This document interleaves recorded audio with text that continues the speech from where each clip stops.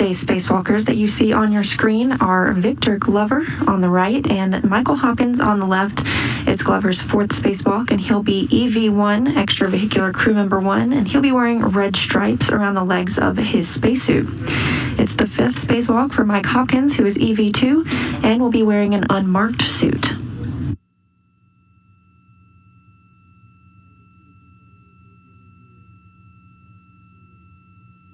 Today, Glover and Hopkins will address a variety of tasks, including venting early ammonia system jumper cables and relocating one of them near the Quest airlock in order to reconnect the jumper cable to the current cooling system.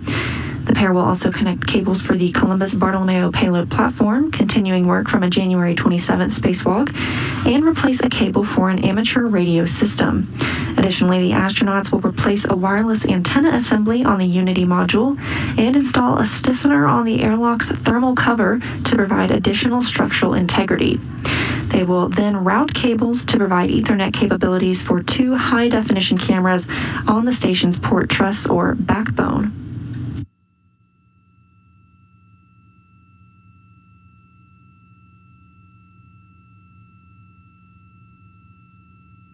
Also inside the Quest airlock at the moment, you see NASA astronaut Kate Rubins. There are 7 people currently living aboard the International Space Station. That's Michael Hopkins, Victor Glover, Shannon Walker, and Kate Rubins of NASA, Soichi Noguchi of JAXA, and Sergei Ryzhikov and Sergei Kutsverchkov of Roscosmos. Airlock Houston on 1 for big picture words.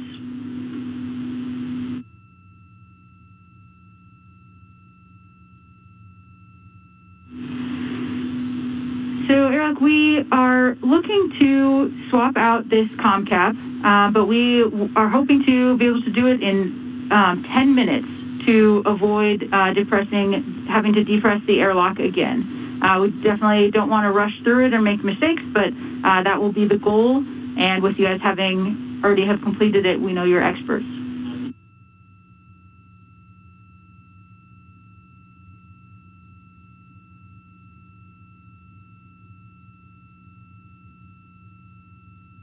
And that's 10 minutes from the time that we pop the glove on the suit to opening the helmet, go take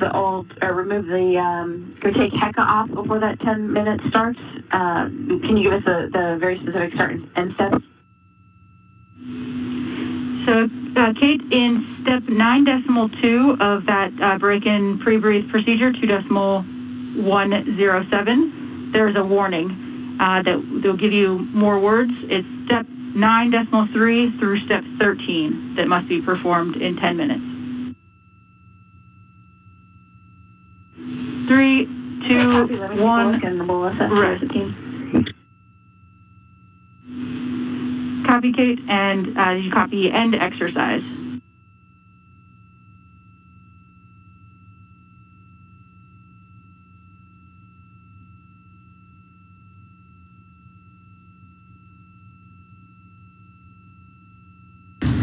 As you hear, teams on the ground are communicating with the crew in the Quest airlock, discussing the communications cap that Mike Hopkins is wearing.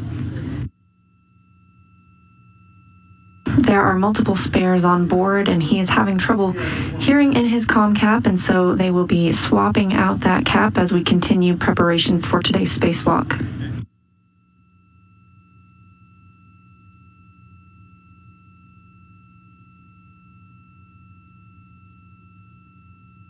Floating into frame is JAXA, Japanese Aerospace Exploration Agency astronaut Soichi Noguchi, helping the crew members prepare for today.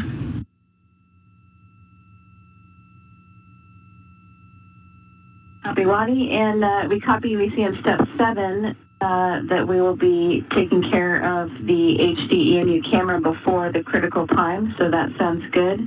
And we're looking at 9.2 or 9.3 through 13 to be accomplished in 10 minutes. And let's discuss up here, and we'll get back to you. Good words, Kate. Thanks.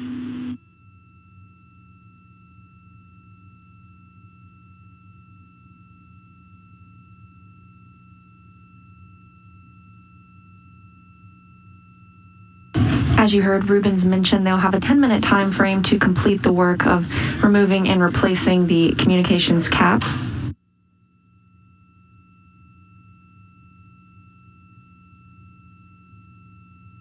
Meanwhile, the astronauts are currently in the pre-breathe portion of today's preparations.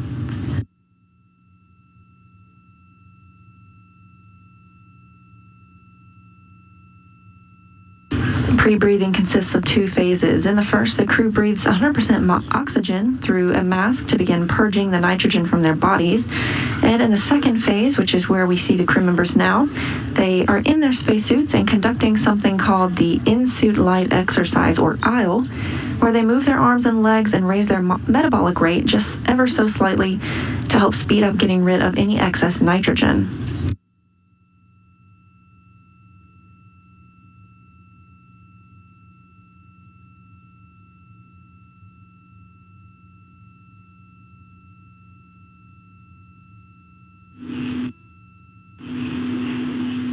Houston on 1 for steps when you're ready to copy.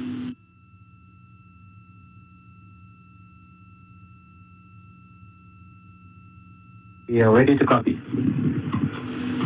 All right, so we will be in the same procedure that we were in earlier today, 2.107, break in EMU in-suit pre-breathe. We'll do steps 6 through 10.4. And then in 10.4, you will switch comm mode to off, OFF, swap the comm caps, then switch the comm mode back to PRI. Then we'll have you do steps 10.6 through 17.2, and then finish with 17.4 through the end of the procedure. How copy?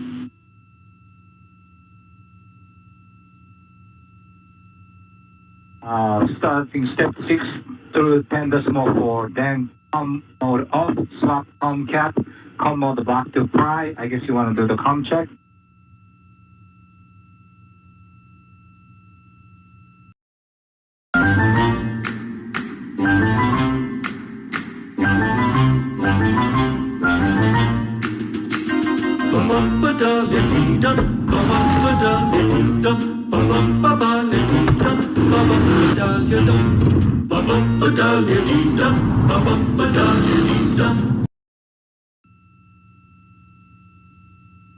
We're in a brief satellite handover, and you've got a live look inside Mission Control Houston, the Orbit 2 team currently on console.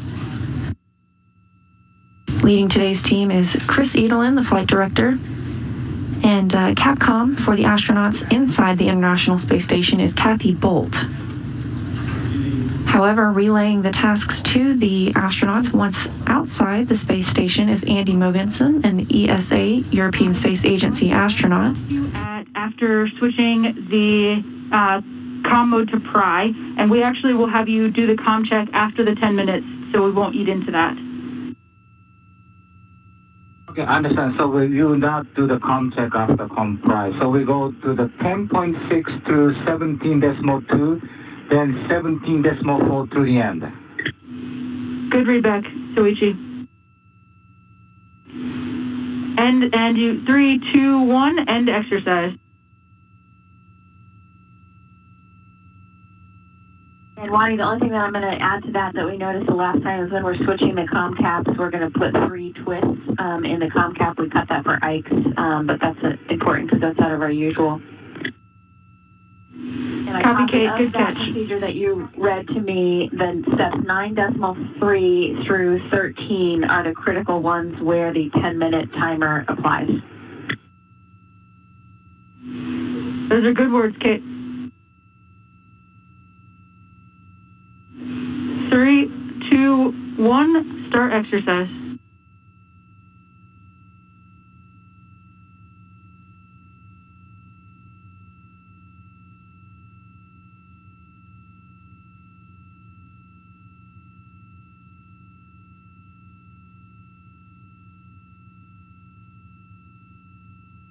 As you heard, the call to start exercise, we were discussing that is the in-suit light exercise protocol. And it's a loose term for exercise. It's really just moving the legs on the spacesuit, help purge that nitrogen out of the astronauts' bodies.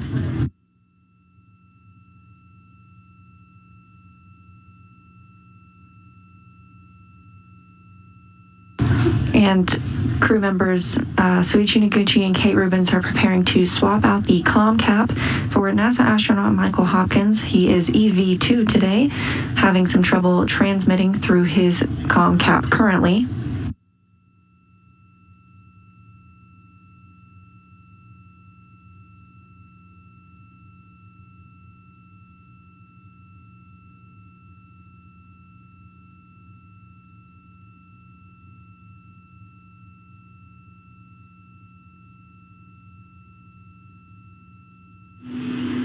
Airlock Houston on 1, no response required, but both crew will be hot mic'd until further notice.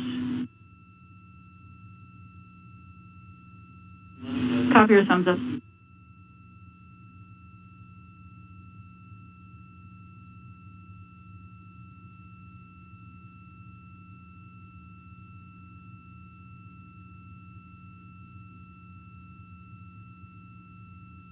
Zoom a little.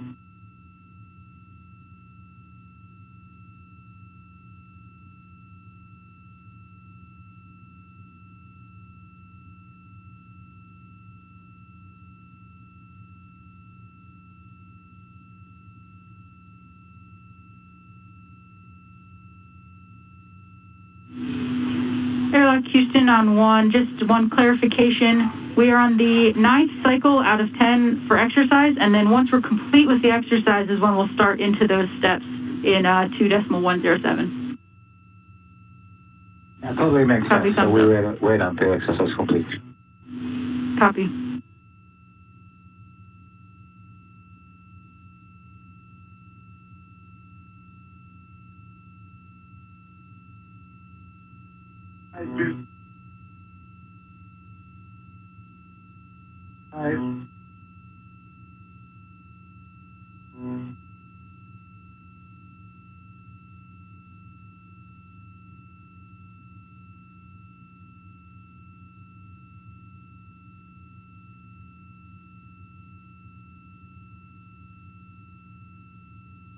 Today's spacewalk is the 5th of the year and the 3rd for Hopkins and Glover working together.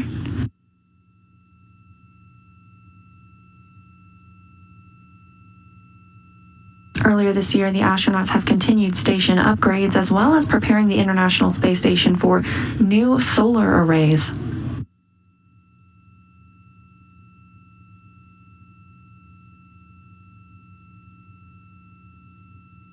The solar arrays will launch later this year. The agency is using this technology on both the updated power system for the station as well as the power and propulsion element for NASA's Gateway Lunar Outpost.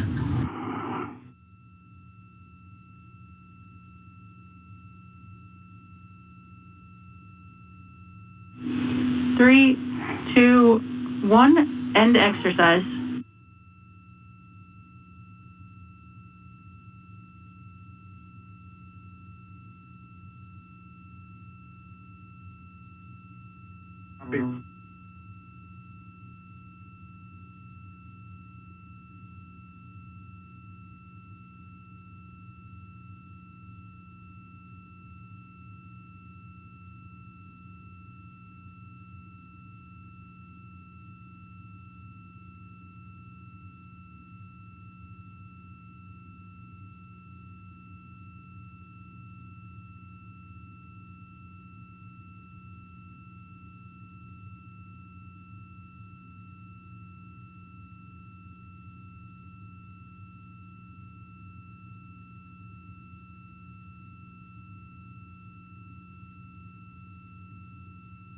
Three, two, one, start exercise. This will be the last one.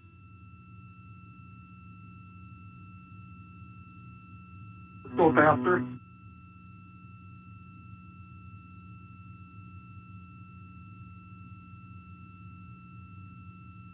I heard you that time. Really? Yeah. It was still weekend. It was choppy, but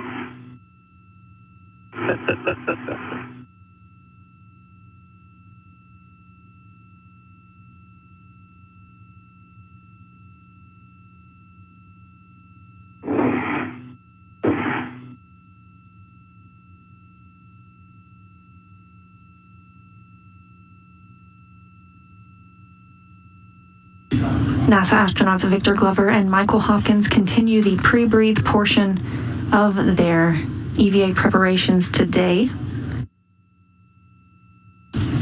All 4 astronauts you see in the screen right now are currently in the equipment lock portion of the Quest airlock, where the crew dons their suits, conducts this pre-breathe, and will attach the SAFER, or the Simplified Aid for EVA Rescue, sort of like a jetpack backpack. Once all of those steps are complete, the crew will move into the crew lock portion, the outermost part of the Quest airlock, where final communications and suit systems checks will be conducted with the ground. The spacewalk itself will officially begin when suits are changed to internal battery power.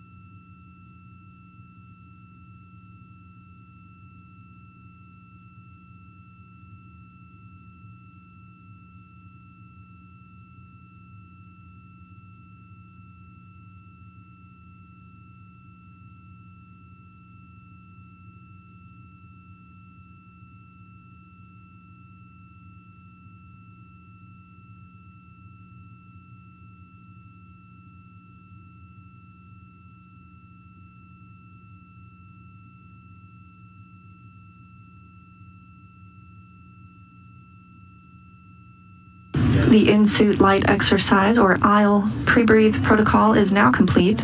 End exercise. And our in-suit light exercise is now complete. You are go to start into 2.107 to swap the comm cap.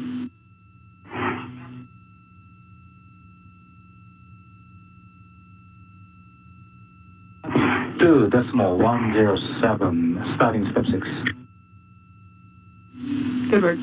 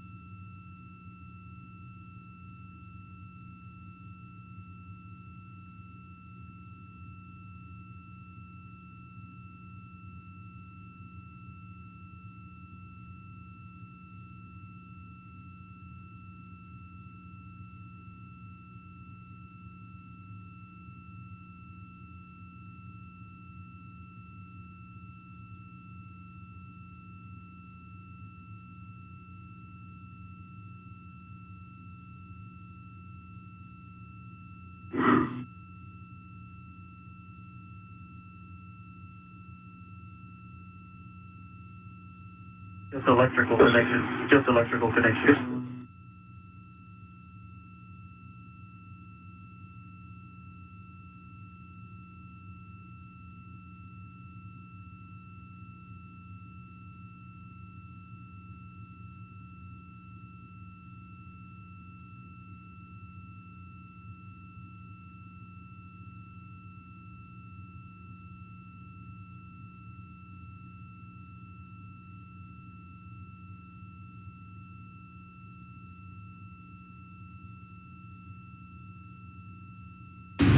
NASA astronaut Kate Rubins and Japanese Aerospace Exploration Agency astronaut Soichi Noguchi preparing to assist NASA's Mike Hopkins in doffing and donning a new comm cap so he can communicate with his crew members and the ground.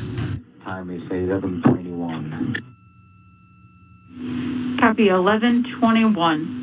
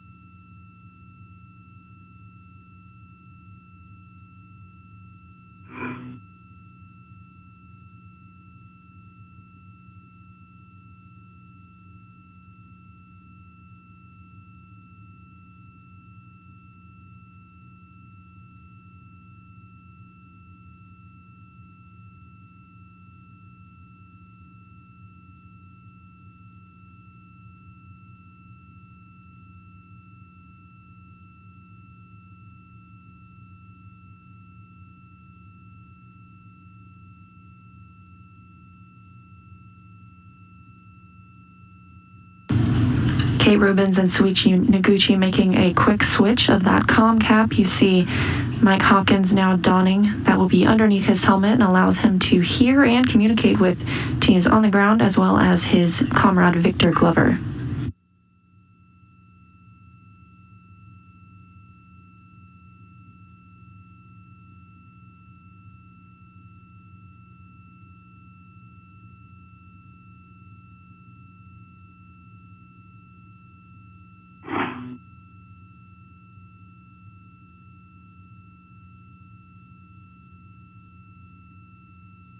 Receive.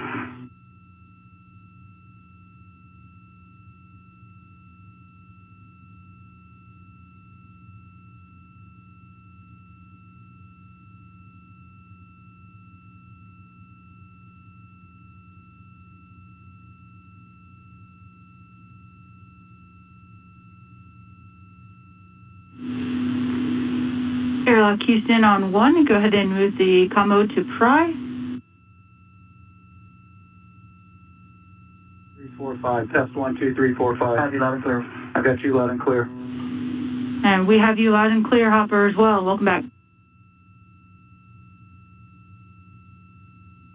And with that quick switch comes a great comm check from Mike Hopkins. Rubins and Noguchi now replacing his helmet.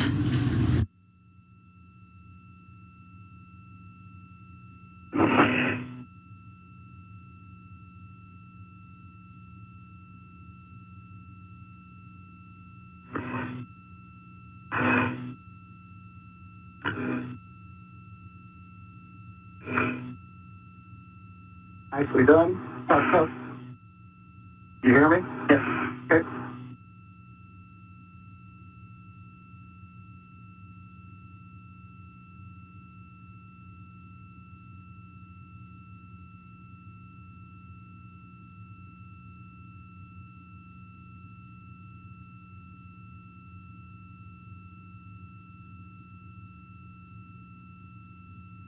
As we prepare for today's spacewalk, the International Space Station is flying about 17,500 miles an hour, 260 statute miles over the Philippine Sea.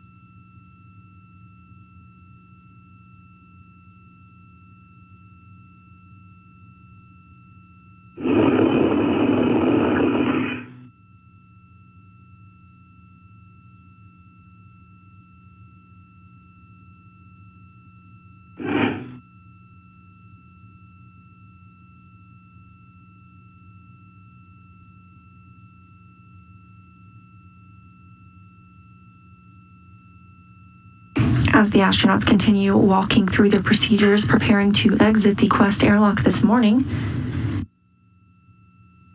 another look at what they will be working on today.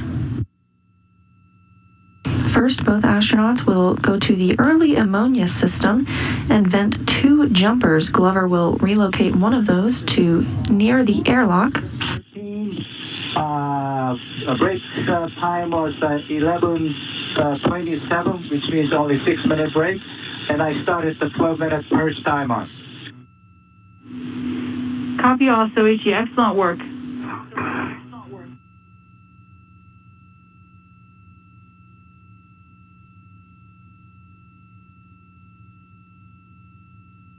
Soichi Noguchi reporting only 6 minutes for the time that it took to remove and replace Mike Hopkins' comm cap. The crew was given a 10-minute time frame in which to accomplish the task.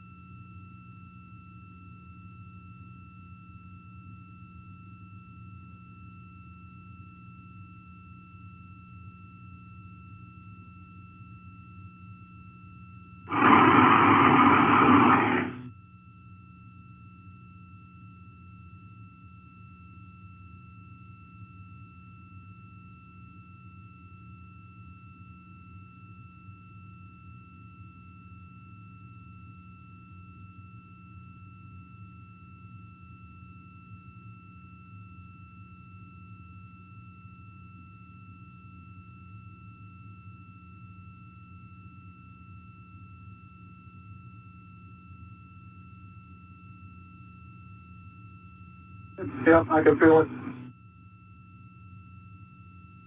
All right.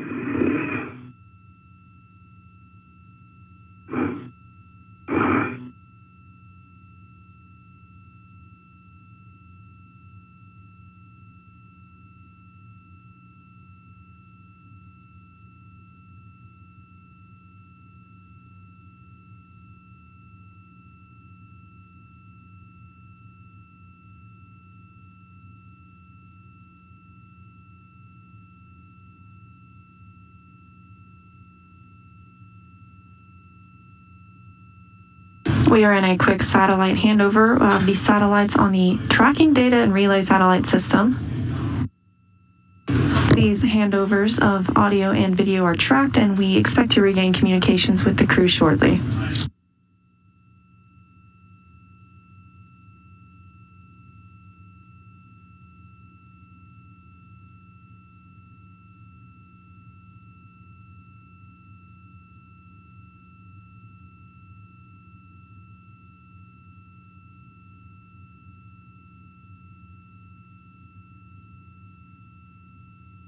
Back inside the Quest airlock and back to our look ahead at what will take place today outside the station.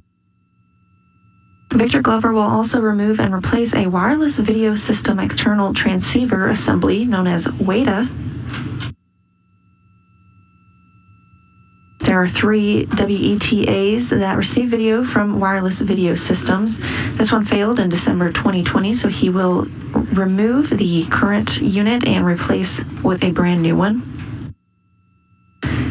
Michael Hopkins will be completing a multitude of tasks at the Columbus module, one being working with the jumpers and plugs on the Bartolomeo Science platform.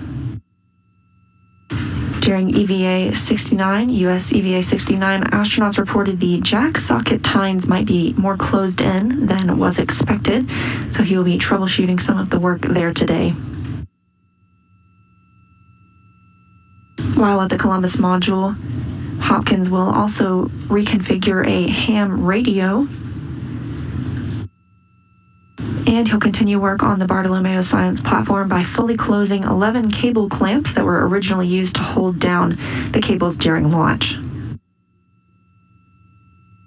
Back at the airlock, both astronauts will work together on installing a stiffener for the airlock's thermal cover. This will help keep the thermal cover from blowing open. It continues work from a previous spacewalk this year where a magnetic plate was installed. adding a tether point. The astronauts will then move on to routing some cables, which will eventually create a Wi-Fi hotspot when connected. All in all, we're looking at about 6.5 hours of work today outside the hatch for our two astronauts, Michael Hopkins and Victor Glover.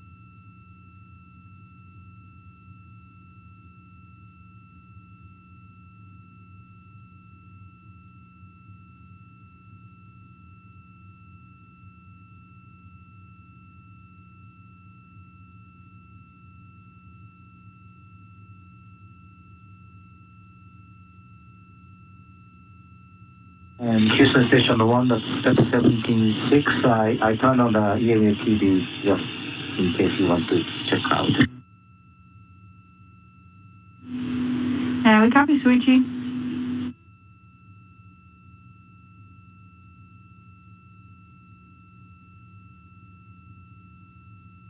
I'm sorry, the leader. Heka is on, so it's a green LED on. All right, copy, Heka on. And Suichi, you can go ahead and turn that off. So just push button OFF.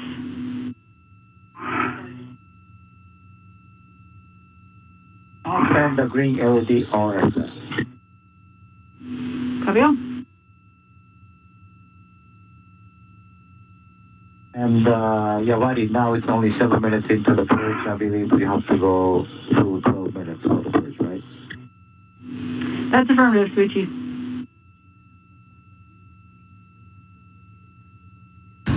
You heard the astronaut discussing the Heka on Mike Hawkins' helmet. That's the high definition extravehicular activity camera assembly. So Hawkins will be wearing a high definition camera this morning. Hopefully we get some great views from that camera, and the ground team is looking for clearer views coming from the camera of the Bartolomeo Science Platform. I'll pass that along. And tell Chris that the Kate and I passed the backroom EMU book certified. We'll go, Suichi.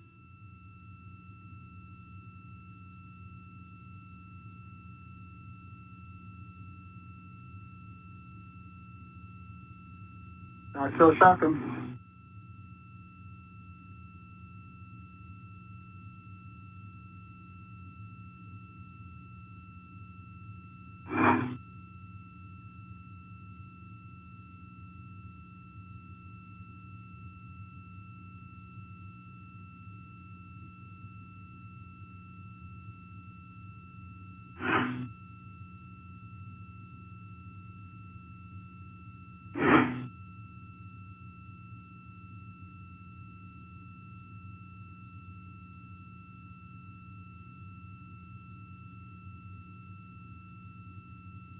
Station 1 for the EMU, please. Go ahead on 1. Well, yeah, we still have like 3 minutes before step 18 complete, but we'll continue through the end. And then after that, we go back to the EMU delivery with the Maddox changeout, I guess. That's affirmative, Suichi. You have a go in step 15 to proceed with the Maddox replacement.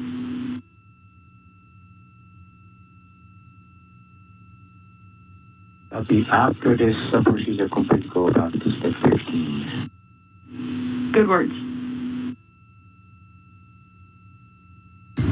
Another video handover with the International Space Station. Crew discussing pre-breathe. This is to purge the nitrogen from the astronauts' bodies and maintain a 100% oxygen environment. Houston Station 1 for Wadi, just checking out the old comm cap here. I do not see any evidence of moisture in the embeds, and I'll give you a close-up zoom of the ear cups and the mic booms. This is the failed comm cap that we took out of Hopper's suit. Copy all, Kate. And can we get the serial number from you as well? 1297. 1297, yep. Copy 1297. And we see it in the video.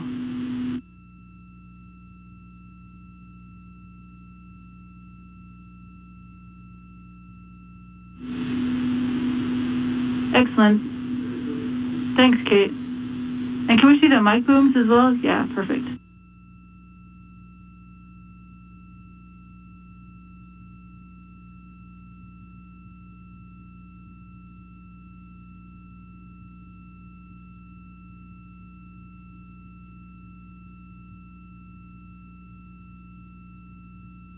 A close-up look of the communications cap that Mike Hawkins was previously wearing and having trouble communicating through.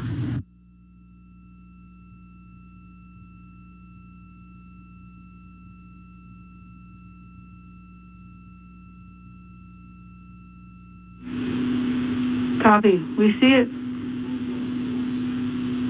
Thanks, Kate. And Kate, did you see any damage to the pins in that pigtail? No, but after we get these guys out the door, I'll get the macro camera and get some close-in documentation for you. I don't see any obvious damage. Much appreciated. Thanks, Kate.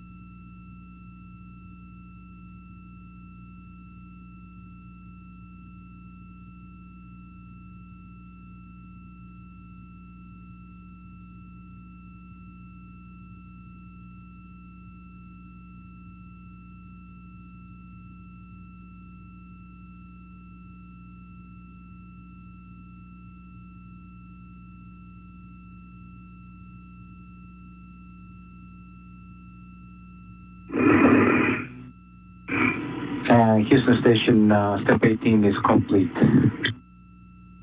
11:40. Copy, purge complete.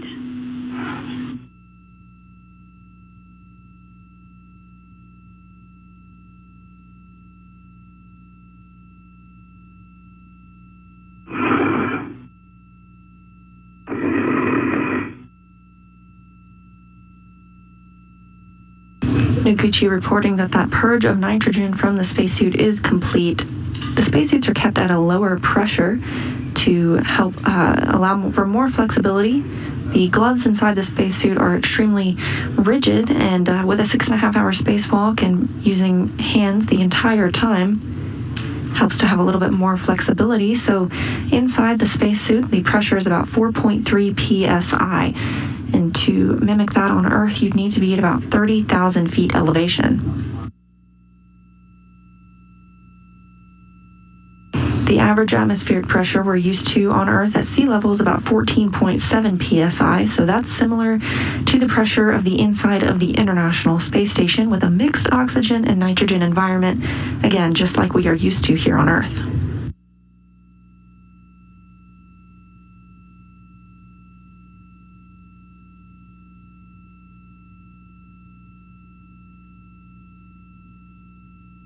Moscow Station, Space to Ground 2.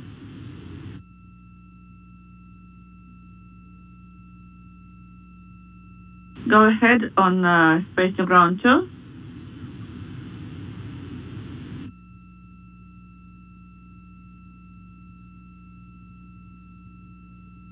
I did perform an inspection of the unit, and I have no questions. And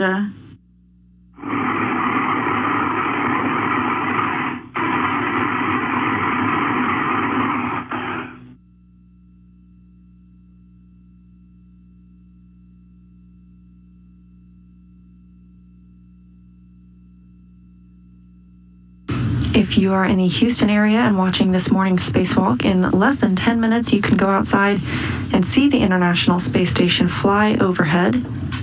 It'll be about a 6-minute pass. 0.1, and I believe that's end of this procedure. Go back to step 15 to the Alarm Motor to 5. Copy all, Sushi. Those are good words and a good leak check. And just a reminder that the intent is to keep both crew members in hot mic for now, but if you need private comm at any point, just let us know.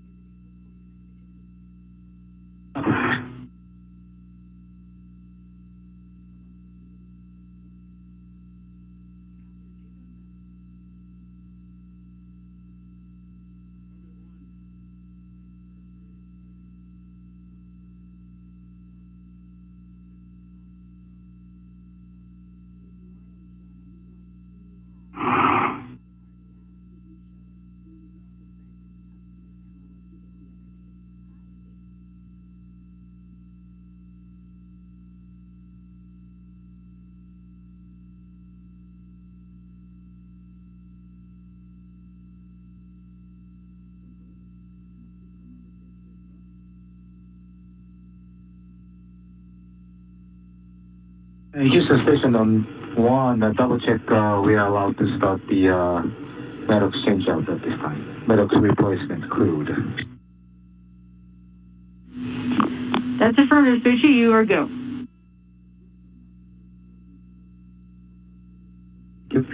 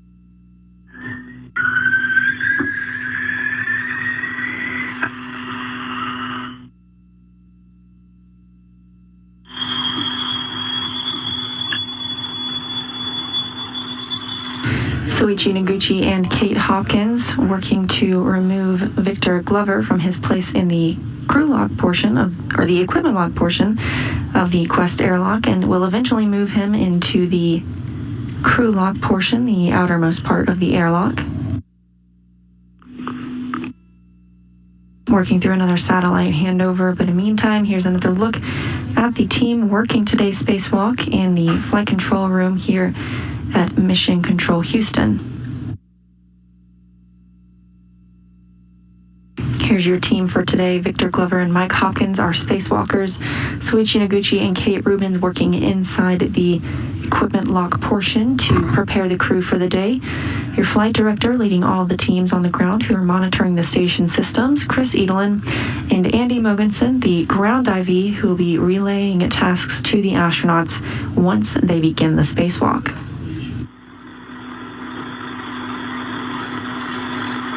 At the very top of your screen is Capcom Kathy Bolt. She is communicating with the astronauts while in the station, as well as with the astronauts who remain in the station during today's spacewalk.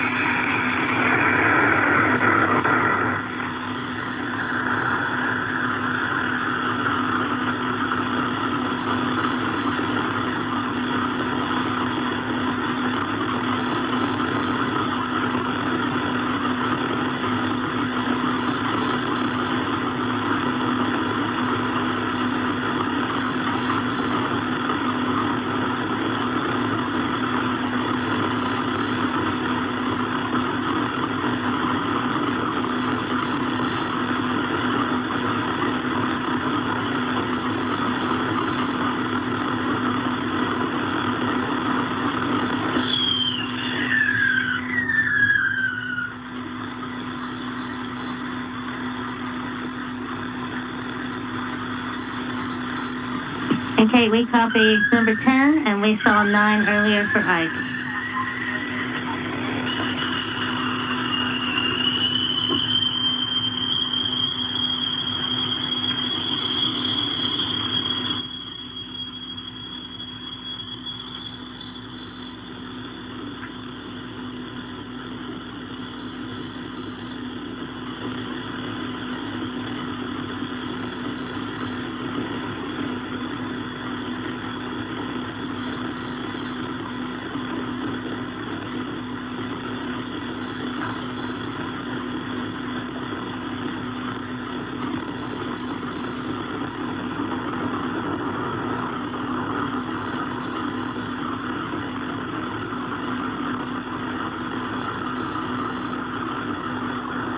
You just got to look at the crew members replacing the oxygen in the suits, preparing our spacewalkers today for a planned 6.5-hour excursion. We copy 1151. The International Space Station now flying over Houston, home of Mission Control Houston at NASA's Johnson Space Center.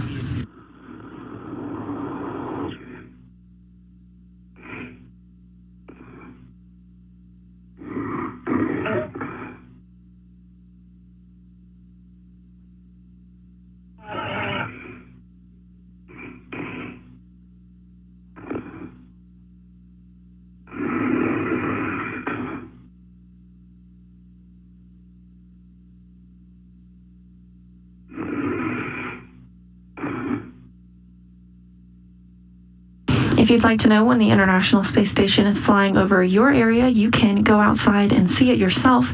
You can go to spotthestation.nasa.gov, put in your location, and sign up for alerts.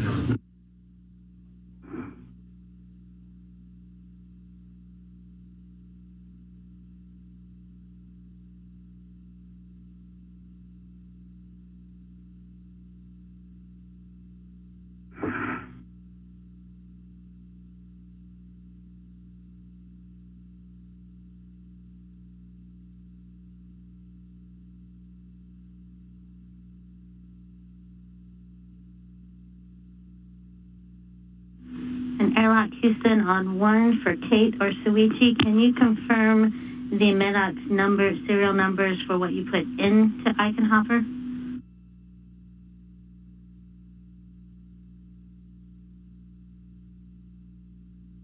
That was 1031 for Ike EV1 and 1032 for Hopper EV2. We copy, those are good numbers, and we have taken you out of box for now. Good copy.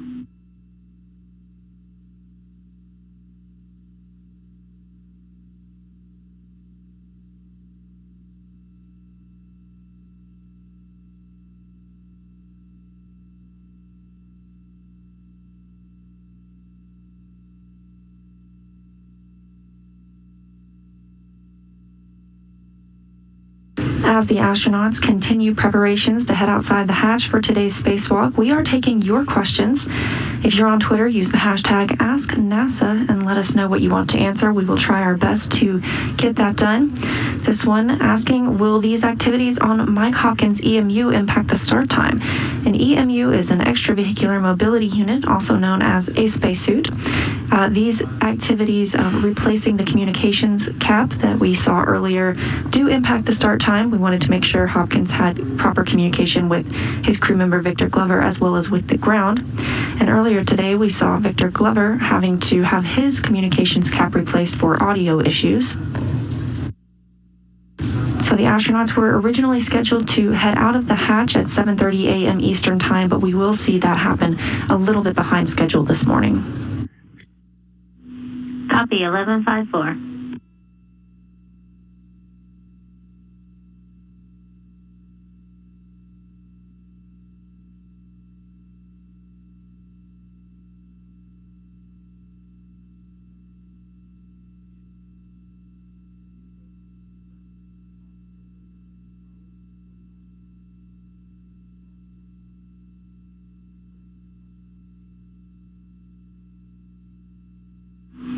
And Airlock on 1, just for your awareness, the new no earlier than go for depress is 1241, 1241. 241, thank you.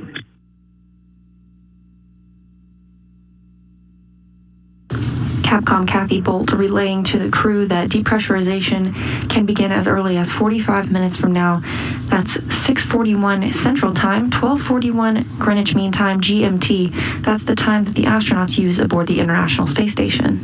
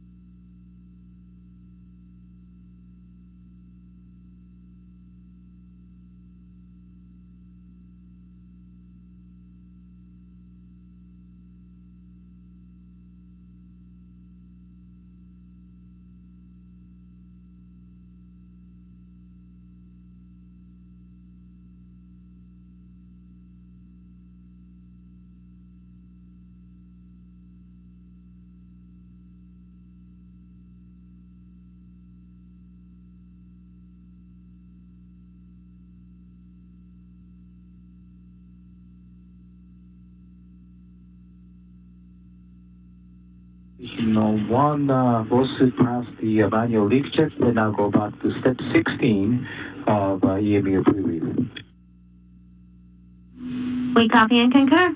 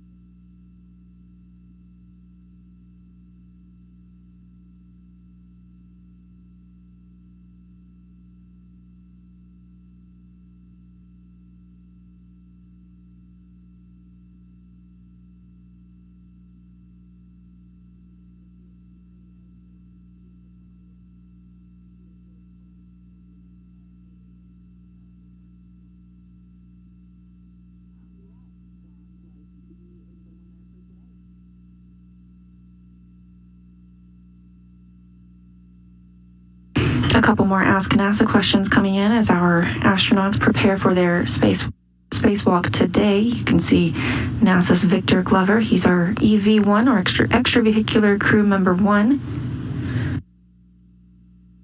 They are preparing to don the SAFER, or the Simplified Aid for EVA Rescue.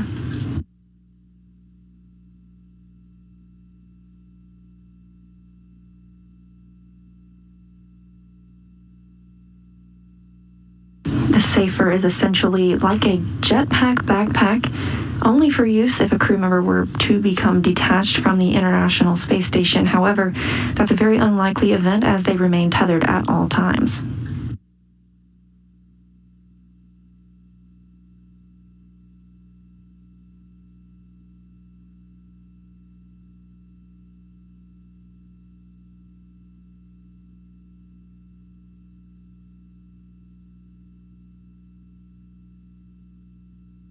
Back to those Ask NASA questions. This one from Melissa. You can see that red tube at the bottom of your screen. She wants to know what exactly that red tube is there for. The red tube provides air circulation to the equipment lock portion of the Quest airlock, where you see our crew members currently.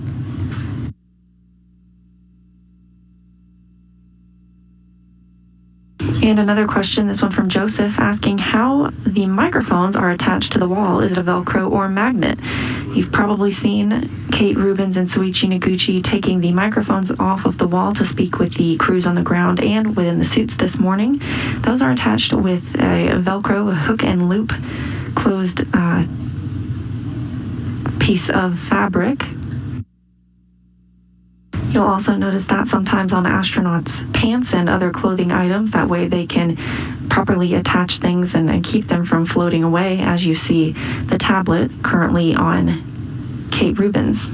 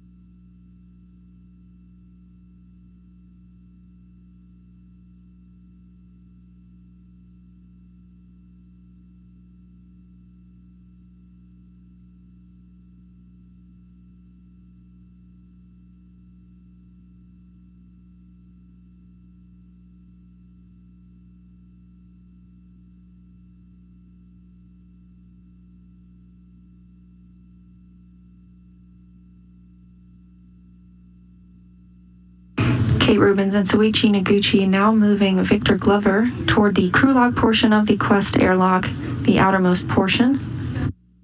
You see those red stripes on the legs of his spacesuit. That will help you identify him once he's outside of the hatch today.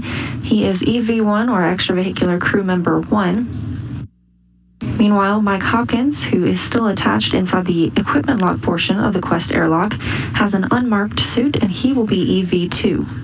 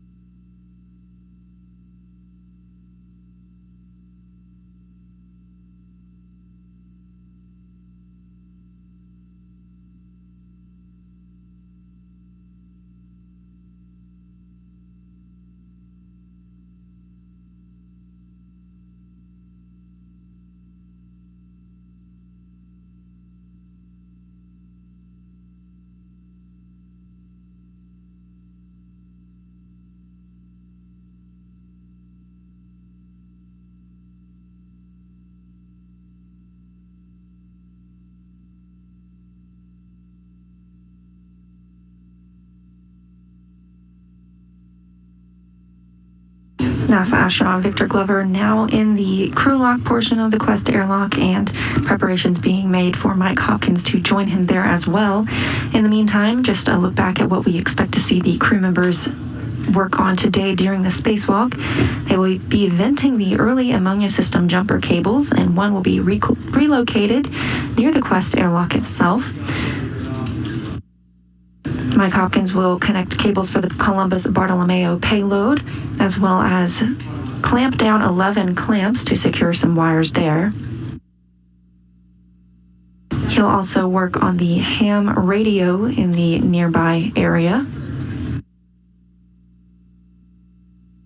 Additionally, the astronauts will replace a wireless antenna assembly on the Unity module and then work together to install the stiffener on the airlock's thermal cover. This will keep the thermal cover from blowing open. Their last task of the day is currently scheduled to be routing some cables, which will provide Ethernet capabilities for 2 of the high-definition cameras on the station's port truss.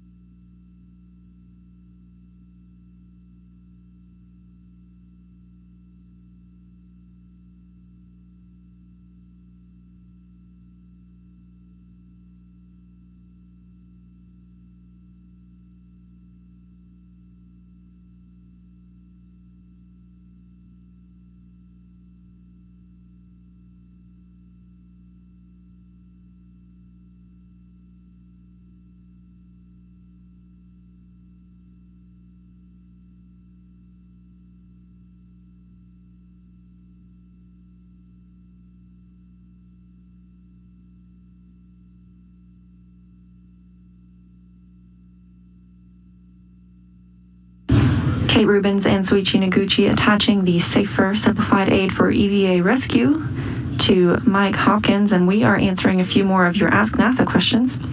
This one from Jeremy asking, can the astronauts control the temperature in their spacesuit during the spacewalk? The answer is yes.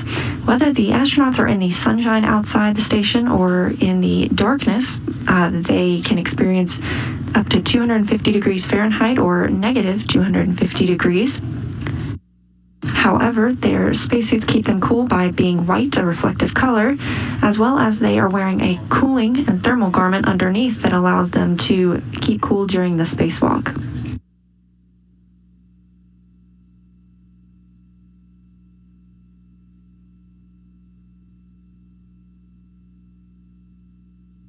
Next question comes from Ruben, 5 years old. Thanks for watching, and we love your question. How do the astronauts have a drink while on the spacewalk?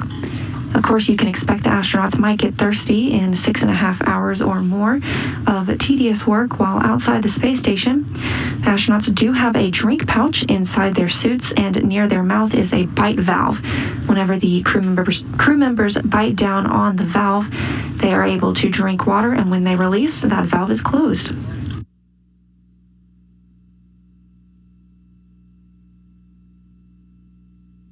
And a question from Denny about the safer, the simplified aid for EVA rescue. I mentioned it's sort of like a jet pack. It uses, he asked what fuel it uses, and it's a compressed nitrogen-powered backpack. As we said, this is primarily intended in case a spacewalker became detached from the station and needed to maneuver back. However, the astronauts are always tethered to the space station, so we never expect for this situation.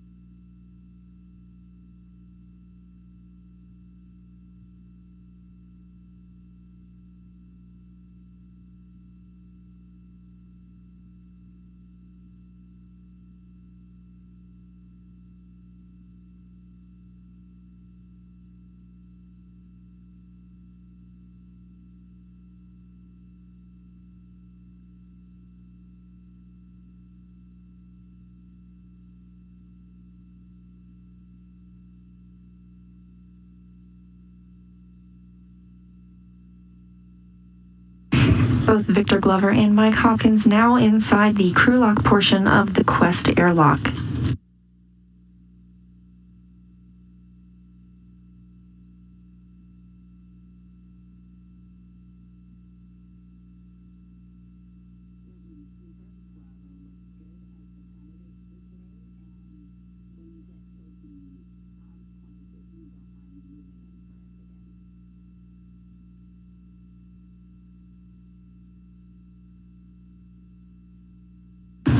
everything is situated inside the crew lock portion of the Quest airlock, the hatch between the crew lock and the equipment lock will be closed.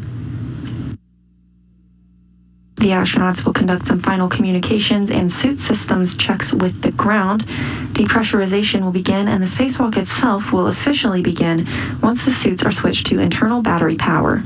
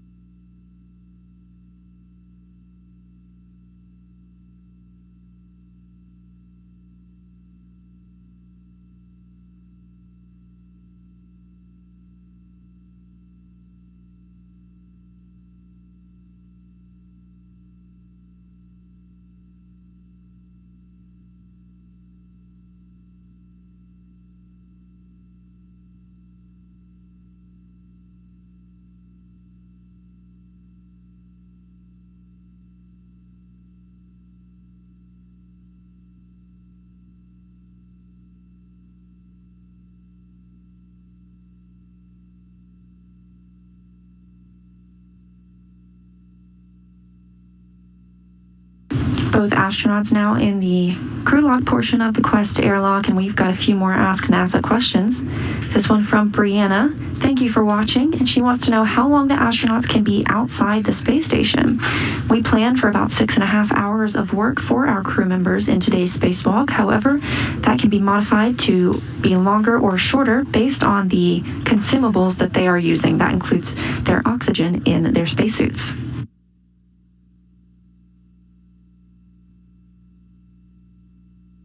Nathan wants to know the website that gives notifications when the space station is flying over your local area. You can visit spotthestation.nasa.gov, type in your location, and sign up for email or text message alerts when you'll be able to see the International Space Station.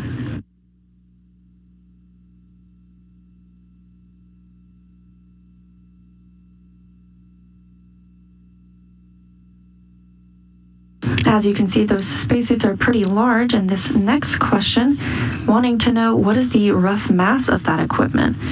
On Earth, the spacesuits themselves weigh about 315 pounds, but of course that number is reduced to nearly nothing when in microgravity.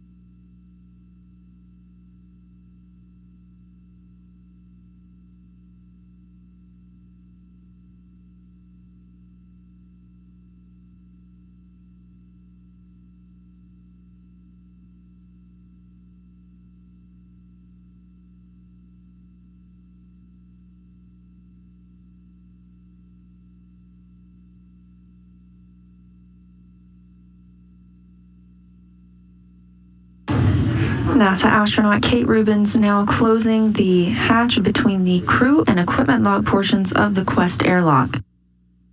She and Suichi Noguchi will remain on the equipment lock side, where the astronauts donned their suits this morning.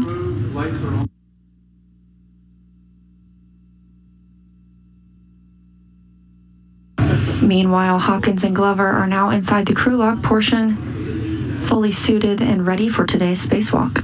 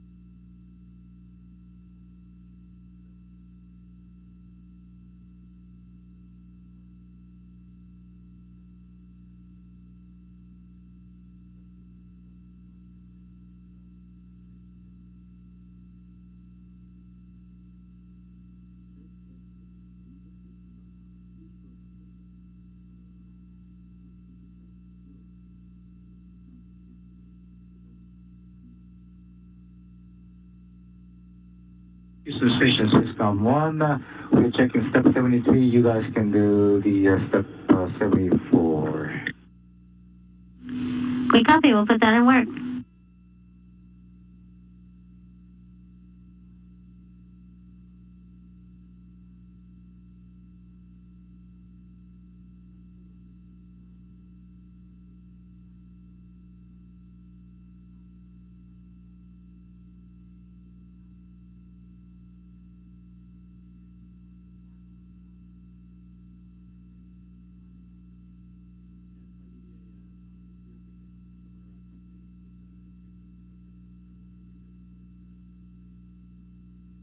Houston Station 2, I believe you guys also performed 75, 76. We are standing by for 77. We copy. We've got 75 in work, and we're going to wait just a few more minutes for 76. We are still 12 minutes to our go for depress time.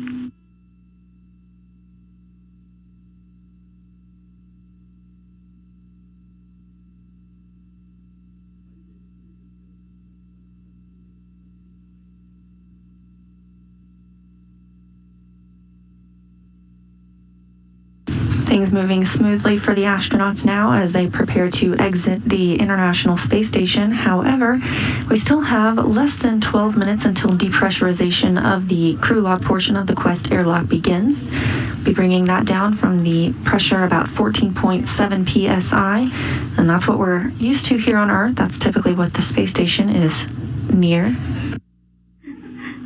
Happy to help. We'll be bringing down that pressure inside the crew lock portion to or near a vacuum, like the astronauts will experience in space.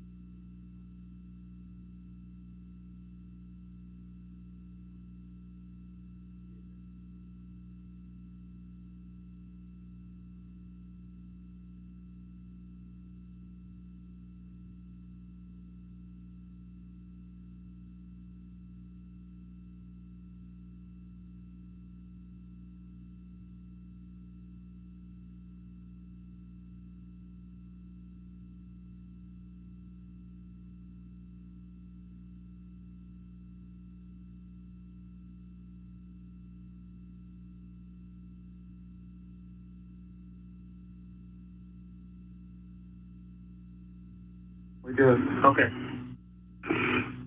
Settle back in here, start moving around.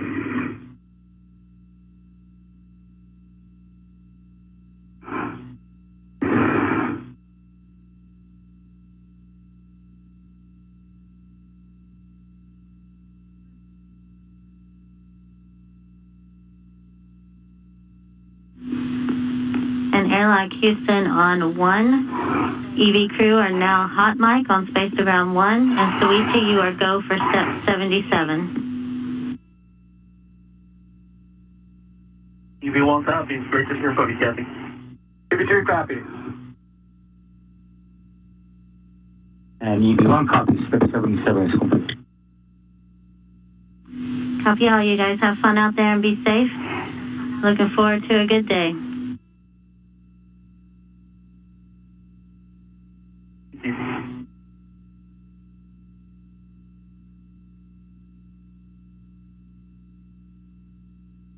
We're in a quick satellite handover of the tracking data relay satellite systems. That was Capcom Kathy Bolt talking with the crew. She will be handing over her duties of speaking with the spacewalkers to Andy Mogensen, a European Space Agency astronaut you see there in the center of your screen. He will be relaying all of the tasks to the crew while they're outside the hatch. Meanwhile, Kathy Bolt will stay on console and be speaking with the crew members inside the International Space Station.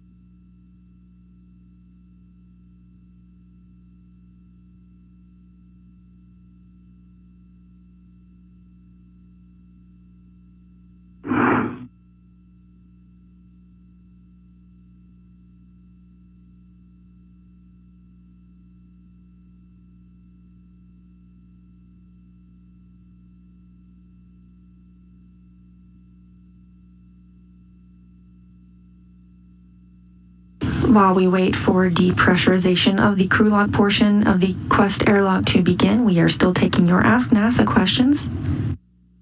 Dan wants to know where the crew members are from and if there are language barriers on the space station. It truly is an international space station, and in your screen here you see JAXA, or Japanese Aerospace Exploration Agency astronaut Soichi Noguchi. 4 of the crew members are from NASA and are American, and 2 of the crew members are from Russia of the space agency Roscosmos. Crew members learn to speak English and Russian, that way they can all communicate with one another aboard the International Space Station.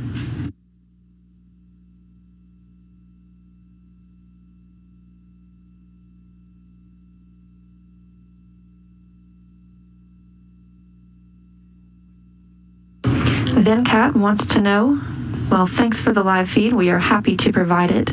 Once Michael and Victor are outside of the space station, is there any visual identification of them? Yes, you will be able to tell them apart once outside the space station. If you're looking for NASA astronaut Victor Glover, you can look for red stripes around the legs of his spacesuit. That identifies him as EV1, or Extravehicular Crew Member 1. Meanwhile, if you see an astronaut with no stripes, or an unmarked suit, I should say, that's NASA's Mike Hopkins, EV2.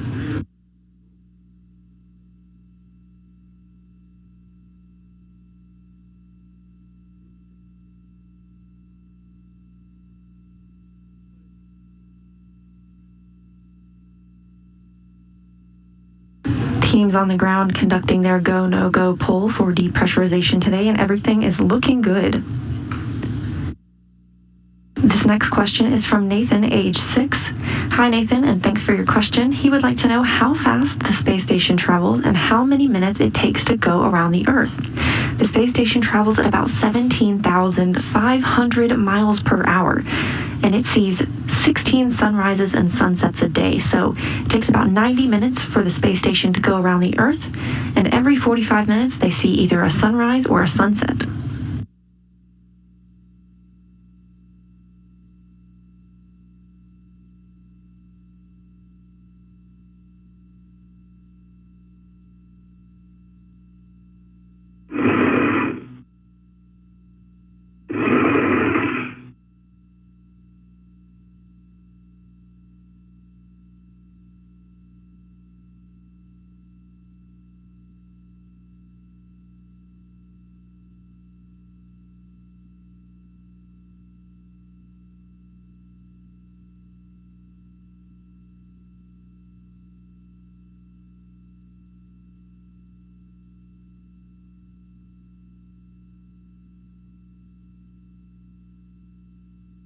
Our next Ask NASA question is, what is the standard time zone in space?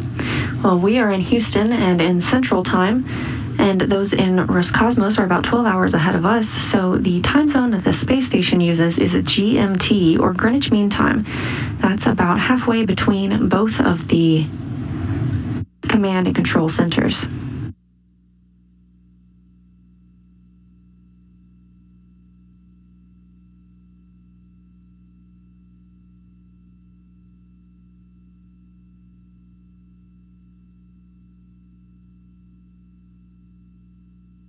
Just a couple of minutes until we'll be looking for that go for depress call.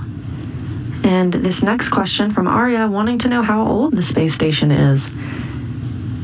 The first element of the International Space Station was Zarya, a Russian element. Zarya launched on November 20th, 1998. And just last November, we celebrated 20 years of continuous human presence on the International Space Station, meaning that for 20 years since last November, there has been a human in space at all times.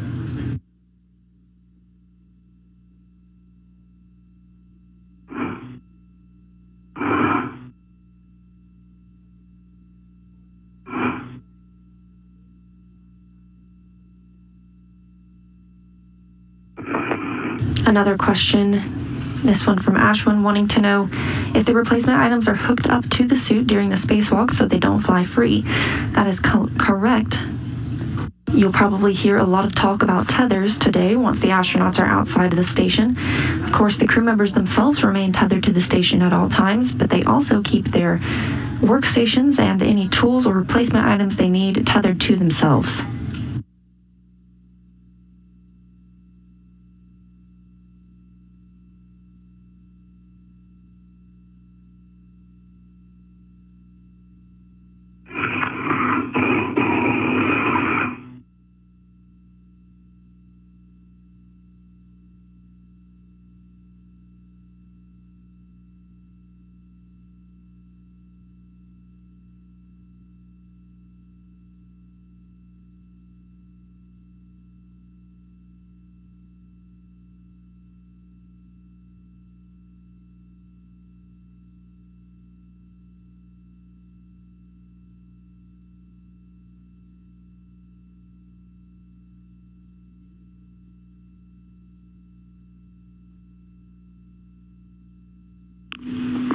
Airlock Houston on 1, we are ready for depress. You can pick up in step 80, crew lock, depress, repress, Q card.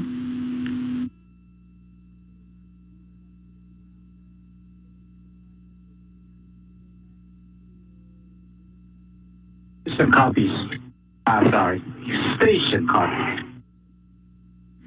Sounds good. And EV1, EV2, are you ready for the card? EV1 ready. Tom is a little bit broken. And 2's ready. All right. EV2, UIA, switch depress pump power to on. Wait 10 seconds for complete startup. Depress pump power on.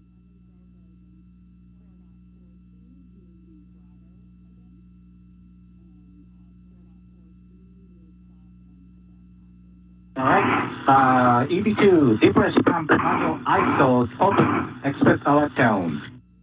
Open. Depress pump man ISO. Yeah, EV2 monitor safety gauge less than 5.5. If it's greater than 5.5, stop depress. EV1. 2.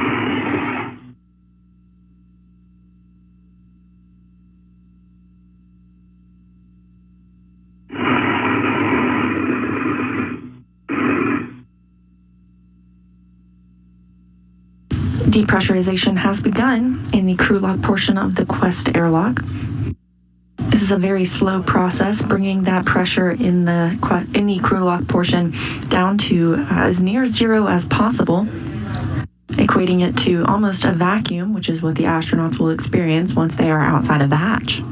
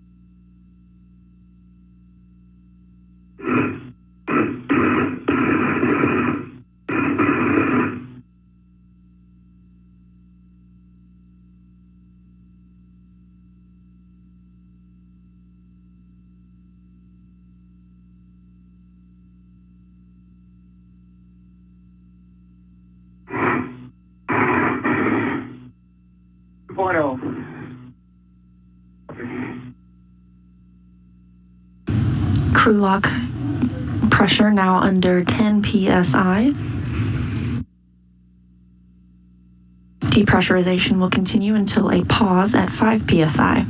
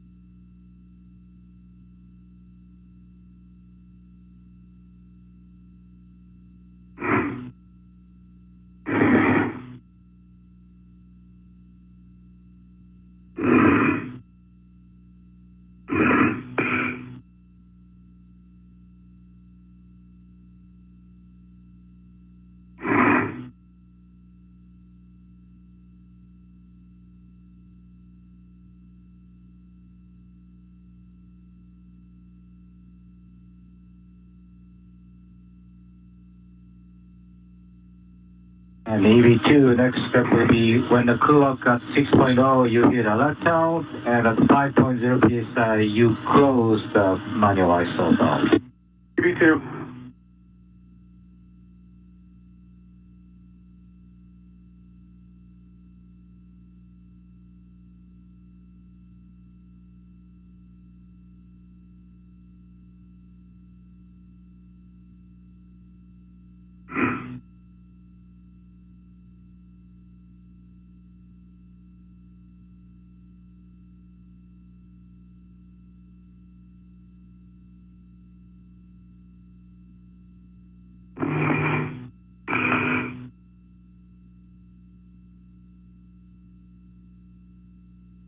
3.0. Copy.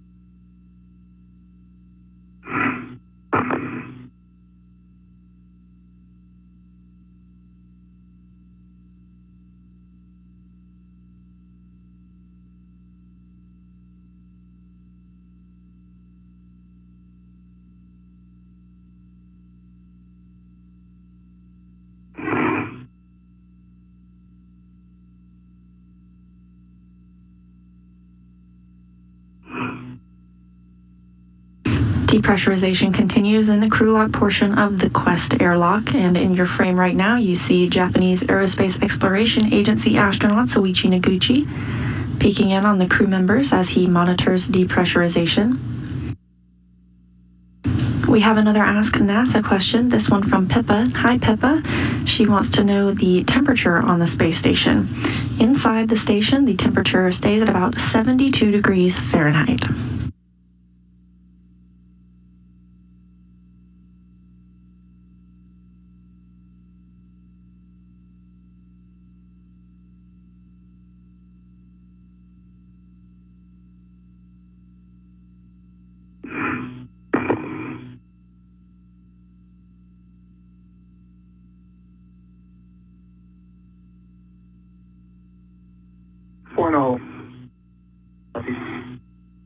Copy 6.0. Next, when 5.0 psi, you close the manuals. YouTube.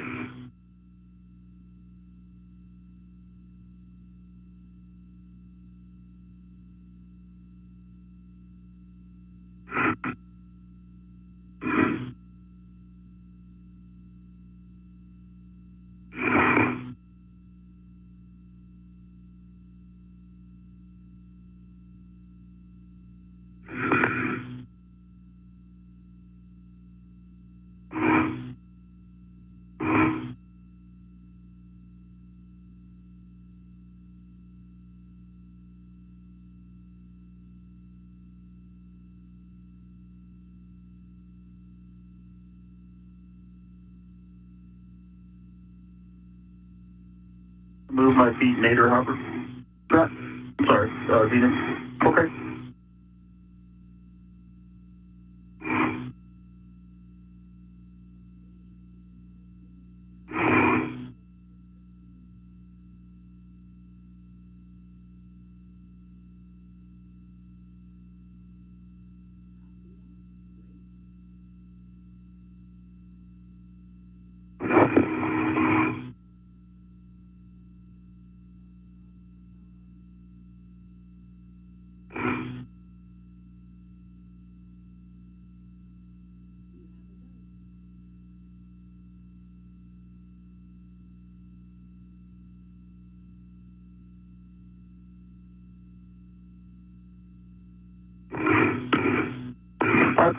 Depress pump and iso valve closed. Hey, EV2. Next, EV1, EV2. DCM, switch display to status until leak check question mark display. Hold yes for 2 seconds, follow display the instructions. EV1. 2.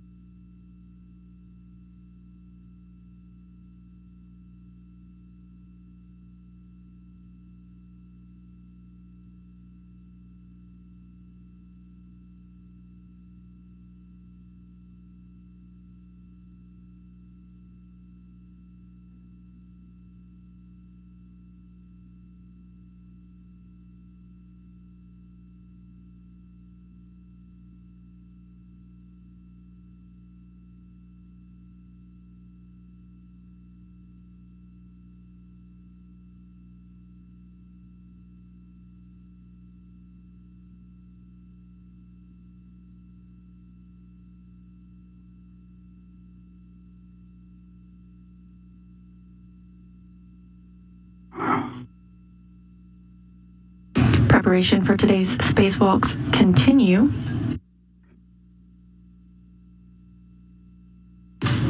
The crew lock portion of the Quest airlock is currently being depressurized, bringing it down to near vacuum, just like space. Once they egress or exit the hatch today, the crew members have a variety of tasks ahead of them. Both will work on the early ammonia system to vent some jumpers, 2 specifically, and one will be moved to the near the airlock, outside of the airlock. A wireless video system external transceiver assembly will be removed and replaced by Victor Glover.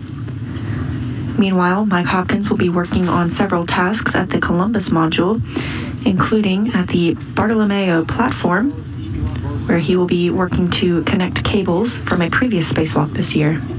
Manual ISO open. Press pump man ISO valve open. Check the electron.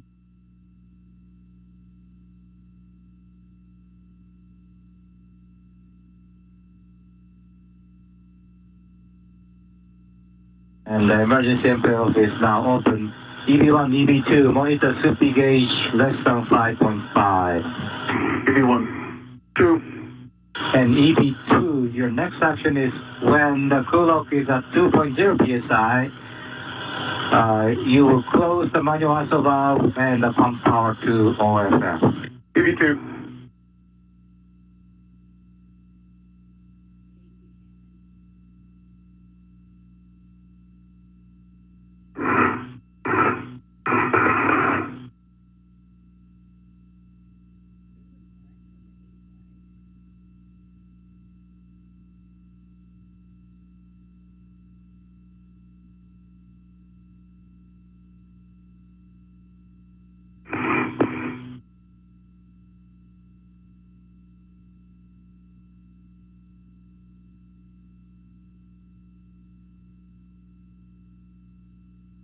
This handheld camera view coming from Soichi Noguchi inside the equipment lock portion of the Quest airlock, monitoring depressurization of the crew lock, where Michael Hopkins and Victor Glover are now preparing for today's spacewalk. Depressurization continuing smoothly.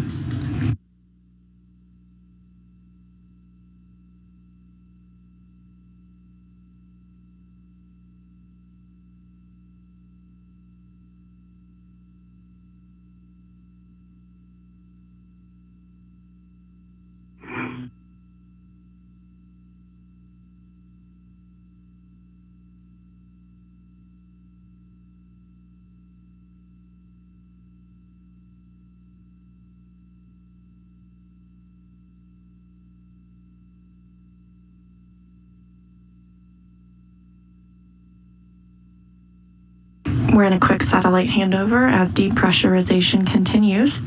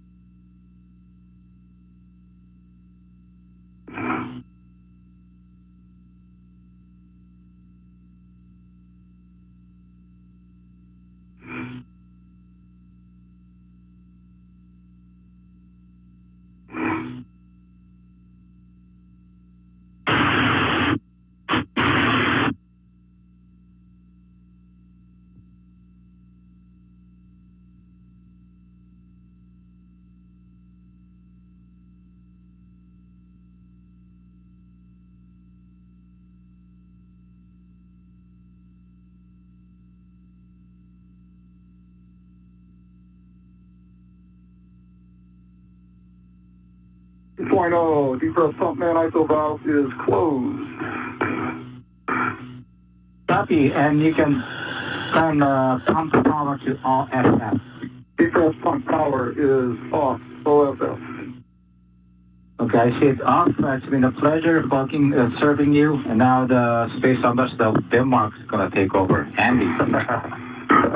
Thanks, Luigi. Thanks, Luigi. And Kate. And Kate, yeah. Good afternoon, Ike and Hopper. I'm ready for an initial tether config if you are. All right, Andy. It's great to hear your voice. All right. So EV1. Starting at the airlock D-ring extender, has a waist tethered small hook, which is closed, locked, black on black, good full test. And then my waist tether is connected to that. Large hook to large hook, good full test, both are locked, black on black. My waist tether small hook is to my right D-ring extender lock, gate closed, black on black. In my safety tether anchor load alleviating strap hook, the red hook is locked, black on black to the right D-ring extender. That reel, the red reel, is unlocked. That reel has a green hook locked to it. The yellow hook from that reel is locked to my green reel. It's closed, sliders locked, black on black, good full test. And that anchor is locked, black on black, to Hopper's red reel.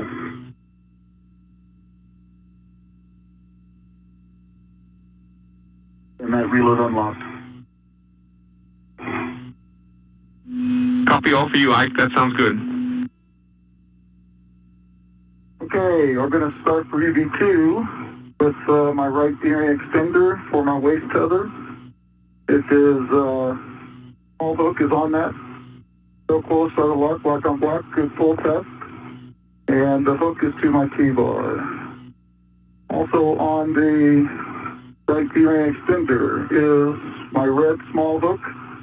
Still close, solder lock, black on black, good full test. And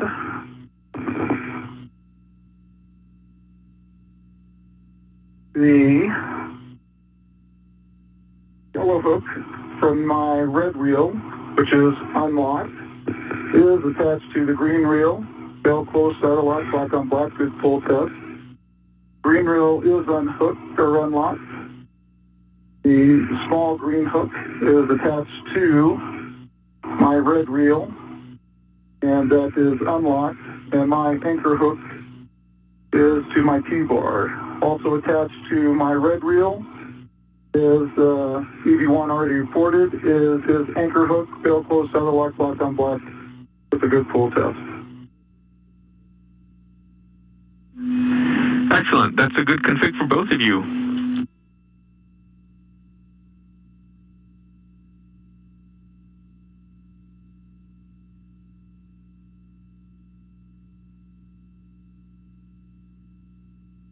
Mike Hopkins and Victor Glover reporting their tether configurations ahead of today's spacewalk.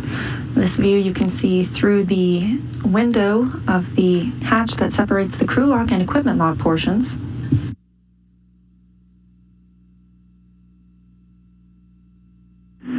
Just a heads up, you can expect an alert tone when the crew lock DPDT is about 0 on the TCM.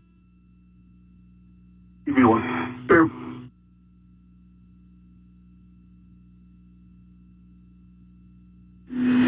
And we have about 10 minutes until we're at vacuum.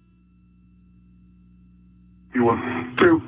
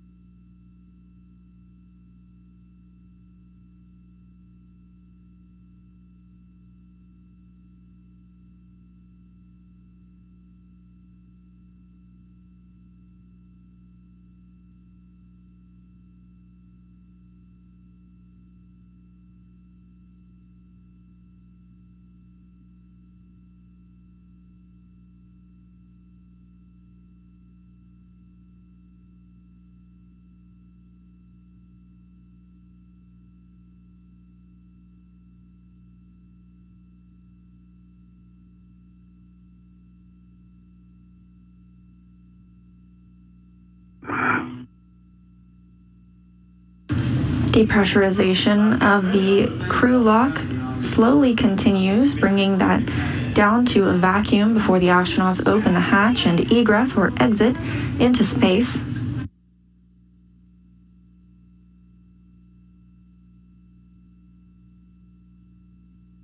The spacewalk will officially begin when Mike Hopkins and Victor Glover, our spacewalking astronauts today, switch their suits to internal battery power.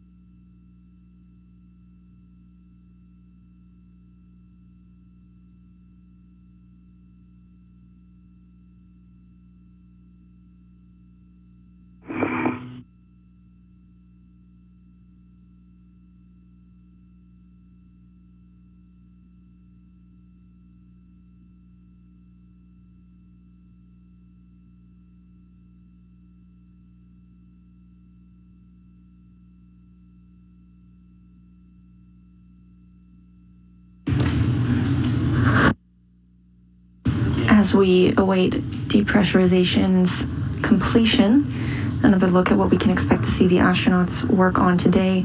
We mentioned that early ammonia system. They'll be venting 2 of the jumpers there, and 1 will be relocated to the outside of the airlock. Victor Glover will remove and replace a wireless video system external transceiver assembly. Meanwhile, Mike Hopkins will be working several tasks at the Columbus module, including working on some jumpers and plugs for the Bartolomeo platform outside Columbus. Additionally, he will be reconfiguring a ham radio and closing 11 cable clamps used on Bartolomeo. Copy 0.6. So when it reaches less than 0.5, then you can open and stow the EV hatch. Copy, and if you see that before I do, which is likely going to be the case, let me know and I'll get started. Copy, will do. Andy Mogensen, today's ground IV, reporting to the crew that they are almost ready to open the hatch. But back to the tasks we can expect to see. We'll also see the crew members install a stiffener on the thermal airlock cover. This will help keep the cover from blowing open. And their last scheduled task is to route cables to camera ports 8 and 9. These will create a Wi-Fi hotspot once connected.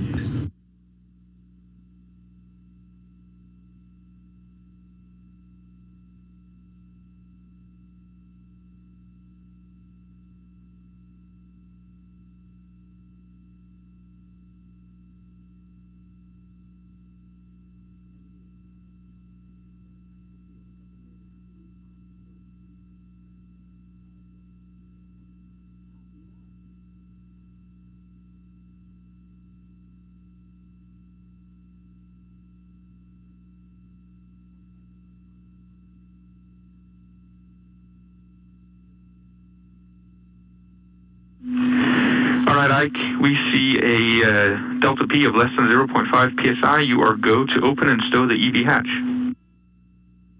Copy, in work, and I see 0.5 on the gauge, just for your info. Wow. All right, Hopper. Yep, I scrunch down your way a little bit. You got.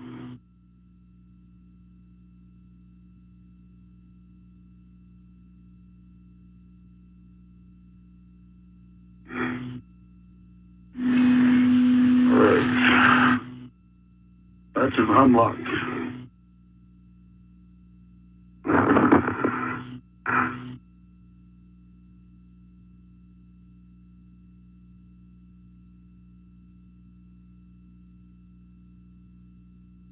That's just unlatched.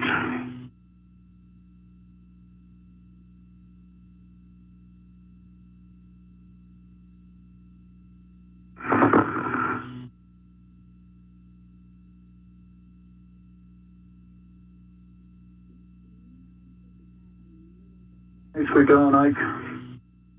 Hey, that little forearm trick worked. Yeah, what do you know? All right, well, Ike, Andy, the hatch is open. Copy. And Suichi in the airlock, you are go to close the emergency MPEV. Anything for you, Andy? The MPEV is closed. Copy. Now, Ike and Hopper, on your DCM, you can switch power to BAT. Please stagger your switch throws and expect a warning tone. And then check your display switch is functional. 1, power to BAT. We're in another satellite handover of the tracking data and relay satellite systems, but just before, you saw NASA astronauts Mike Hopkins and Victor Glover open the thermal cover of the hatch. That's the exact thermal cover they'll be working on later today. Switch power to EV1 and 2 to off, and check that the 4 power LEDs are also off. Power EV1 off. Power EV2 off. LEDs are off.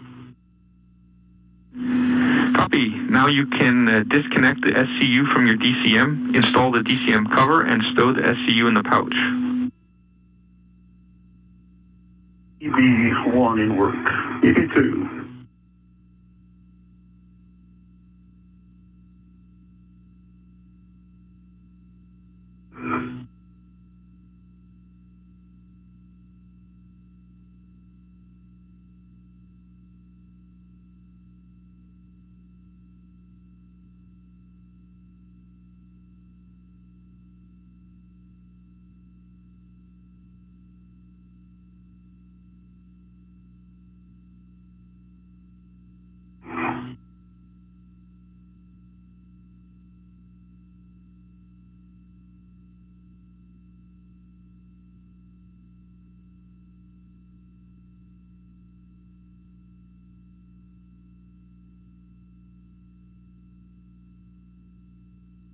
And since the spacesuits have switched to internal battery power, the spacewalk has officially begun at 7:14 a.m. Central Time.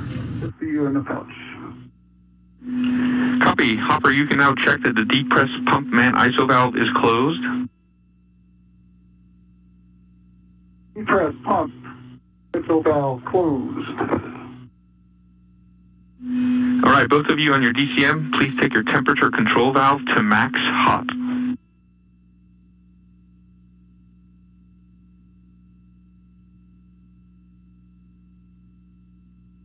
In work.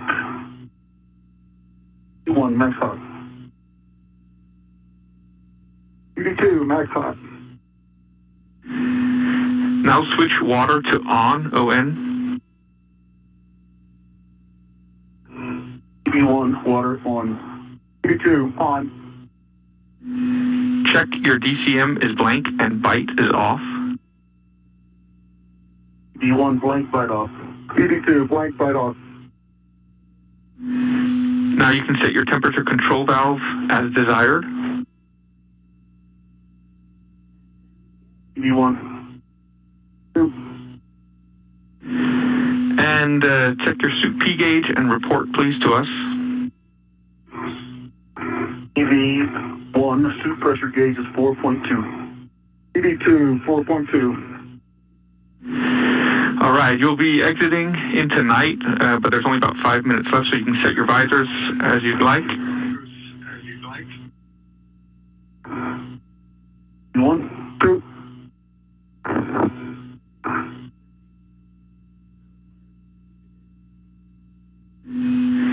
All right, Ike, you can go ahead and open the hatch thermal cover and egress. On your way out, Cover's open. copy. On your way out, please check that the pit pin is in place, and please give us a read of the hatch gauge. Copy. And there are several pit pins, any one in particular?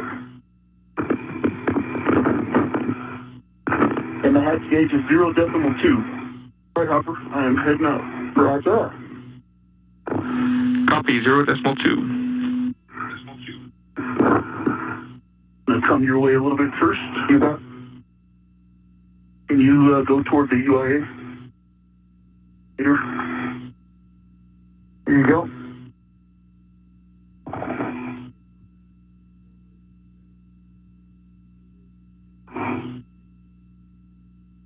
Thank you. And then I can see the two inboard pins, and they're both in place. Yeah, copy that, Ike. We're just looking for the forward hinge, the aft pin. So if you're saying both inboard ones are in place, that's good. Okay. It's in place. Okay, can you go towards the hatch? Oh, there's another hatch, sorry. Equipment lock? Thank you. Yeah. All right, and I'll be out of your way soon. Roger. All right.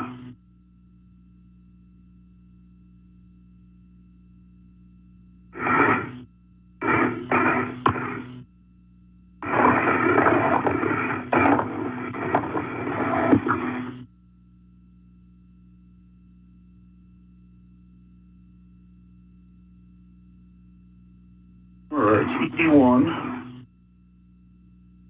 Outside.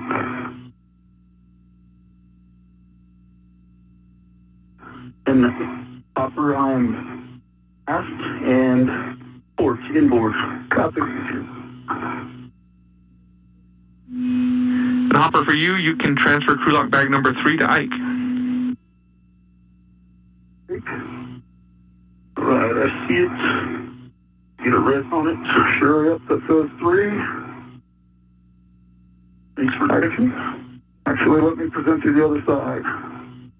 A little better. What a gentleman. Thank you.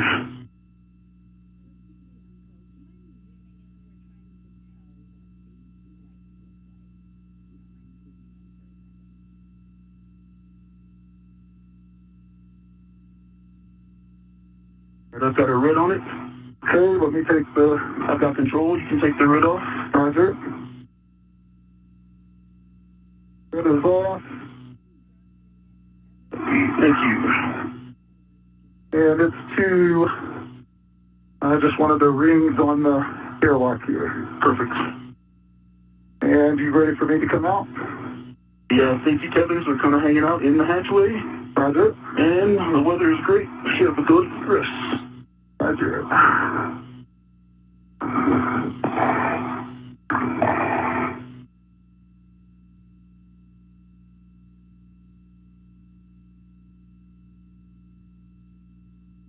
This view of Mike Hopkins egressing the Quest airlock coming from the inside of the equipment lock portion and the camera we saw Soichi Noguchi setting up earlier.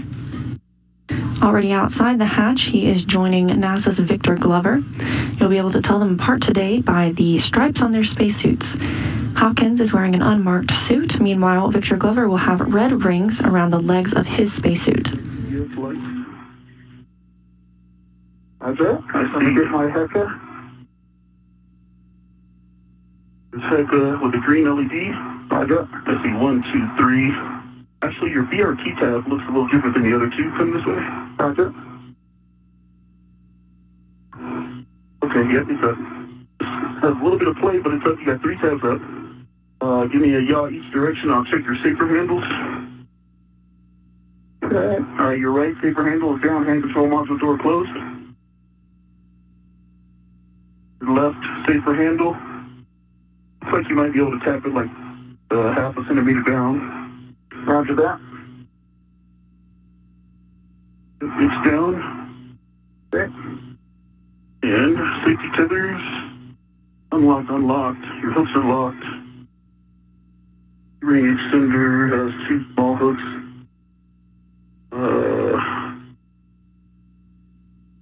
Look that are locked. All right, now see you got a local down here. You look good. Okay. I do not see your WDS light. So your green light. Okay, stand by. But now, I got it. Okay. Let me look at your tabs. I see 1, 2. And where's that third one? There it is. Tabs. Your left safer handle is up right now. okay.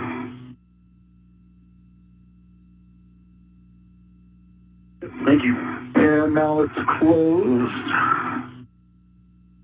Down. Your left safer handle is, the right safer handle is down, and door is closed. Copy. And from a safety tether standpoint, you see 2 on your right D-ring. They're locked, unlocked, unlocked, and I've got your anchor hook, and it is locked. Copy.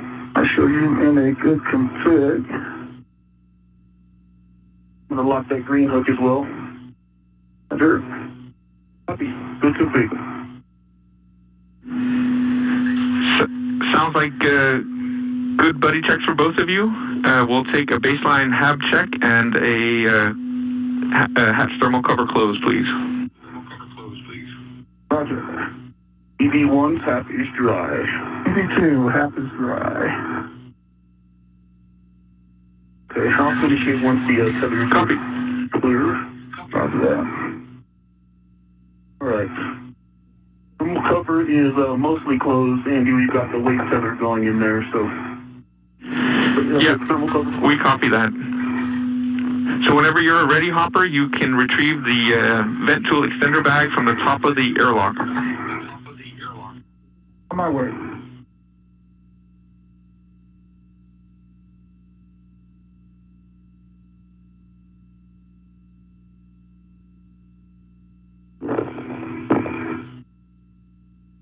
A quick satellite handover, but just before that, you saw the sun come up on the International Space Station. As we mentioned, the sun rises every 45 minutes or sets every 45 minutes. The space station traveling around the Earth at 17,500 miles an hour and currently 260 statute miles over the Pacific Ocean. APFR in WIF 11. That's the APFR without an ingress A. Okay, didn't work. 11 feet.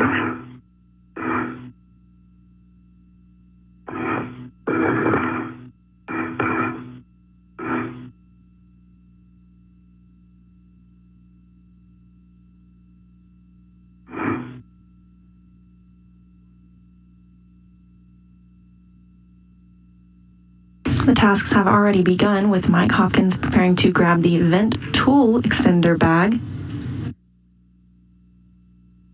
Crew members will need this for the venting of the early ammonia system jumpers, their first task of the day. Okay, my VIP rep is to the vent tool extender bag. Copy, Hopper. You can put on your BRT and then make your way out to P1. Roger that.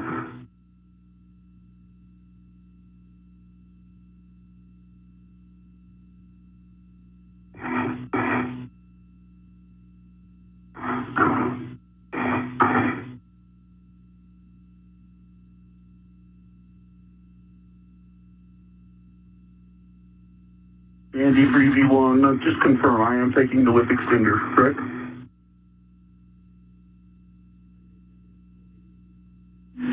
No, just the APFR. You can leave the WIF extender. Okay, thanks for clarifying. Just the APFR copy.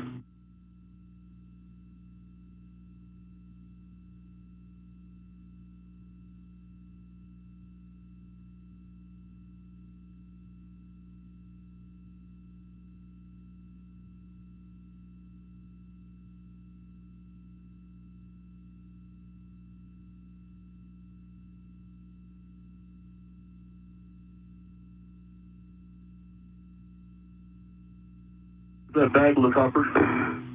Old? Okay,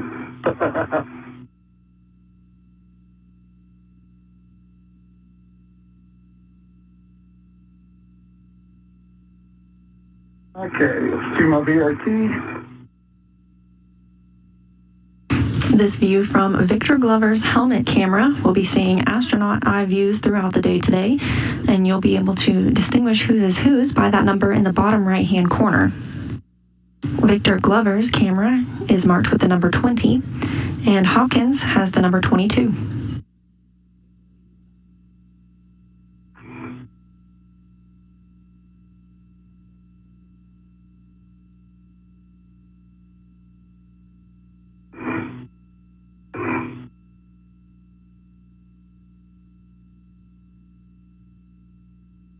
All right, I come to see the... Awesome. I've got the APFR only on my BRT, and I'll be standing.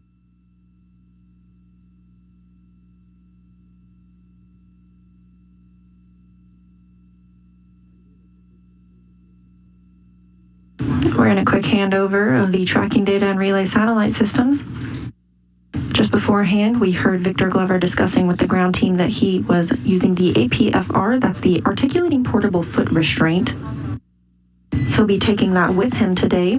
That gives the astronauts a place to secure themselves, secure their footing, and get a little leverage while working on the space station. A handover, so if you communicated anything else, I missed it. That's it. All right, I come on phase 1. Sounds good.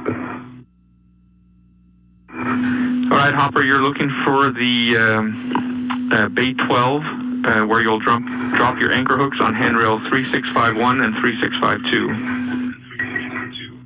Roger.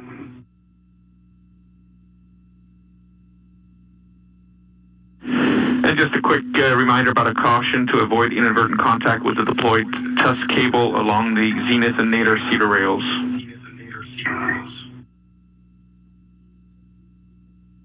Two copies. All right, let's see this.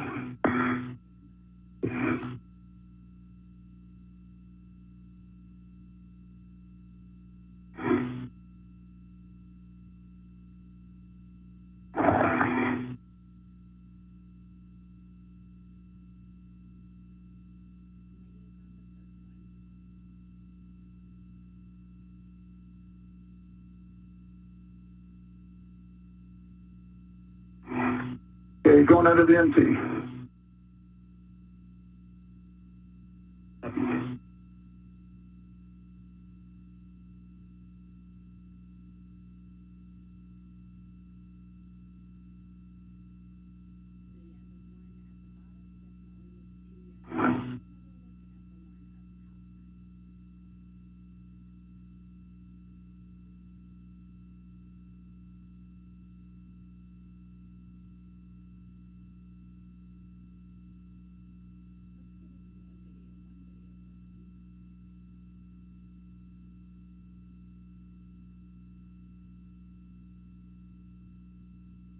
Okay, past the port seal card, continuing outbound.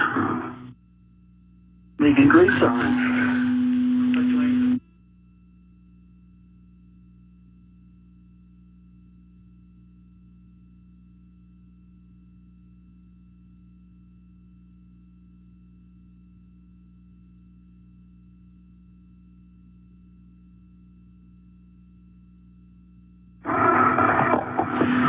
And Hopper, you're dropping your anchor hook on handrail 3651. That's the long one below you.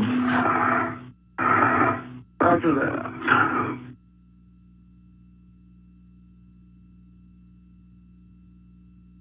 Okay, EV2's anchor hook 3651. Still close, so lock on black. It's a good full test. Copy, and the reel unlocked? And the reel is unlocked. Copy. You can now attach Ike's anchor hook to handrail 3652, the small one. Then work.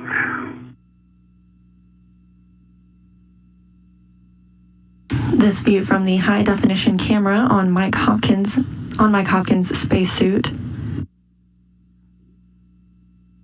This high-definition view will provide for even better views during the Columbus work he'll be performing today, specifically at the Bartolomeo Science Platform.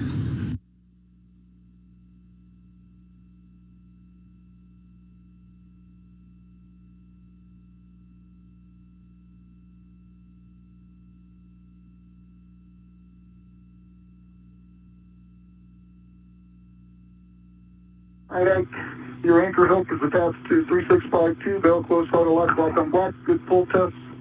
Have a go to release your waist tether. All right, my waist tether is back to my workstation, and the airlock waist tether is going inside. Thermal cover is open. All right, Hopper, you can make your way out to the P6 worksite.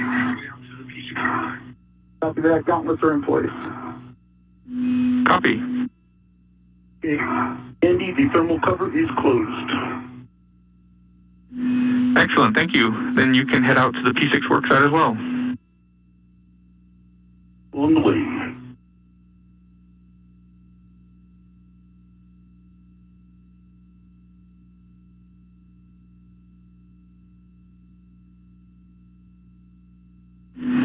And as you're both translating, I'll read you a couple warnings. Just a reminder that the P4 BGAs are rotating. Please avoid contact with any of the rotating structure. Also, please avoid contact with the radiator. And finally, just a reminder about the sharp edge hazards out of the P6 worksite. The pip pins on the TTCR and STCR do not meet the EVA kick load, and so they would be present a sharp edge if broken. And also, there's the outboard MT rail attachment lug that has a sharp edge. You want that? 3-2. All right, Hopper, I'm up on phase 1, coming your way. Roger, I'm up the Sarge.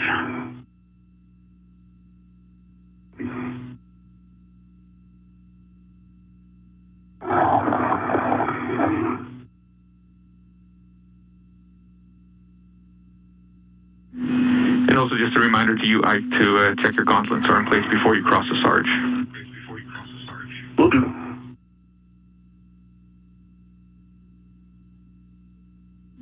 And let me know if you need guidance to get to the worksite. If not, Hopper, you're looking for P5 handrail 5223 for your green hook.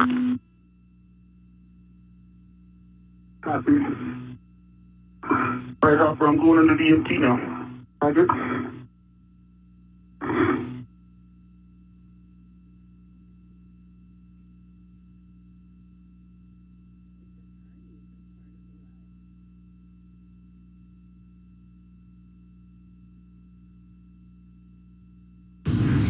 This view from Mike Hopkins' high-definition camera, you can see some of those batteries that were removed and replaced earlier this year, as well as over the last few years, upgrading the space station's power supply.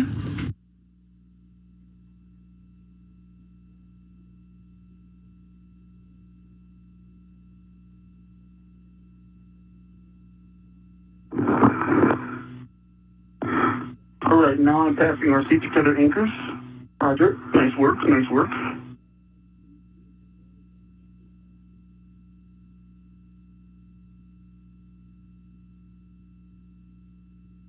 Throughout the day, you will hear calls made to the crew members. You may hear Ike and Hopper. Those are the call signs given to Ike, Victor Glover, and Hopper, Mike Hopkins.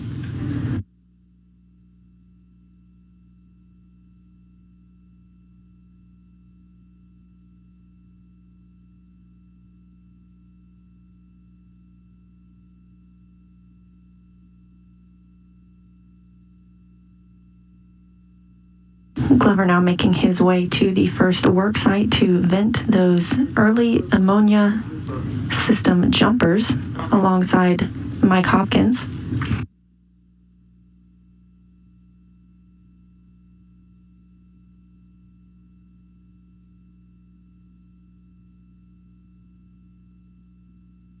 Ready to across the Sarge. Your way, Hopper. Roger.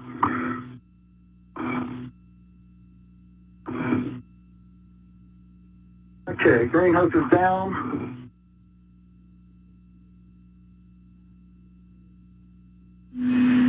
Copy. Green hook down. You can go ahead, go to the worksite and stow the bag that you've got with you. Roger, inward.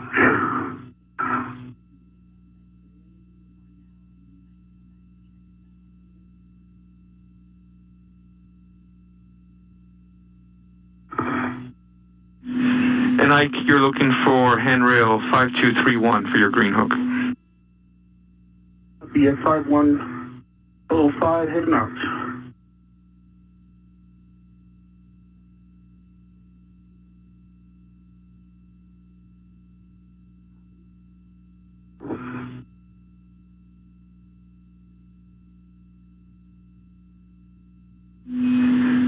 And Hopper, you're still in the bag just zenith of those jumpers between handrails 5339 and 5342. Copy. 5339 and 5342. And you give me that green hook handrail again? 5231. It's just opposite of where Hopper dropped his. 5231. Okay, I'm visual.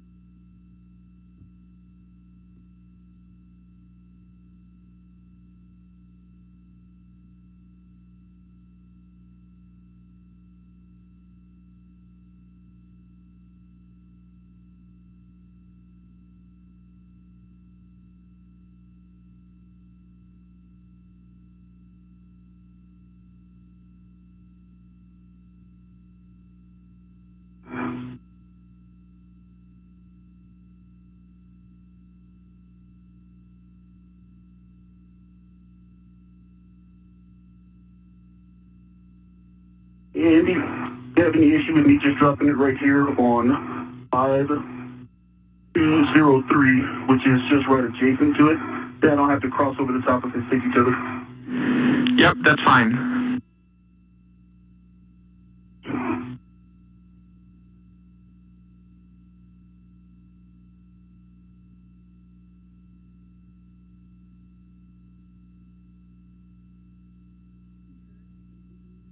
All right, 5203 it is. Green hook is in place.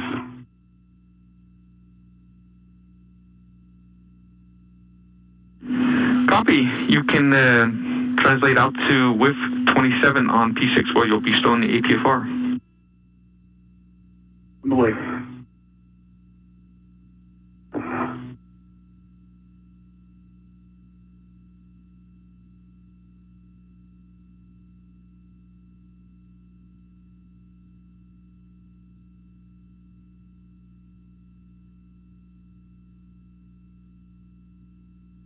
Both of my reels are unlocked.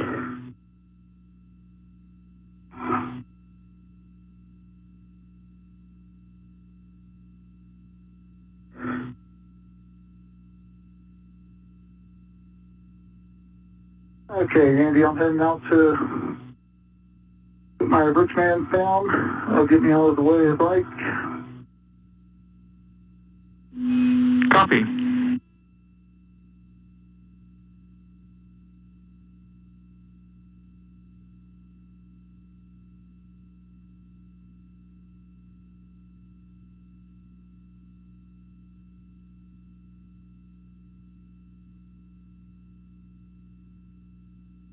All right, Hopper, I'm at P6, the inboard corner of the IEA. Roger that. I'm away.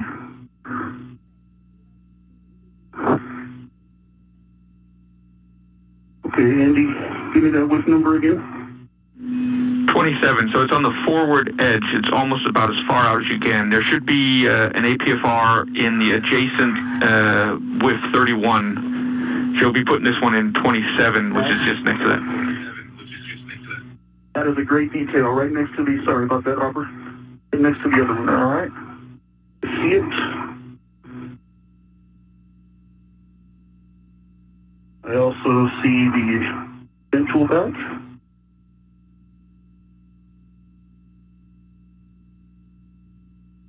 All right, Andy, I'm with 27.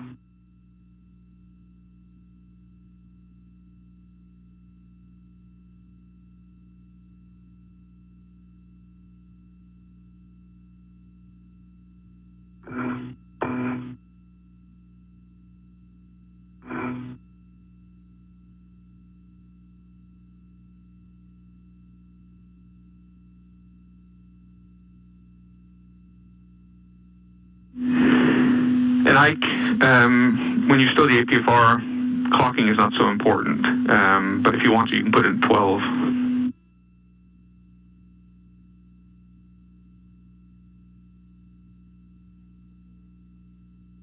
Okay, Andy, Rich Man Fair lead is down, heading back to the back. Copy. The first thing you'll be doing is retrieving the vent tool adapter and removing one cap from that. Copy. Andy, clocking to 12, it points the boot plate in toward the IEA. Perfect. That gives Hopper room to get past it later. The other settings, we have time, I think, so the other settings are Indigo, Fox 12. So Indigo, well, it works, and it is in with a good pull test, good twist test, and it is black on black. Indigo, Fox 12, it works. Good readback. And just give us a check on the pitch knob as well, please.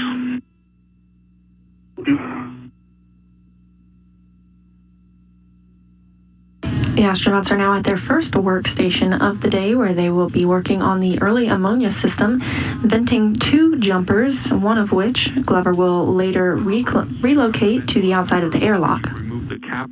Go ahead and inspect the QD for us. Okay.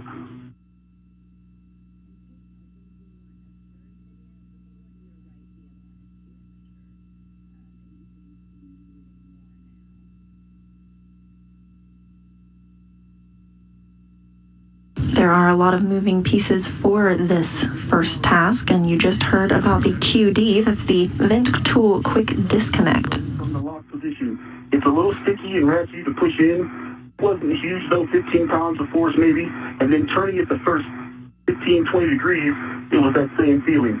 Because I got past that, it moved freely. I got it to India, and it locked freely.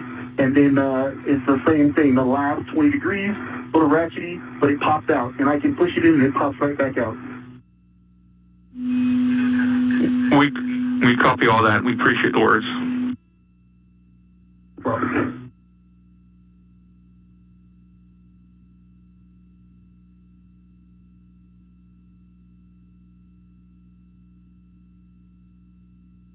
Okay, vent tool adapter, I got the counters off of it.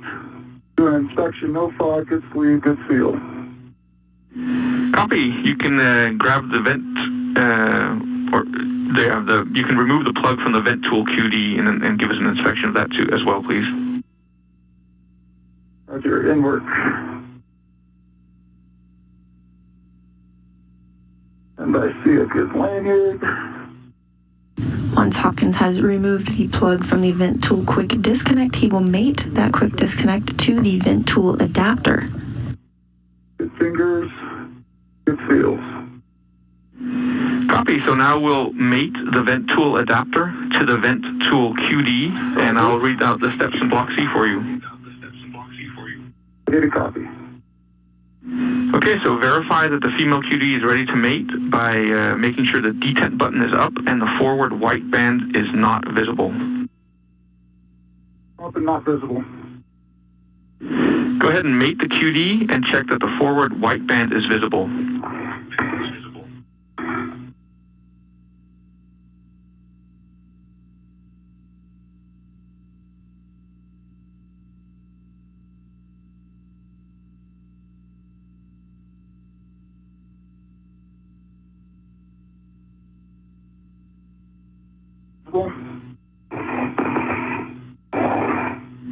Next, Hopper, perform a snapback test and check that the forward white band is still visible.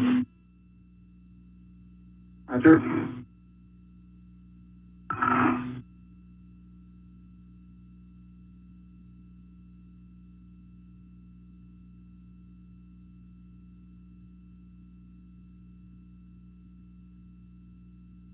And visible. Finally, perform a pull test and a visual gap test.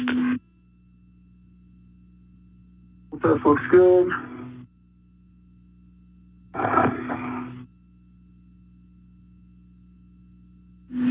And Ike, once you've stowed the crew lock bag, then you can ret to the mutt end effector and attach the L bracket with nozzle to the mutt end effector ECOM. Okay, I'm not there yet. Let's, what were the settings for the APFR? India, box 12 is what I have set. That's perfect. Okay. All right, now I'll stow the bag, and where exactly am I putting that? 5333. Which is right behind you guys. Okay, those things that get out of the way.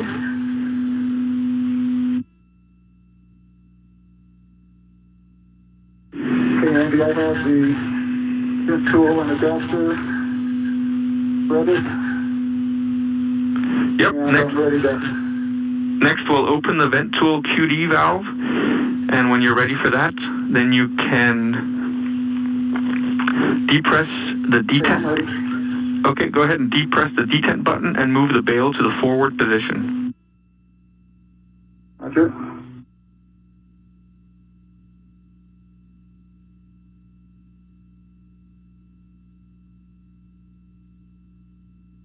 Okay. Forward position. Detent button is up. That's white band is visible. Excellent. That means the QD is open. You can now retrieve the vent tool and the vent tool adapter combo. Roger.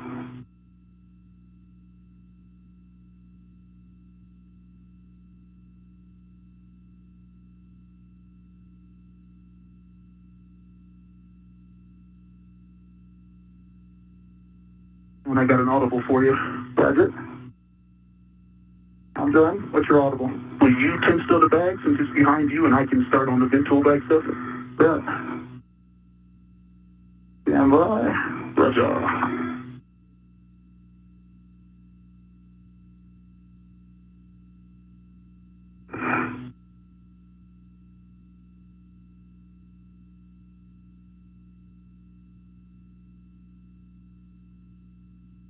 The unit is ready to my BRT. Copy. So it's got a large, small, and a integral. Do that.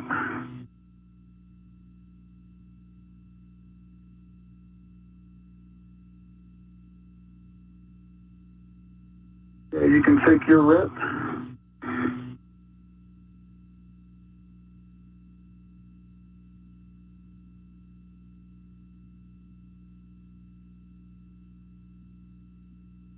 You bet.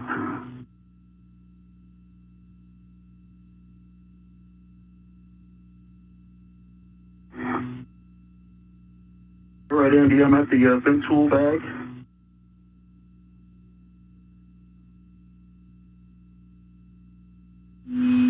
Okay, so Ike, you can ret to the mutt end effector from the vent tool bag, and then you can attach the L bracket with the nozzle to the mutt ECOM fitting. The clocking is a yaw setting of alpha. And just double check that the French hook from the nozzle is attached to the L bracket. Copy. I'm ready to the mutt in effector.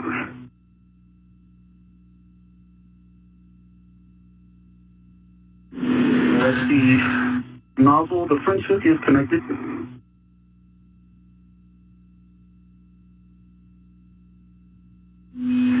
And you're putting that L bracket into the mutt ECOM so that the L bracket is parallel to the handrail, which would be in the mutt jaws.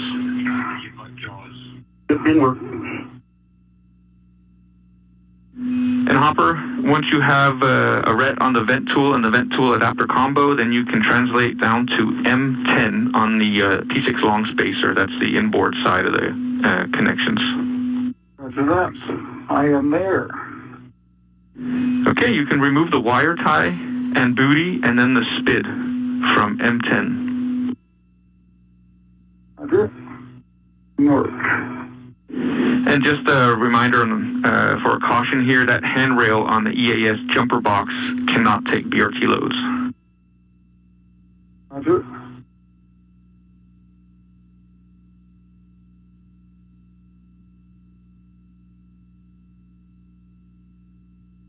All right, Andy, the MUT and the bracket are together. It is the bracket alpha is, sorry, no, it needs to be parallel to the handrail. Fix that now.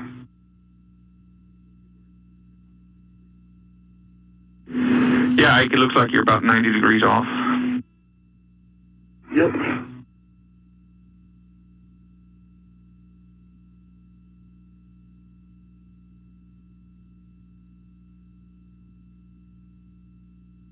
And Hopper, once you've removed the wire tie and the SPID, you can put them in the trash bag, which is in the crew lock bag. Roger that. Okay. Alpha is parallel to where the handrail would be. It is mated. And if you can hear me earlier, good French hook. Copy, and then just check that the ECOM is locked. ECOM is locked, lock on block. Copy, you can unpack the vent tool extender and untether it from the bag. And then you can translate aft to handrail 5304, where you'll be attaching the MUT end effector. Okay. Works. Now, 40 minutes into today's spacewalk, our crew members are still getting situated for their first task, which is venting the early ammonia system jumpers. One of these may potentially be needed on the starboard side of the truss, so once vented, Victor Glover will be taking one of the jumpers to the outside of the airlock, where it will be stowed for later use. If you want to have them ready to your mini workstation and keep them there rather than going back to the crew lock bag, that's also up to you. Like that.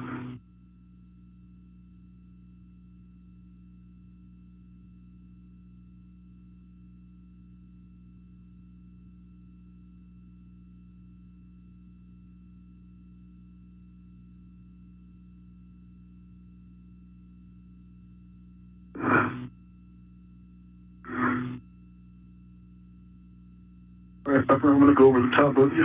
Roger.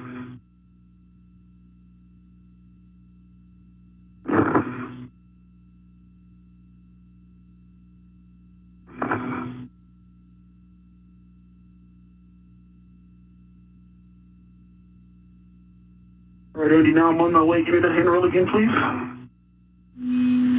5304, and you'll be attaching the MUT so that the nozzle points aft.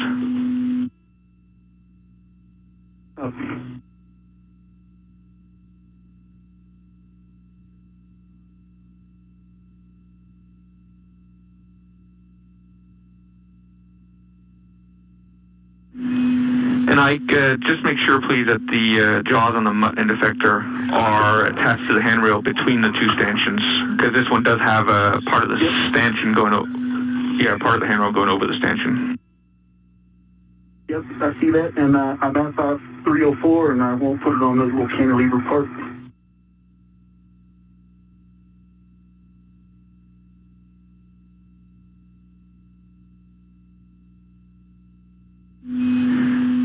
And Hopper, once you've removed the SPID, go ahead and push the bail full forward, please. Roger.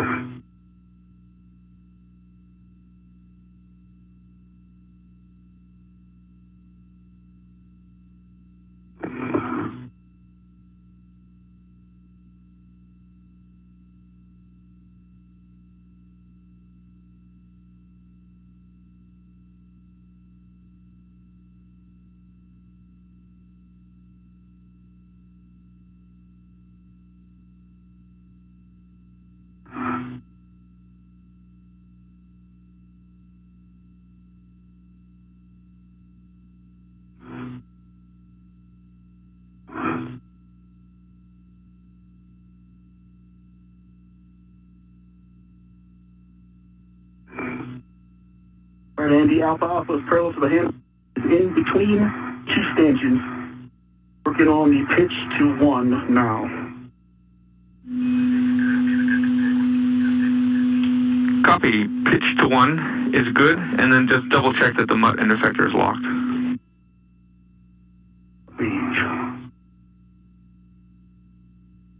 In work. The end effector is locked.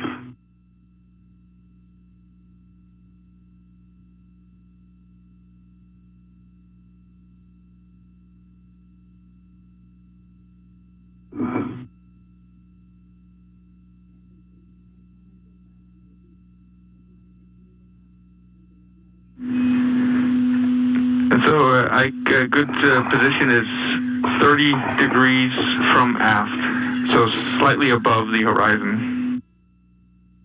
That's what 1 lines up with, I believe. I'm working on that now. Hey, this guy's stubborn.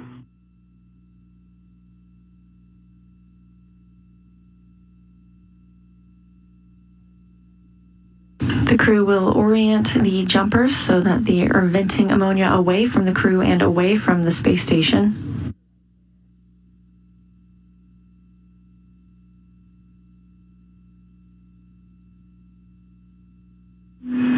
What are you working on, Hopper? No, that stick doesn't want to come off.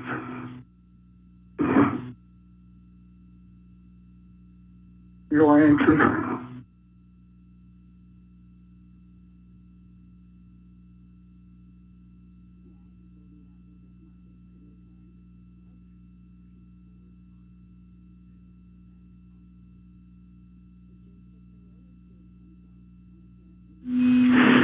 And Hopper, you might try pushing forward on the QD bail, and that might offload the SPID. Sure.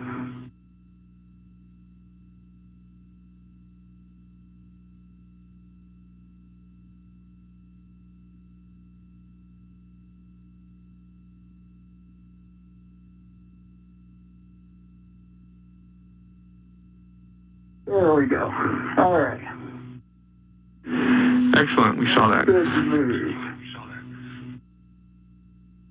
And then just ensure that the bail is pushed forward fully, please. Pull forward. All right, you can remove the second cap from the vent tool adapter and inspect it for FOD and debris. Roger, and work.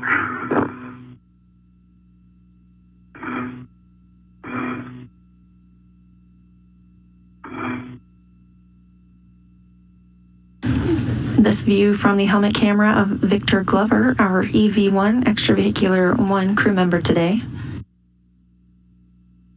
The astronauts will be using a vent tool and a vent tool extender to vent the early ammonia system jumpers.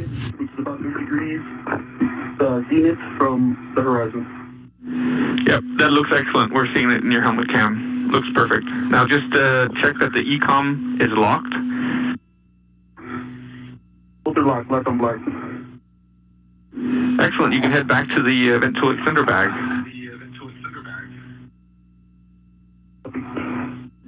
And there you'll be removing the plug from the vent tool extender. And if you need detailed steps, I've got them. Otherwise, you can go ahead and remove the plug.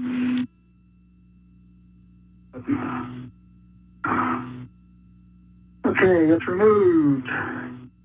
Looking at the male end here. Side. Sleeve. It seals. Copy. Sounds good. Once Ike has retrieved the vent tool extender and removed the plug, then you can go ahead and give him the vent tool nozzle, and he'll be inserting that into the vent tool extender. Roger.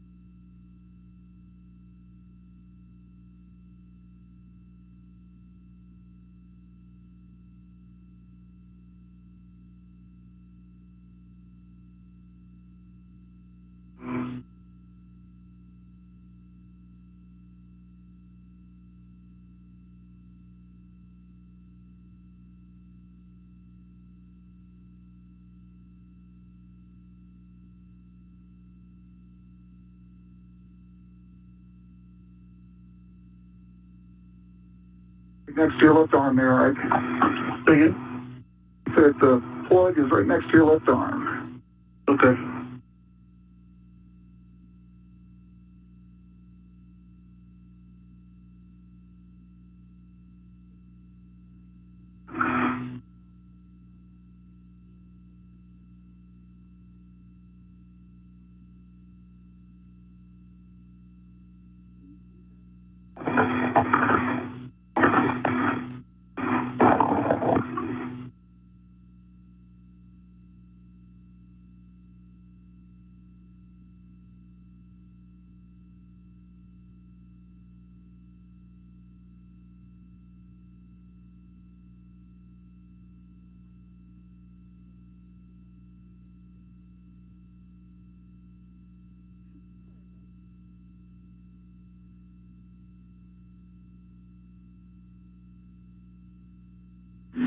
The plug is removed.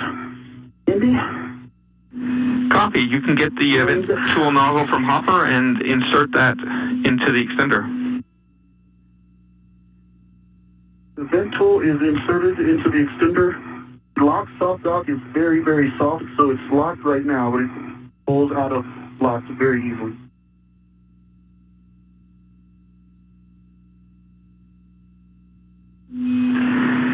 Copy that. Good luck. Okay, that's Andy, go to remove my rest from the tool. yes, you are go.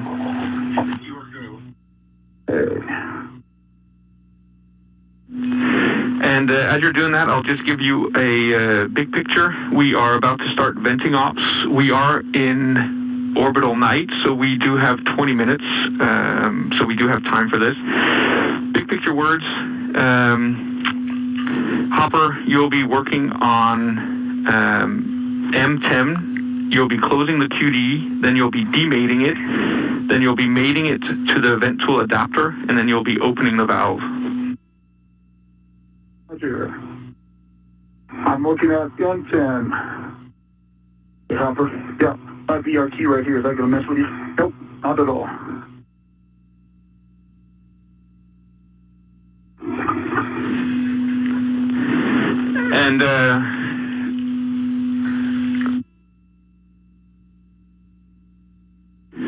And I obviously had that wrong, which you probably noticed. We're in daylight, not in night. So we have a 6-minute thermal clock to do these 4 actions, Hopper. Good.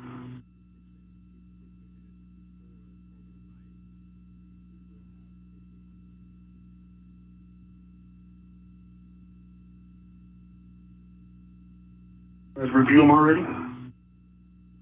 So we're going to close this, mate, bait, open. When that last open happens, that's when we start the vent. Roger. And just a clarification, we are 18 minutes from night, which means that the 6-minute timer will run into that 15-minute buffer before night begins, so it actually means that we do not have a limit on these ops. Okay. Very nice. Like that answer, Andy.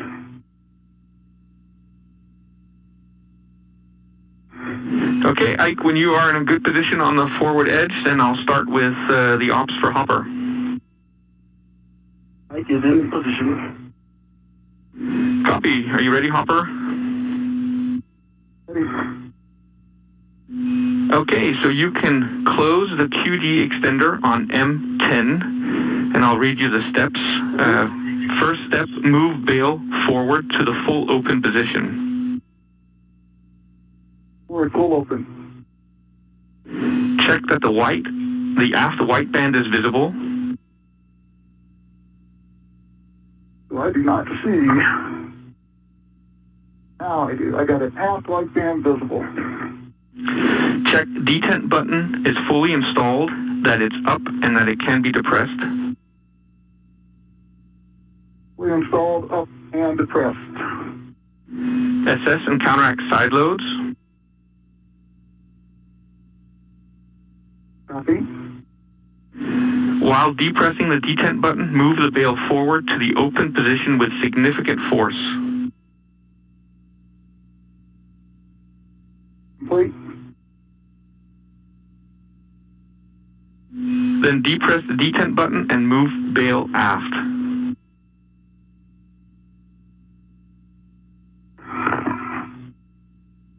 Pull out. Check forward white band is visible and detent button is up. Visible. Detent button is up. All right, we'll now demate so you can pull back on the release ring and demate the QD. Roger, can work.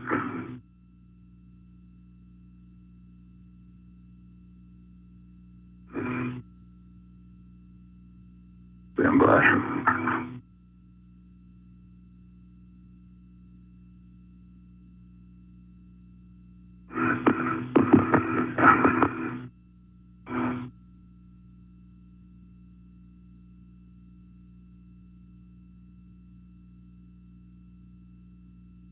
Know if I can help with anything.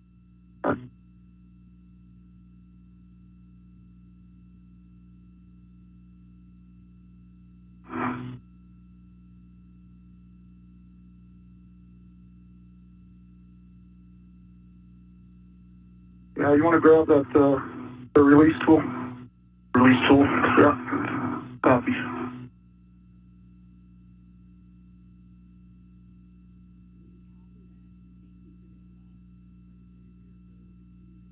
You can use it right into the bag. You okay with that? Yep, absolutely.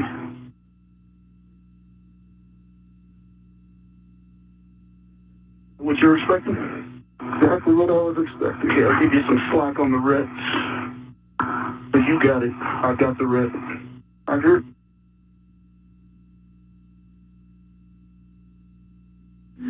Got a handover coming up now. As you heard, we are now in a satellite handover. The astronauts continue to prepare to vent the early ammonia system jumper. Just about an hour into today's spacewalk, and this is the first task for Mike Hopkins and Victor Glover.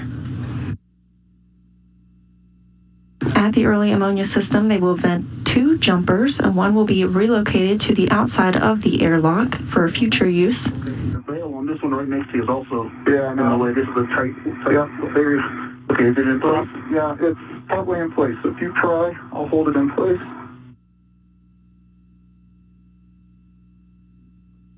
There we go. And we're back with you. Did you say you got it released? It's released. Copy. Check. Release ring is retracted and the forward white band is not visible.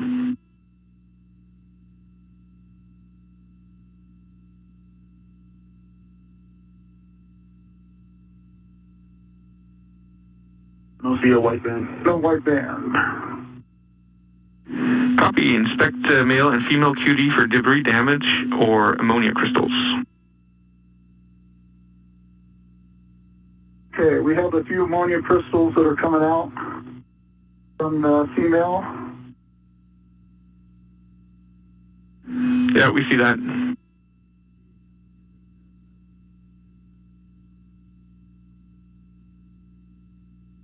Okay. You can see there's a...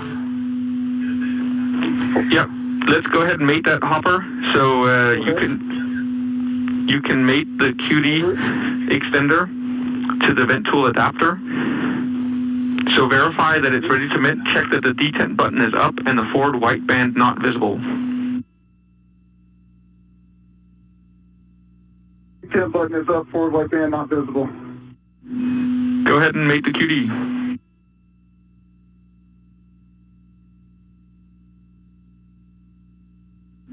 And check forward white band is visible. Forward white band visible. Perform snapback test and check that the forward white band is still visible. Then a pull test and a visual gap test. Roger. Visible. Pull test. the gap test. Copy. So next we'll be opening the valve, which will start venting. So Ike, be prepared.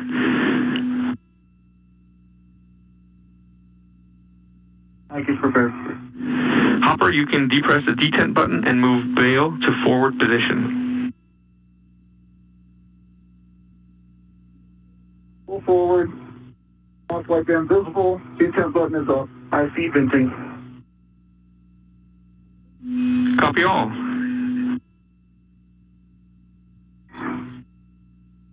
Rate has gone down. It's almost stopped. Yeah, I trouble. We're copy that. We got a 5-minute vent time. Can we get that trash bag and... Venting has begun of the first jumper on the early ammonia system. So let me grab it up. Roger.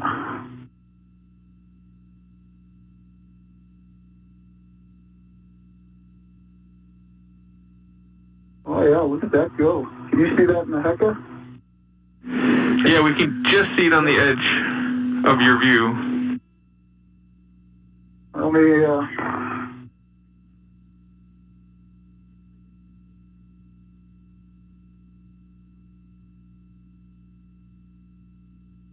Okay, spit is in the trash bag. Copy that, Hopper. Next, you can release the wire tie between the two jumpers. The wire tie should stay captive to the jumper that you're currently venting. And there is no wire tie there.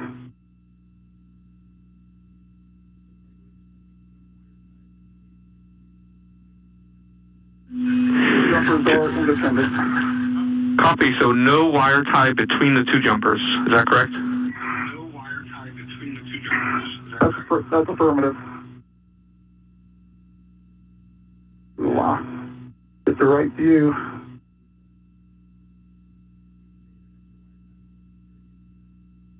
There's more than I thought. Yeah. Still going. You expecting that much, Andy? We're checking.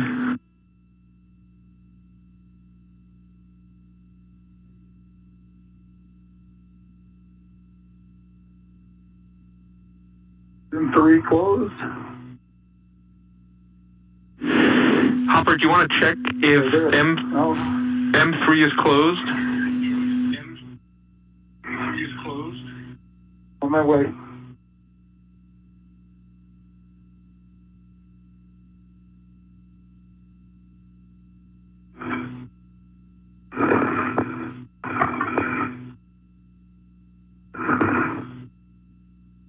Venting continues of the first jumper on the early ammonia system. That is scheduled to last about 5 minutes.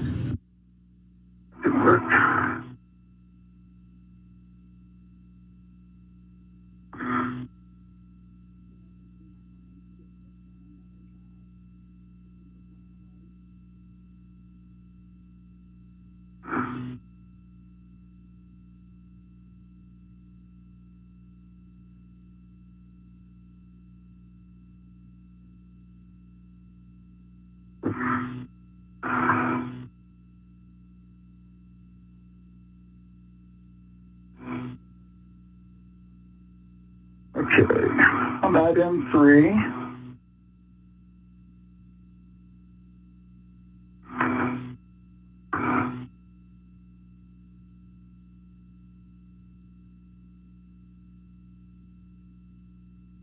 Show forward, white band is visible.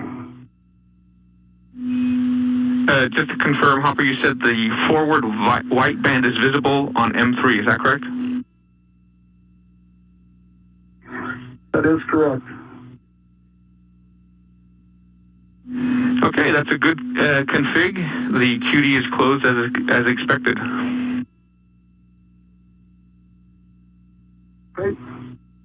Still going. That would be consistent. Sign off on this little pickup. And Hopper, next for you, you'll be working on M3, so no need to put the booty back on if you removed it. Right. I think for Ike too, he needs to Brett to This FH01, is that right? She'll be taking it once I release it. That's affirmative. Okay. Work. And it's actually right over your shoulder there, right? So if you want to go outward a little bit. Here, hold on a sec. Let me reposition and I can get it.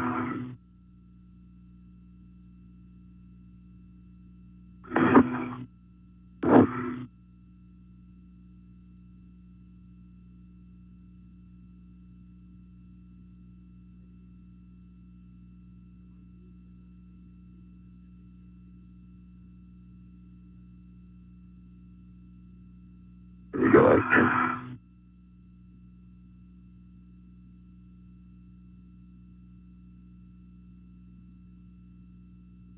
Got it? Okay.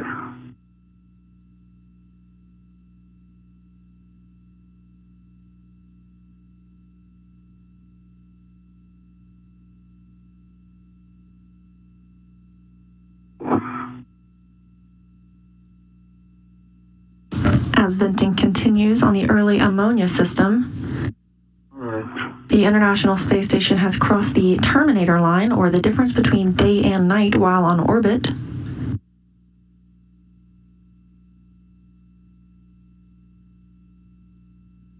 The International Space Station now flying 262 statute miles southwest of the Maldives.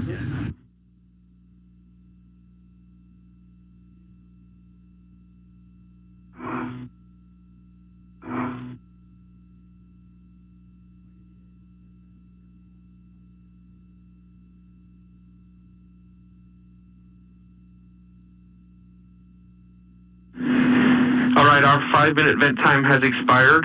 If you can confirm that you see no more venting, then we'll go ahead and press on. And EV1, I see no more venting for about 45 seconds to a minute.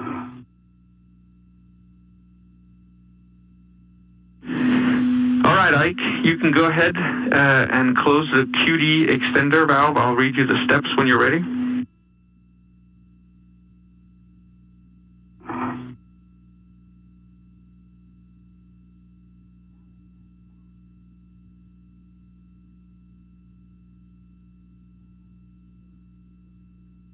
Venting is complete on the first jumper. Victor Glover will disconnect or close the quick disconnect extender valve. Okay. Actually, stand by. Let me put my BRT back down. Sorry about that, Andy. This is the jumper that he will coil and relocate to near the airlock. Yeah. And actually, the power was off. You have no lights right now. Now you have a good green light. Excellent, thank you. I copy. Okay, Andy, ready for steps. So you are going to close the QD extender valve, and I'll read you the steps when you're ready. Ready. All right, you can move bail forward to the full open position.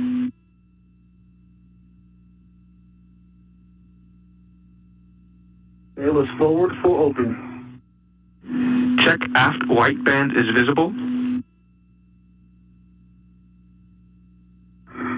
Aft white band is visible. Check detent button is fully installed, that it's up, and that it can be depressed.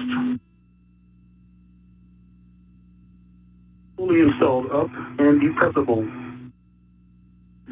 All right, assess and counteract side loads, and then while depressing the detent button, move bail forward to the full open position with significant force.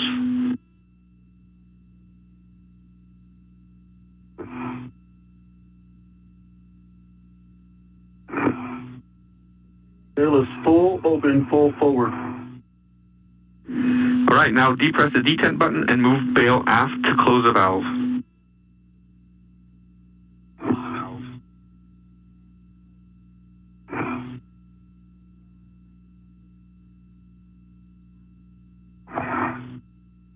Is aft and the button has popped up. Copy, and then just check the forward white band is visible now. Forward white band visible.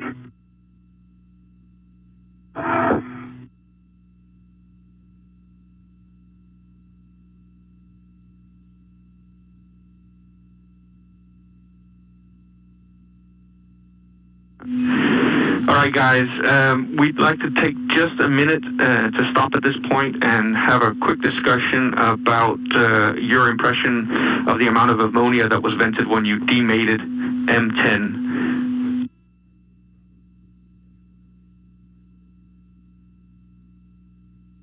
Hey, I felt like it was more than I was expecting just in this line, but it did stop. Is M10, are you talking about what came out the nozzle or when? Let's just clarify which venting we're talking about. The stuff that was close to us or the stuff that went out? We're talking about the stuff that was close to you, the QD, when it was demated at M10 and Hopper was inspecting it, and a few flakes were coming out. Where? Let's say less than 30. Less than 30? Less than 30? Did they contact you, do you think?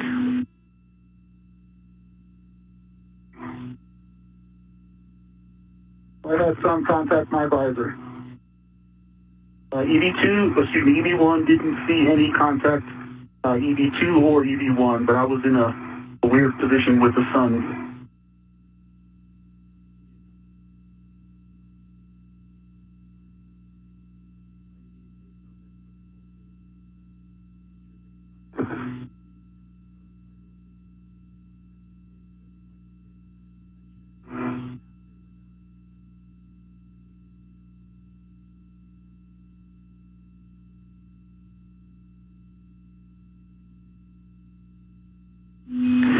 All right, guys, we appreciate the report. From our camera views down here, we did see what looked like propulsive movement of the flakes, so we're going to go ahead and be conservative and call that suspected case.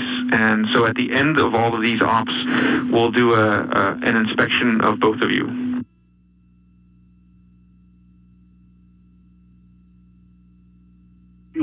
Two.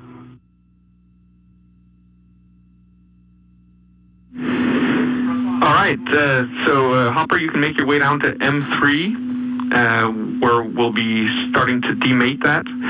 And Ike, if you can verify that you're tethered to the QD extender, then we'll start working on demating the QD extender from the vent tool adapter.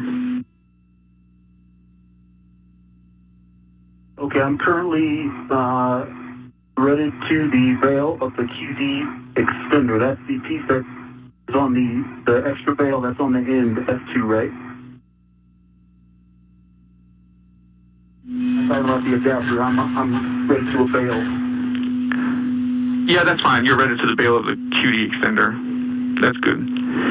When you're ready, then we'll work to demate. I think I'm ready to the bail of the QD extender. Ready. And Hopper, are you ready to demate as well? Because then I'll give you the same steps simultaneously. Hopper is ready. Okay, Ike, so you are demating the extender from the vent tool adapter, and Hopper, you are demating the jumper from M3. Copy. EV1. And Hopper, for you especially, you want to assess and counteract side loads here prior to demate. When you're ready, you can both pull back on the release ring and demate the QD.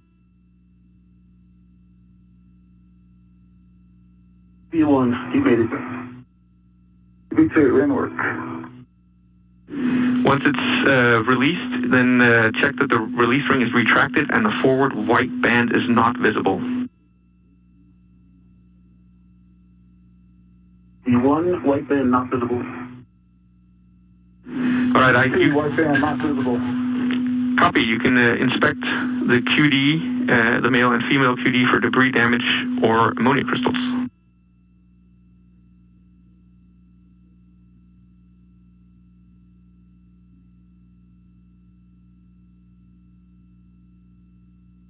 B1, both sides, male and female look good. Male side, the field looks uniform. And I don't see any ammonia crystals on either. B2, I see no fog, good seals, good fingers, no crystals. Copy. We appreciate the inspection. Now you'll be swapping what you've got. So Hopper, you'll be given the jumper to Ike, and Ike, you will be given the vent tool adapter and vent tool to Hopper.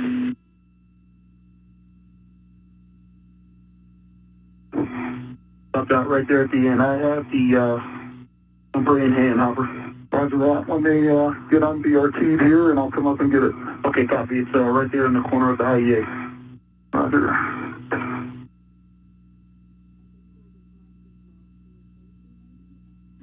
And Ike, once you have the jumper, then you'll be installing the plug into the QD extender and closing the booty. The booty is in the crew lock bag. Yeah, I think you can hand it down a little closer. Sorry, the plug that you're installing.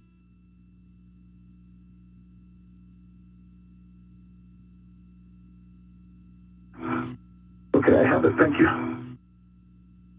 The plug from the crew lock bag install into the extender. It works.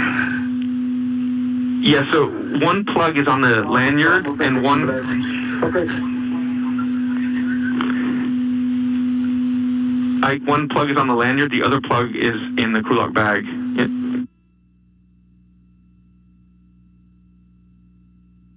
Copy. Do you care which I use? Well, you'll need to install a plug on both ends. I see what you mean. Okay. Yeah, so on the extender end, there'll be a plug on a lanyard. On the single QD end, you'll have to use a plug from the crew lock bag. Copy. Work.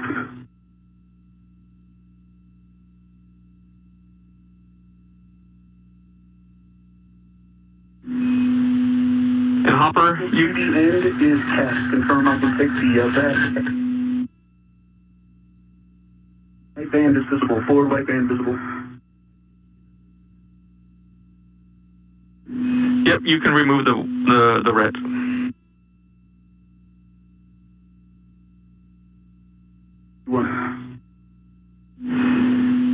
And Hopper, you can go ahead and translate to the free-floating QD on the second jumper. I got it. All right, you can remove the booty and the plug from the extender, QD extender. And then have a look, check for debris and damage.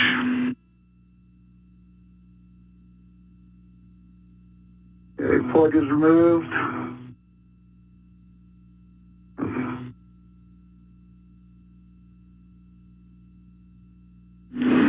And Ike, once you've installed plugs on both ends of the jumper, then you can coil the jumper around the copy. Yep. Copy. Bye.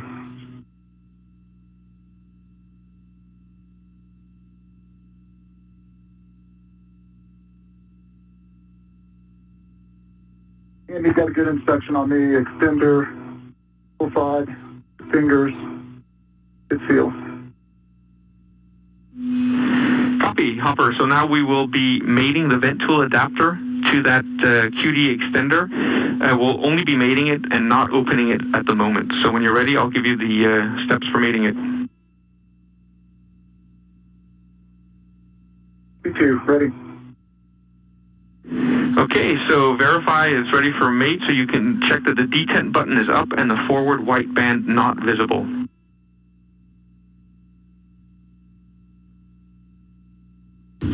A quick satellite handover of the tracking and data relay satellite systems. We've just seen crew members Mike Hopkins and Victor Glover have vented the first jumper on the early ammonia system and now are working toward venting the second.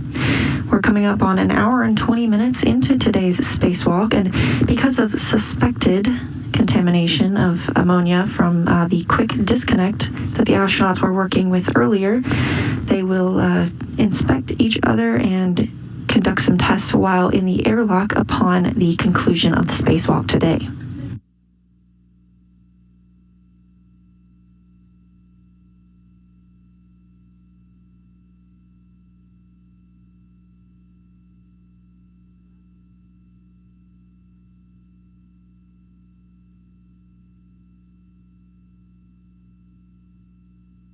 There are a lot of wire ties on this QD. Are there? Yeah.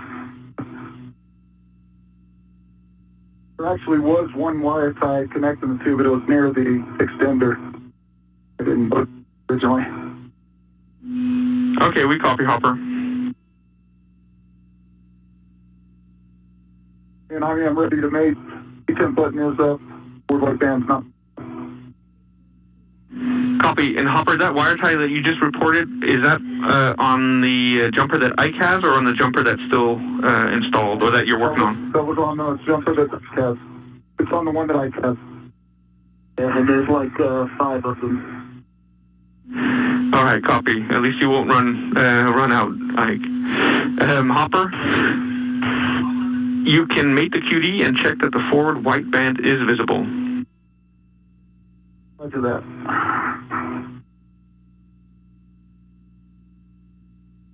Made it, forward white band visible. Perform snapback test and check forward white band is still visible. Sure. Still visible. All right, perform pull test and visual gap test. Pull test complete. Good gap.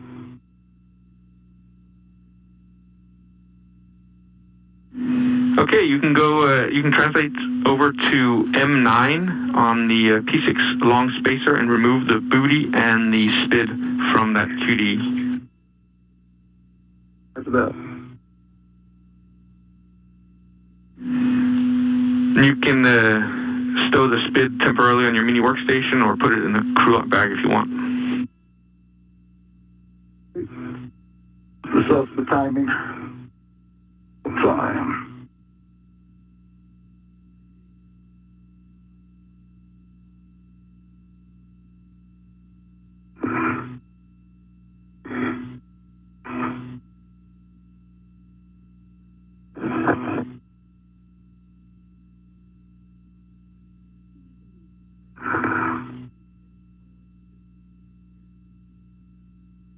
While Mike Hopkins continues to prepare the second jumper for venting on the early ammonia system, Victor Glover is coiling the first jumper that was vented. He will relocate that to near the airlock, and it will be stowed outside the space station.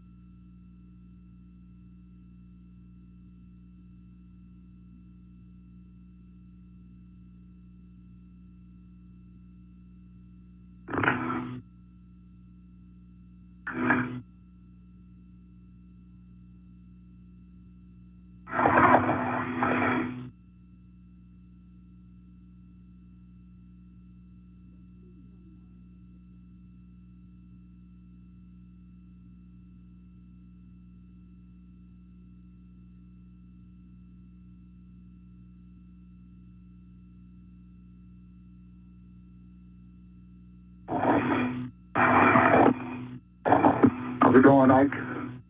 Slowly but steadily. I think I got the better of the two deals here. You talk about it over dinner.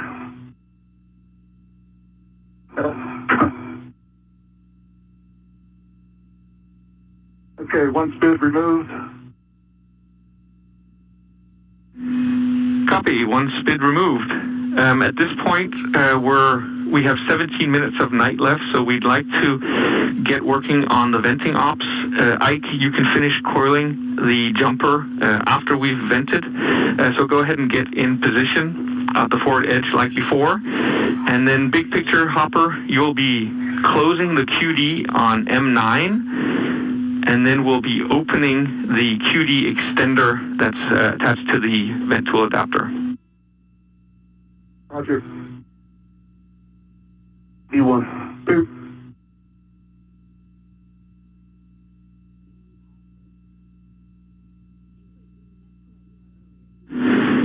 Okay, Hopper, when you're ready, then we'll close QD on M9.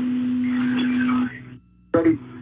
Move bail forward to the full open position. Full open. Check aft white band visible. Visible. Check detent button fully installed, that it's up and that it can be depressed. Fully installed, up, and can be depressed. Assess and counteract side loads, and then while depressing the detent button, move bail full forward to the open position with significant force. Complete. Then depress detent button and move bail aft to close a valve. Aft forward white band is visible. Detent button is up. Copy. You can cover with booty best effort. Work. And Ike, are you clear of nozzle? And clear of the nozzle. On the forward edge of the IEA. Copy. And Hopper, whenever you're ready, then we'll open the QD extender that's attached to the vent tool adapter, the other end of that jumper. Roger. Okay, I gotta get in position.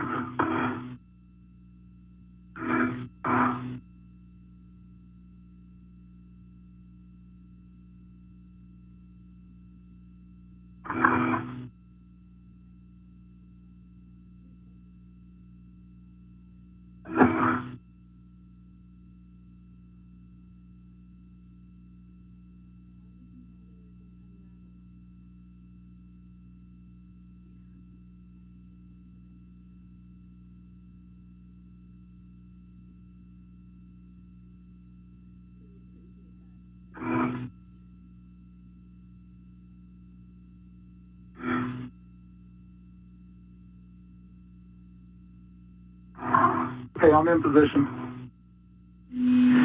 Copy. So you can now depress the detent button and move bail to the forward position, and this will start venting.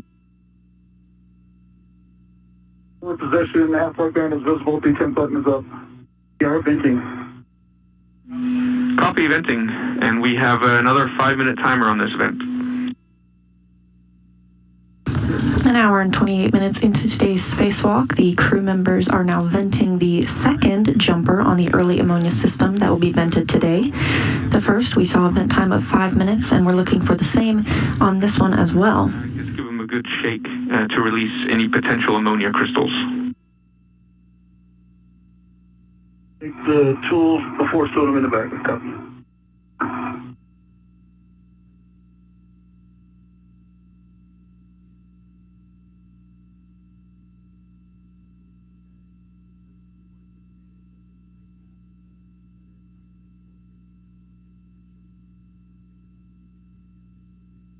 And Andy, while we're waiting, well, check. I've got a lot of black smudge on the fingertips from the operation. Right index finger, a little bit of RTD damage, healing. You can probably see it in the HECA.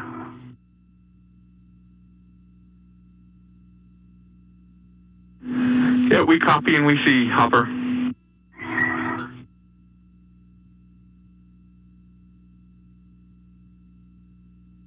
Otherwise, they look good.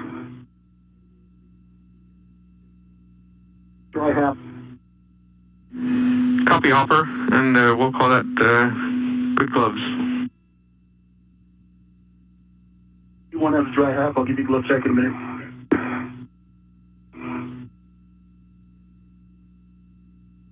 While venting continues, the astronauts provide the ground with a glove and HAP check. HAP stands for Helmet Absorption Pad, to make sure there's no liquid that is loose in their spacesuit. And the astronauts, of course, use their hands almost exclusively during a spacewalk, and so they do frequent glove checks to make sure that the gloves are in good condition. Hopper, you were closest. If Ike, you could use your helmet lights to look over Hopper's suit to see if you see any signs of ammonia on him. Work.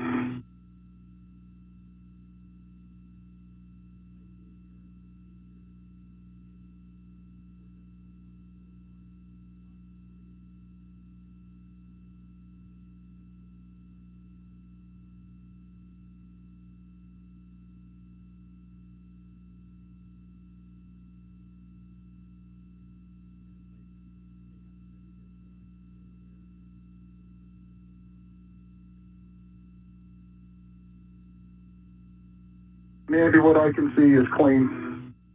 Yeah, the top of your helmet looks clean. Normal. Okay, what I can see, Hopper looks normal.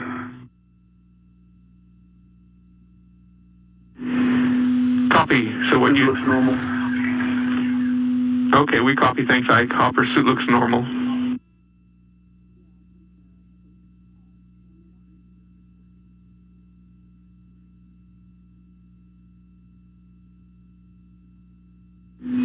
And while we wait, Hopper, if you want to take a quick look at Ike as well, we'd appreciate it. Stand by.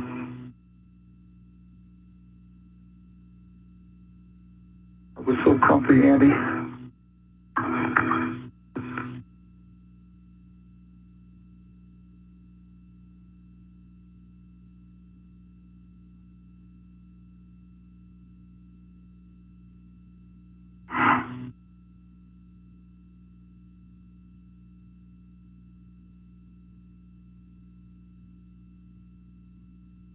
The crew members are performing a visual check of each other's suits to ensure there is no ammonia present. It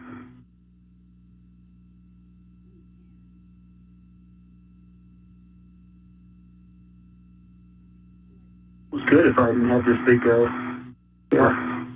That's a good view. I can see the top of your helmet. I can see your lights, your cliffs, your shoulders, your arms. And I see nothing that's stuck, Andy. Copy that. We appreciate it. Looks clean.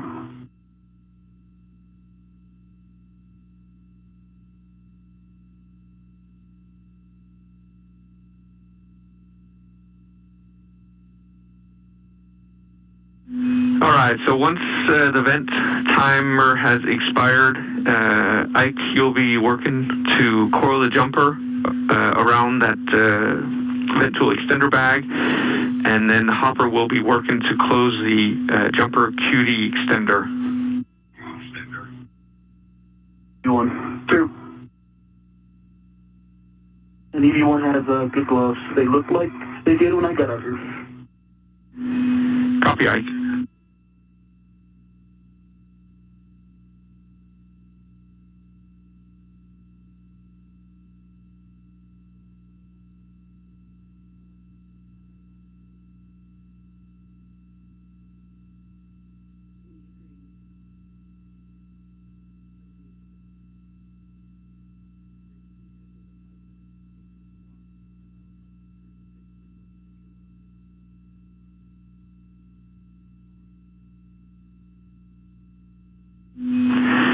All right, our 5-minute vent timer has expired. If you could have a look at the vent tool extender and see if anything is coming out, we'd appreciate it.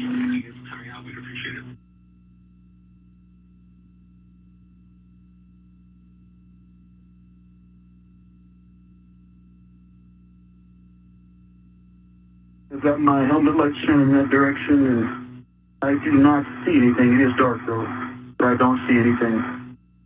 Like it is not venting.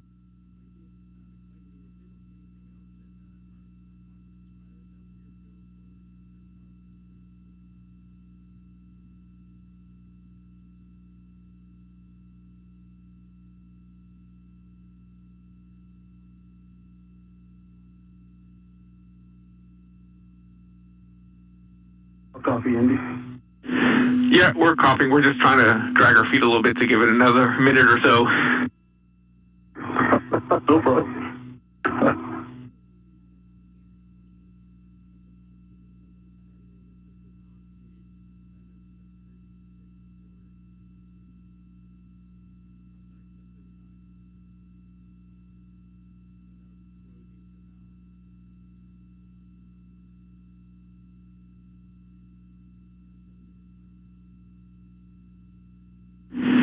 All right, we'll say that's good for venting. Hopper, you can now work to close a QD extender, and I'll read you the steps when you're ready.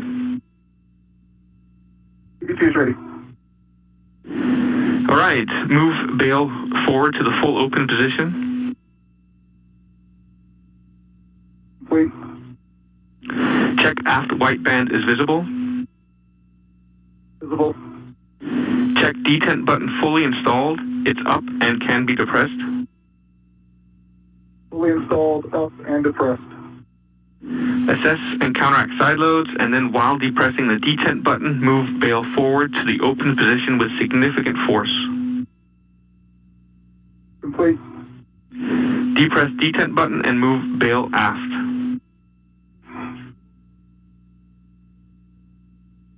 Complete. Forward white band is visible. Detent button is up. Copy. Jumper is closed, so you can demate the vent tool adapter from the QD extender, and I'll read you the steps when you're ready.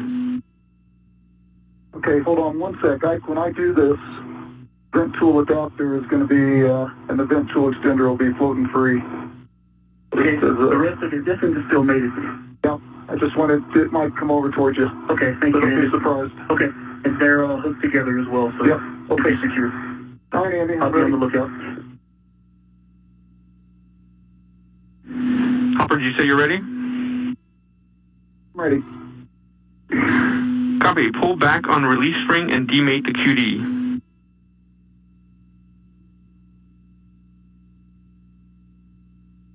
Complete. Check release spring is retracted and forward white band is not visible. Retracted, forward white band not visible. And then just no FOD.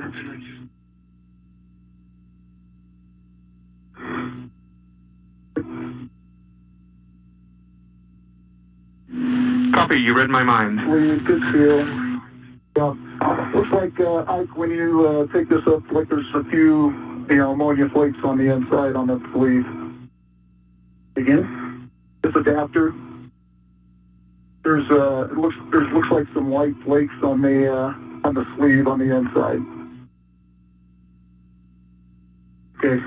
What do you need me to do with it? I've got my hands full of this extended. No, they don't need to do anything. Okay. Just give me a heads up when, I think that's the part where shake it and try and dislodge those.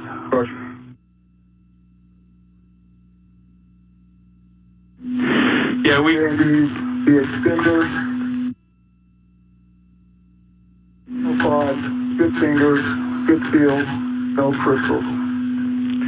Copy that. And Ike, those crystals that Hopper reported should be ice, so it should be no worries. Just make sure to shake them away from you. Will do. Still working on the bundle. Copy. Hopper, next for you, we will mate the QD extender to M3. Okay, I'm ready. M3, no FOD, good seals, good sleeve. And I just gave you the extender. Copy.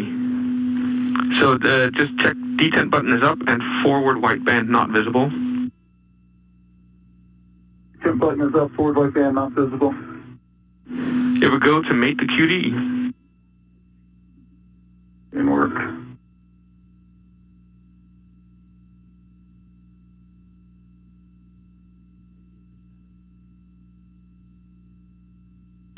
Both jumpers for the early ammonia system have been vented now. We're coming up on an hour and 40 minutes into today's spacewalk, and Victor Glover is working on coiling the first jumper that was vented that will be relocated to outside of the Quest airlock. The second jumper will remain in place on the early ammonia system. All right, perform snapback test and check that the forward white band is still visible.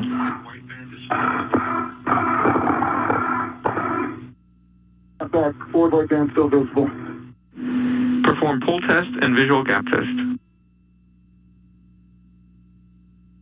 Full test.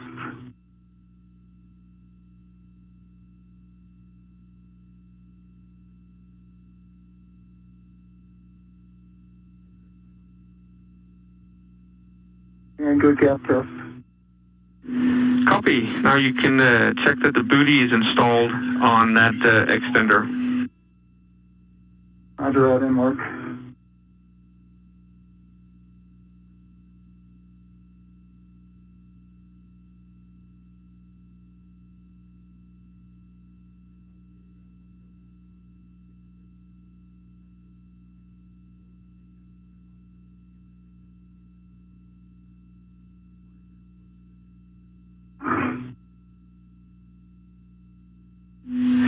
And just a heads up, we're a minute away from sunrise. Roger, thank you.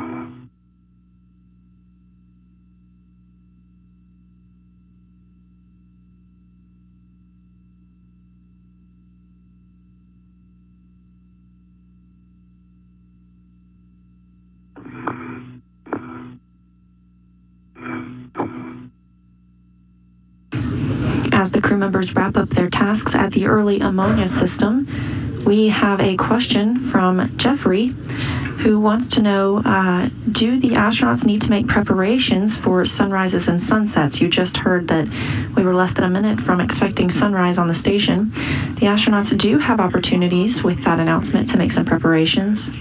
They can lower their visors if they'd like some shade. QD from M9. They can also turn on those headlamps like you see here if they are entering a night pass.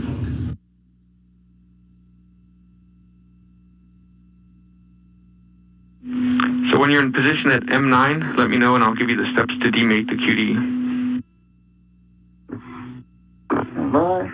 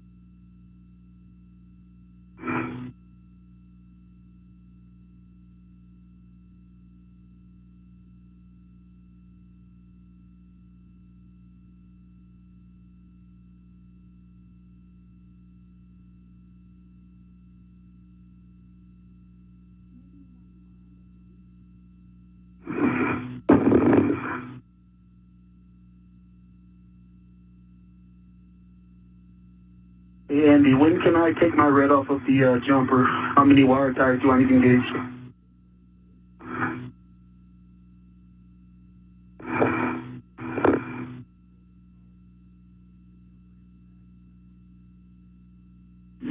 Hey, Ike, we'd appreciate if you could get the adjustable installed between the jumper and the bag handrail before you remove your red.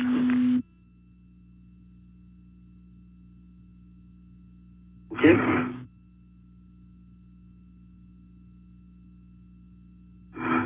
And Andy, I'm in position.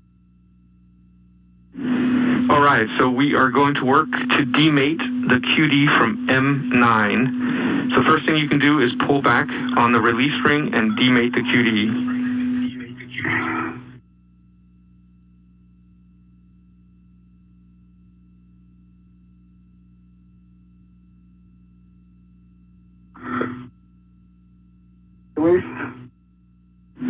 check that the release ring is retracted and forward white band is not visible. Retracted, forward white band not visible. And we'll take an inspection. 9, no FOD, good seals, good sleeve. And stand by for...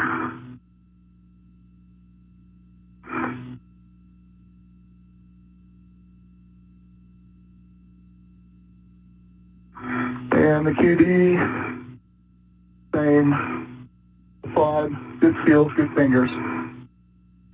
Copy, so...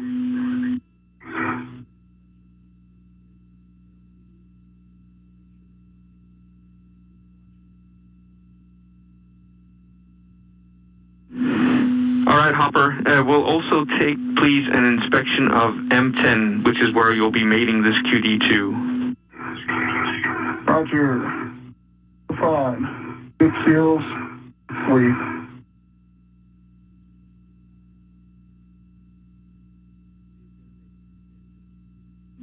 Okay, we're ready to mate the QD to M10. So when you're ready, check that the detent button is up and the forward white band is not visible. Detent button is up, forward white band is not visible. You can mate the QD and check that the forward white band is visible. Forward white band is visible. Perform snapback test and check that the forward white band is still visible.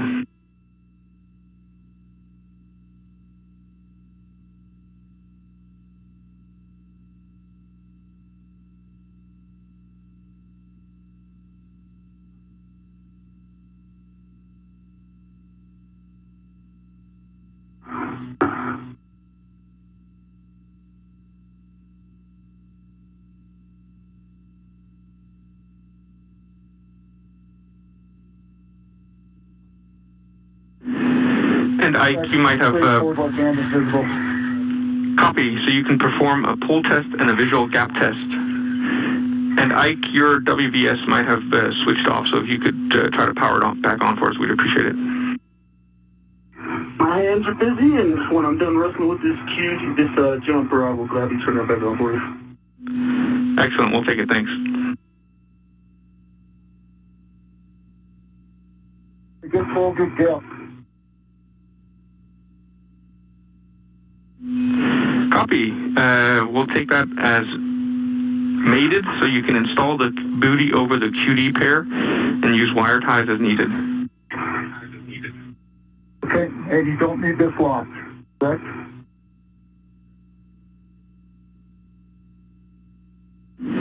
That's correct. We're going to leave it in the closed position. It's not locked. Got a lock on it.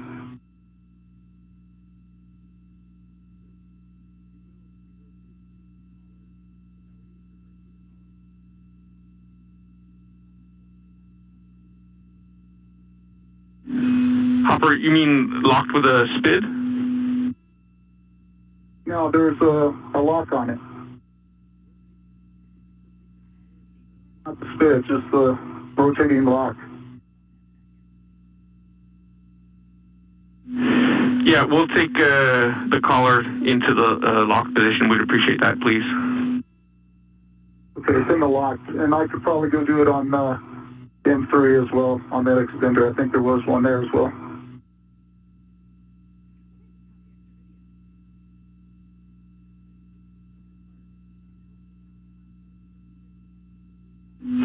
Yeah, Hopper, we'll take it. It's not actually required, but we'd appreciate it. No problem. And before you leave that worksite, we'll also ask you to install a cap on M9. It should be on a lanyard. Yeah, I see one. I'll get it here.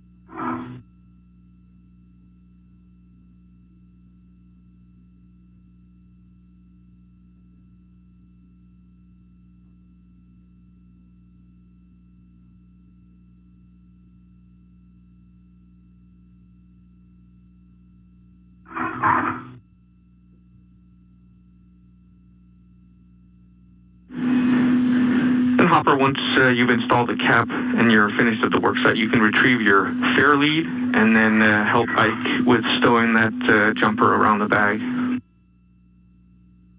Roger that.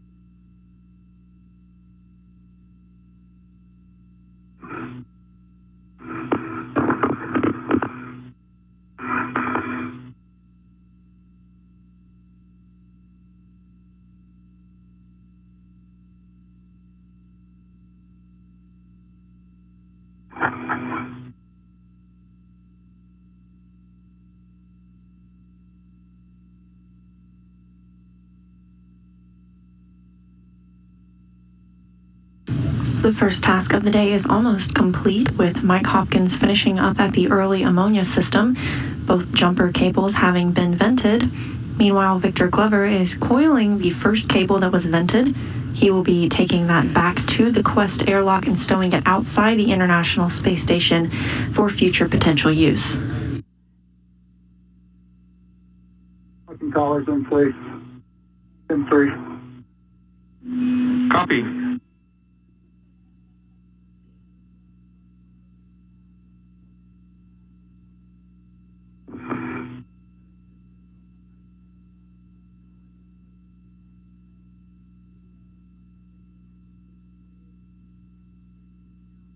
One hour and 52 minutes into today's spacewalk. International Space Station currently flying 260 statute miles over the Pacific Ocean.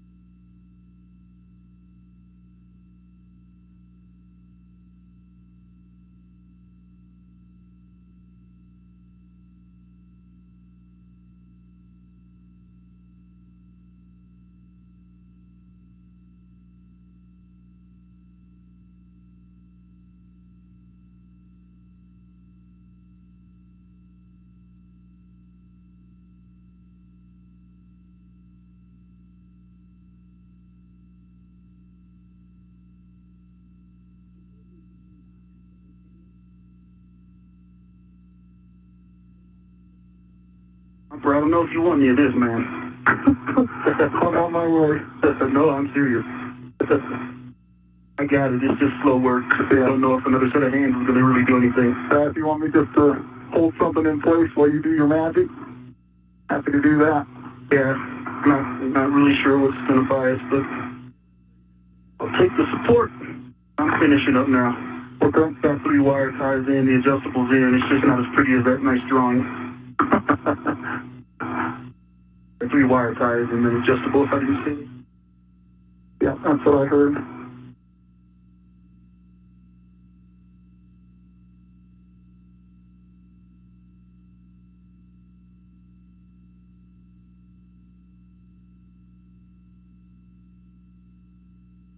Right, here we go. So I got a perfect job for your hands. Right, let me get a buckle down and I will be ready.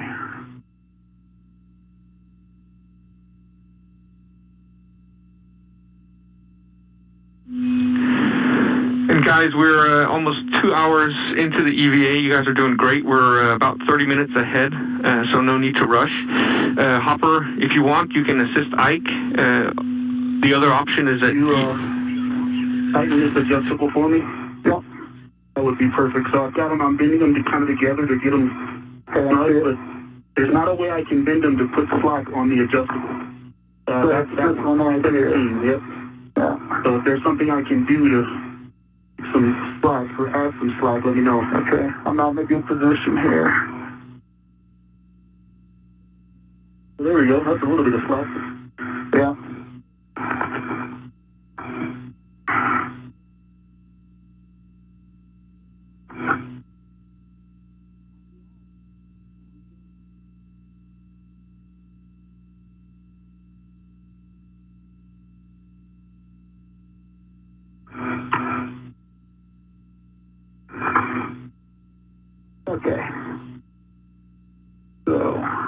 me to pull So here? what do we need to do to make that, to be able to snug that down?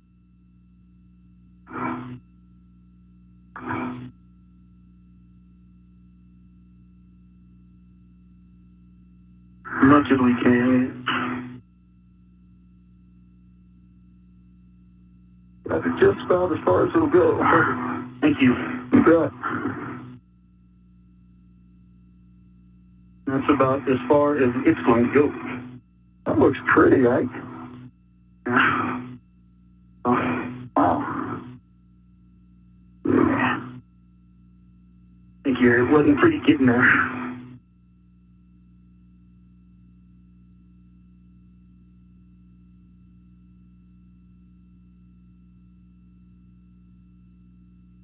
Can I help with the vent tool stuff?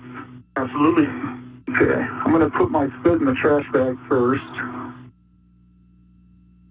So my safety tether is kind of wound up with all this stuff, so that's the first thing I wanted to get undone. Yeah. And that's the wire ties I was talking about? Yeah. That was not very helpful, and I couldn't use them to tie it down either. Too many? Am I in your way? No, well, What do you want to do? I'm good. I can see my safety tether, that's all. I just wanted to make sure that was clear, so yeah, what you're doing is what we next, so if you just... Okay.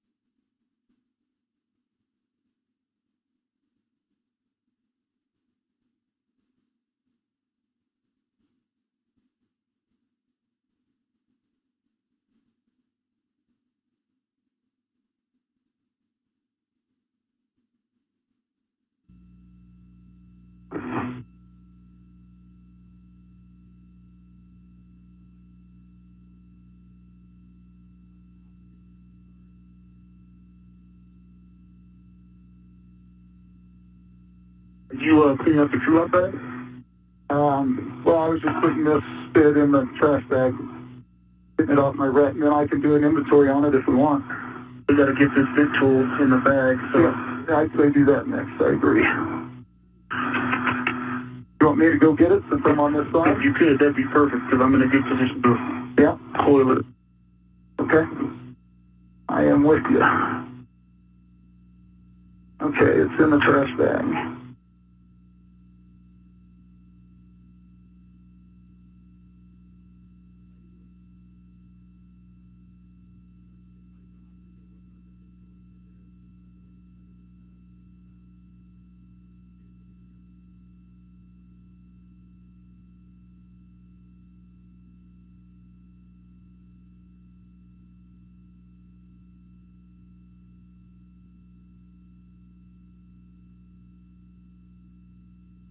Okay. You good there? I will head out to... Oops, sorry about that. No worries.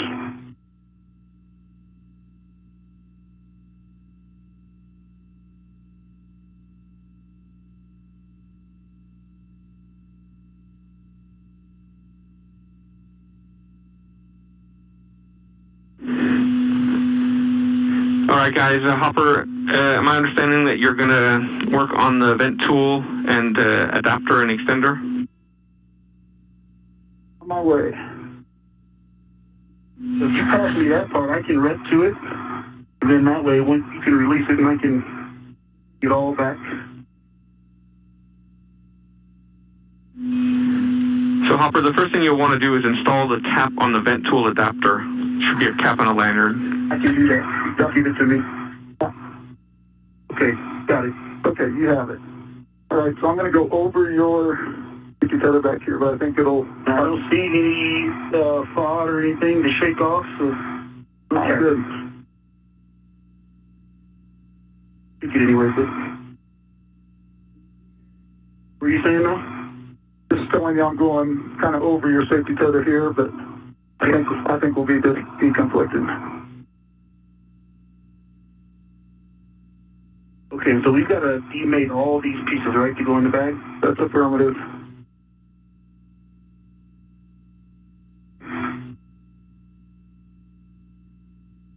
And we also do have to close a QD, and I do have the steps for that, so we close it properly. 2 hours into today's spacewalk, and the astronauts are finishing up on their first task. These high-definition views coming from a camera on Mike Hopkins' spacesuit. You can see the batteries that were removed and replaced over the last few years. Tool adapter. Ready.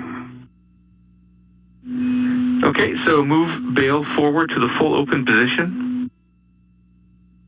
Bail is forward, full open. The button is up. Aft white band visible. Copy. Then while depressing the detent button, move bail forward to open position with significant force. Seems like it was already full forward, done. Aft white band visible, buttons up. Depress the detent button and move bail aft.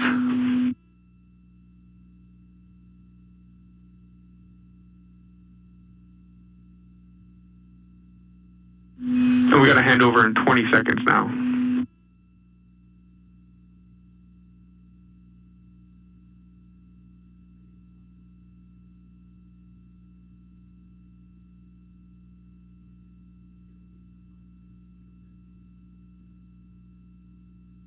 Aft.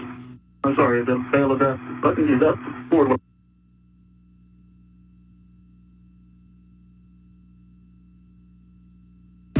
We're in a quick handover of the tracking data and relay satellite systems. This is Mission Control Houston. You've got a live look at the teams that are helping make today's spacewalk happen. They're monitoring all of the systems aboard the International Space Station, which happens 24 hours a day, 365 days a year. Yeah, I mean, this bag is going to be a little bit of a mess until we get things tacked down anyway. Okay. So yeah, you can. I'm ready to both pieces, so I've got it now. Okay.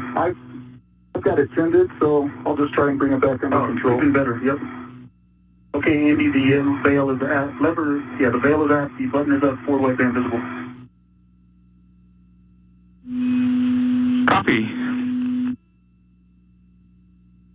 And Ike, is the cap installed on the vent tool adapter? One side has a cap on it, yes. Okay, excellent. So you can now tether the vent tool adapter to the bag with an integral hook? Ready.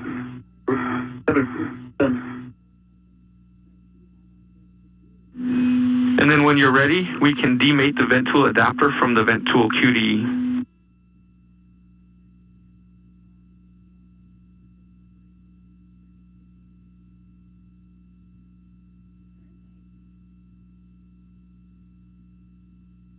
All right, demated.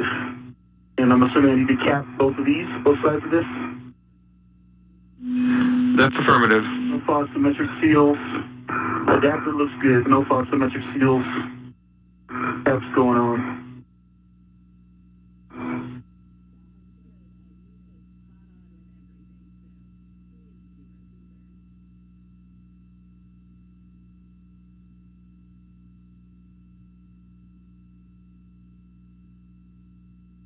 All right, it is capped. Copy. So next step will be to remove the vent tool from the vent tool extender. Just want to make sure that both pieces are now redded. So once you've removed the vent tool from the vent tool extender, make sure that hopper's also redded to that extender. Now stand by. I'm not ready to it. I do have just my mini workstation to it. Yeah, I'm not going to disconnect it. Okay. You don't need to be ready to it if you get over here.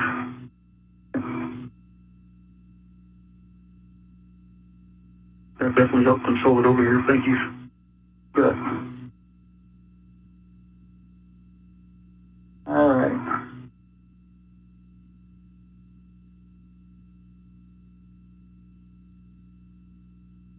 All right, Andy, cap is on the adapter. And the cap is on the vent tool. Male and female are capped. And on the female, the forward white band is visible. The full test on both.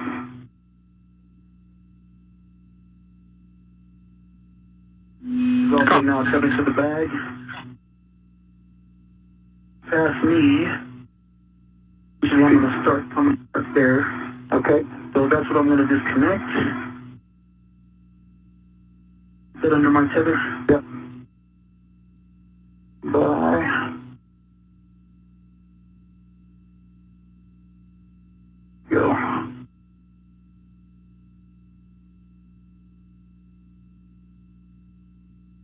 Okay. And I do have a red to this now. You can disconnect from all of it because I'm going to have to unwind it from my safety tether. Okay. I'm going to do that first. You get. Well, it doesn't matter if you want to go ahead and disconnect that, I'll unwind it and I've got a red to it. That side. Okay, so I will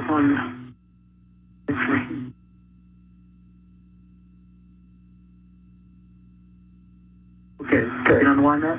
But I will. Hold on, they're also connected here. Their side is hold on for a second. Okay.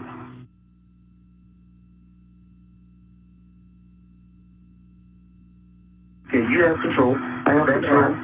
I've got this half and it's tethered to the bag. Roger that. And I'm unwrapped from your safety tether. Thank you. I'm going to install the plug.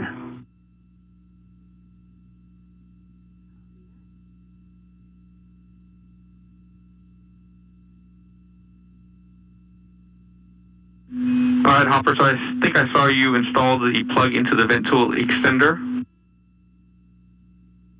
Affirmative. And we'll just give it a pull test once you've locked the lever. Pull test.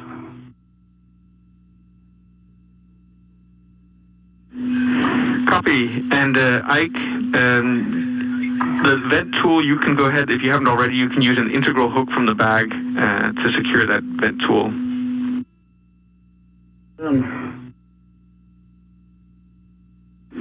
Copy. And then just one go back, just want to make sure that the booties are covering both QDs on the jumper.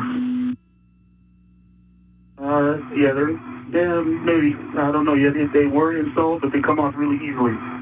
So I'll let you know before I pick this stuff up and start taking it back. Okay, copy. We can do that when we're doing bag inventory. Yeah, much better. Let's see, just trying to figure out which strap is best to strap that down with. Yeah, the two near the hinge. Yeah. We're kind of perfect. Thank you. All right, so that piece is in and it's connected to the bag. So that's the next piece to go in. I think that's the last piece we got. The nozzle comes off the muddy deflector. Okay. All right. So let's see, I can connect that one to. And then if you want it, that's looking at you. All right. Okay. And then at the kind of mud deflector interface. I'm sorry. Yeah, the mud deflector. Not that one. Leave that on the bracket and then just take the mud deflector off. Here. I see, here. Yep, right there. Okay. So I got to run to the mud deflector. You could to the front, the jaws of it. Yeah, that's what I meant. With you. Okay. Yeah. And then I'll have the rest of it. Okay. So I'm going to undo it here. Stay firm. So just be aware if you undo it there, then the mutt needs to be secured separately to the bag. Whereas if you undo the nozzle from the L bracket, there's a lanyard between the nozzle and the L bracket. I was just putting it back in the way I took it out. But if you want me to do that, happy to do that. I would leave it all connected so I didn't have to rip to it. But what do you want us to do? It's up to you. I was just making a suggestion to make it easier, but it's either way is fine.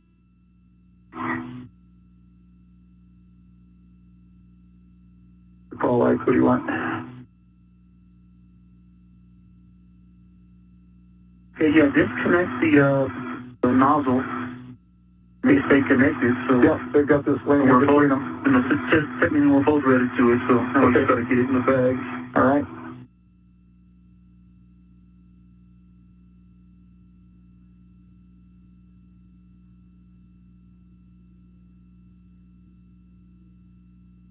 Two hours and 10 minutes into today's spacewalk, the astronauts are packing the bags after the first task today, which was venting the early ammonia system to jumper cables there specifically. Yeah. You hear a lot of talk about tools and tethers. At all times, the astronauts themselves are tethered to the International Space Station, and their tools or workstations are tethered to them as well.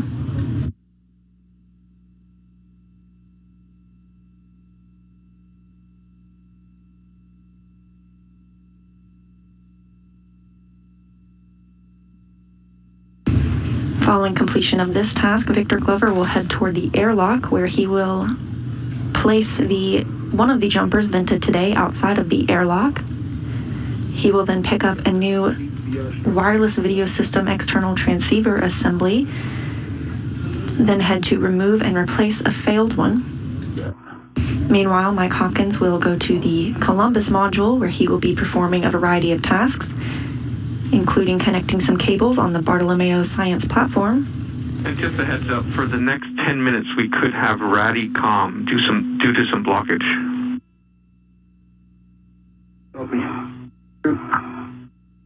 See if I can get my red out of the way. Okay. Yeah, if you can just stuff it back under that strap. Okay.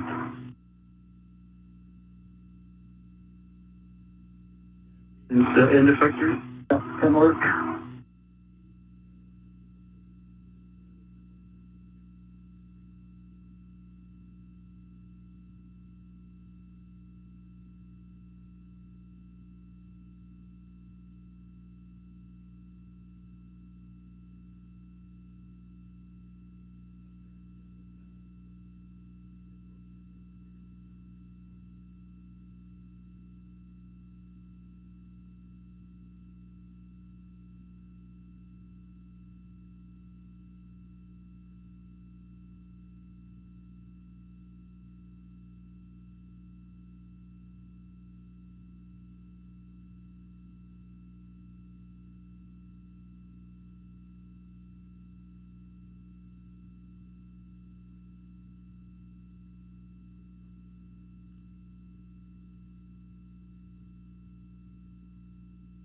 You can let the cable go.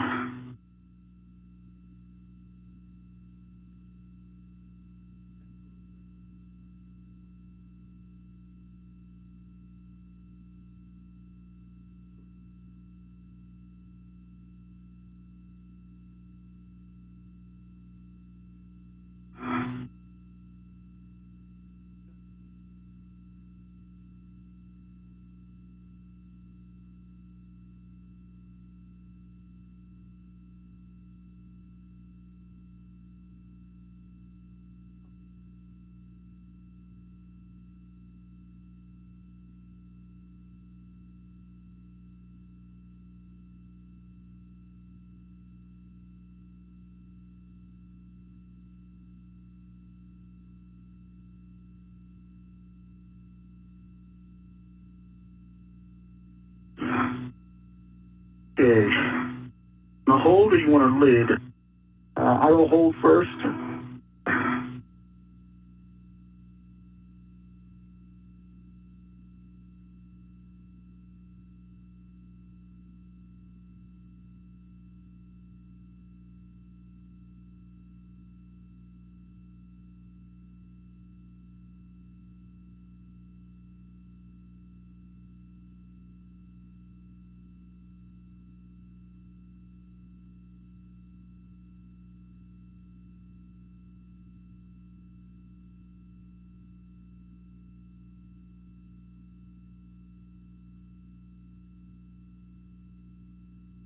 Oh, I used to like quarter turn fasteners. Just not these.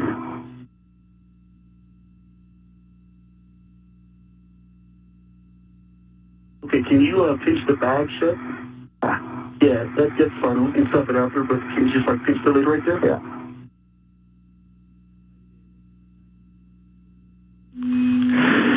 And guys, before you close the bag completely, we'd like an inventory of the bag, please. Couldn't see what was, okay, all right. And let me, all right.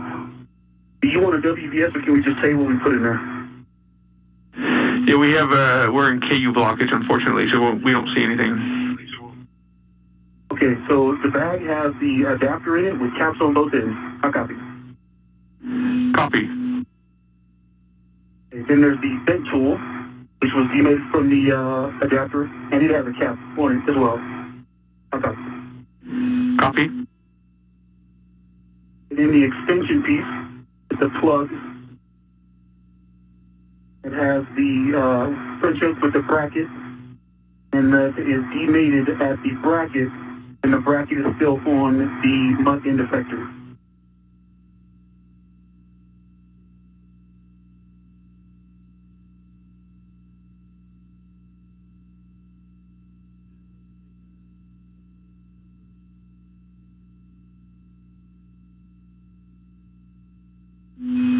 Okay, we copy all, Ike, and at last, we just have if you could just check the booties on the jumper QDs. Yeah, we'll get that here in a sec.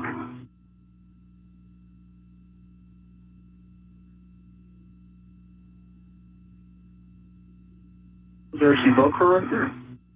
Yeah.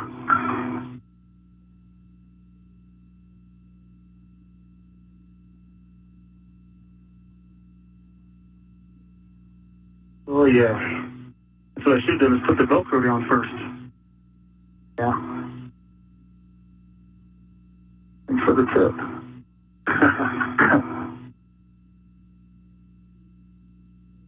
Well, you're welcome. Can you do the other side, too? What's it to you? Okay, and you can do the booties.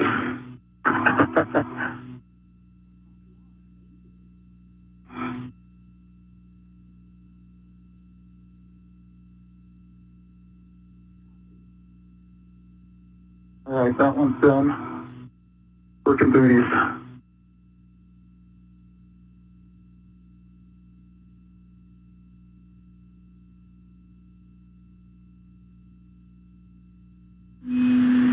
And whatever it's convenient for you, Ike, we'd appreciate it if you could turn on your WVS. There are all these wire ties down here if you use one of those. I think it's going to be necessary. I didn't either.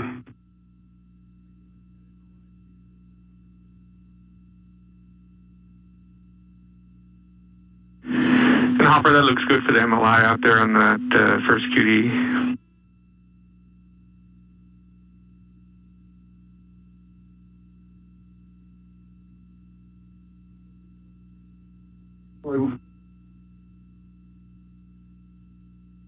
On the jumper. Oh yeah, no, I have some on my PRC too. One of these. Okay, yeah.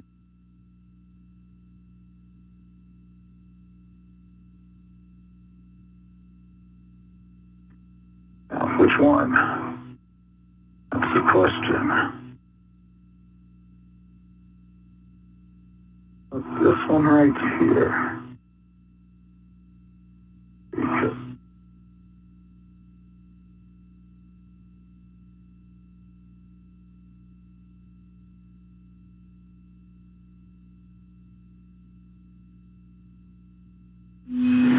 And Ike, whenever it's convenient for you, we'd appreciate it if you'd hit your power button on the WVS.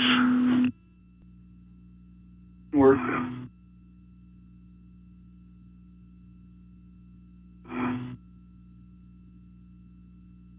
WVS power zone. Excellent, thank you. Welcome. So, all right.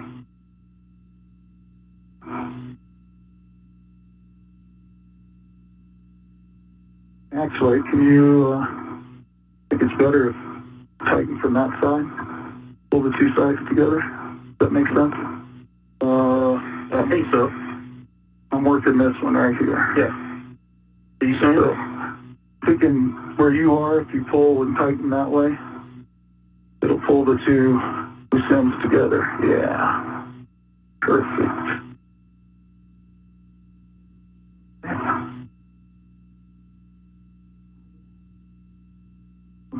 That looks like it's doing anything. Yep.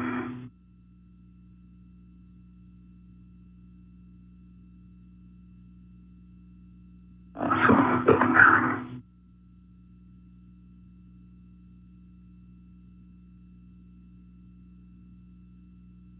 2 hours and 20 minutes into today's spacewalk. This view from Victor Glover's helmet camera. He is EV1 today, or extravehicular crew member 1.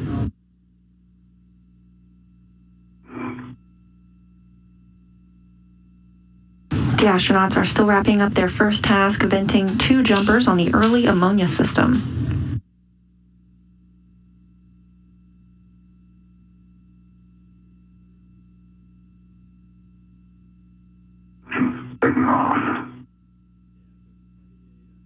Coming up next, Victor Glover will head back to the airlock to stow one of those jumpers outside. He'll then work to remove and replace a wireless video system external transceiver assembly. Cuties are over the cuties. Excellent. Good news. We'll take a glove and hab check. D1 has a dry hab.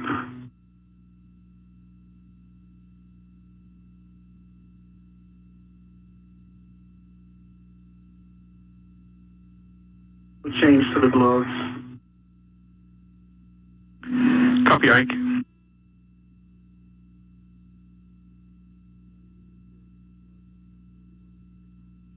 D2 dry hab. We'll change to gloves. Copy. So Ike, go ahead and check your gauntlets, and then you can grab the vent tool extender bag and head back to the airlock. Just remember to pick up your green hook from 5204, was it? Yes, my gauntlets are in place.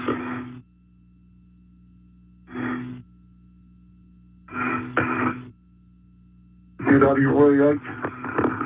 No rush.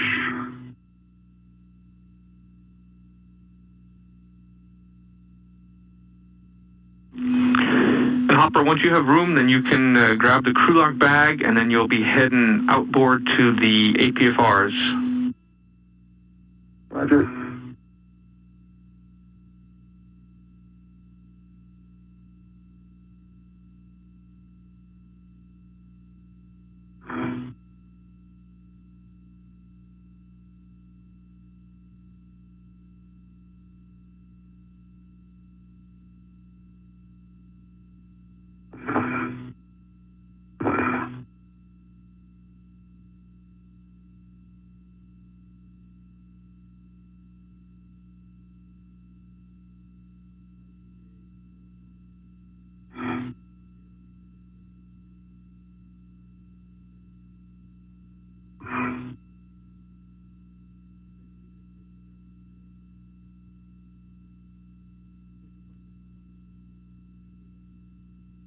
Andy, I've got the bag with the jumpers. Goes clear. I'm going to give him a green hook. Copy. You can head back to the airlock. Right. All right. Set. See ya. Okay. All right. See ya. Good job. Yeah. Victor Glover now heading back to the airlock, the first task being completed. And we've got a few more Ask NASA questions coming in. This one mentioning some major upgrades happening on the space station, but how will that happen without the space shuttle? The shuttle indeed was a very important part of building and upgrading the space station, and now we're fortunate to work with commercial providers and Roscosmos, who are able to use their vehicles to help deliver upgrades to the space station. Over the last several years, we've upgraded the batteries on the International Space Station, which were delivered by the JAXA, Japanese Aerospace Exploration Agency, HTV vehicle. We have other cargo delivered by Northrop Grumman, and of course by SpaceX, who will be delivering the new solar arrays on their Cargo Dragon later this year. At some point, we'd appreciate an inventory of crew lock bag. You don't need to open it up. We'll just take whatever you can see through the that plexiglass. Okay. Right, so here's what I can see. I've got a camera. I've got a bale drive lever attached to, looks like an integral rut. I've got the quick release tools attached to the integral rut. And I've got a trash bag attached to the integral rut. Excellent, that should be it. That should just be an adjustable large small on the outside, I think. And that's affirmative. I do have a large small on the outside. I am ready to it with my BRT rep. It's time. Excellent, that's a good config for the crew lock bag. You can grab that and then head out to the APFRs. Okay.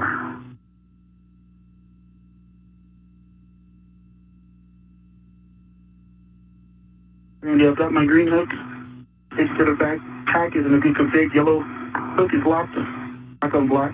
Both reels are unlocked. Copy. You have a go to head back to the airlock. No wait. And once you get back there, the first thing you'll be doing is stowing that bag up on the zenith portion of the airlock. One.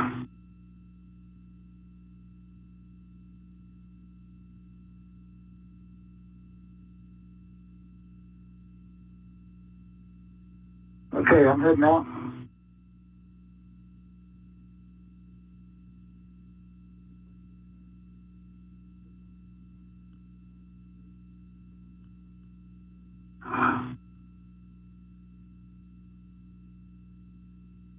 Happy hoppers.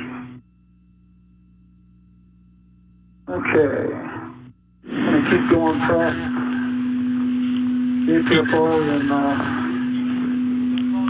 Yeah, Hopper, your first task will be to relocate the ingress aid from APFR in WIF 31 to the APFR in WIF 27. Copy.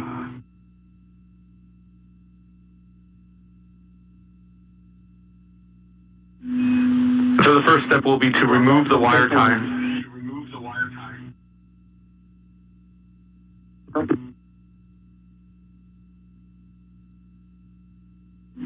And take a second to see how it's installed, because you'll be installing a wire tie once you've installed the ingress aid on the other APFR.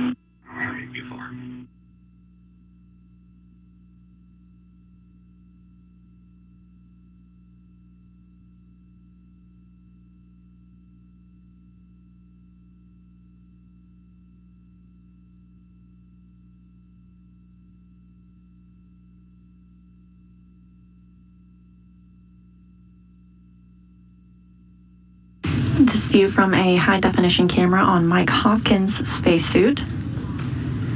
And clearly in the picture you can see the APFR, that's the Articulating Portable Foot Restraint. That allows the astronauts to secure their footing and gives them some leverage while working outside on a spacewalk. He is moving the ingress aid from one APFR to another for future spacewalk preparations.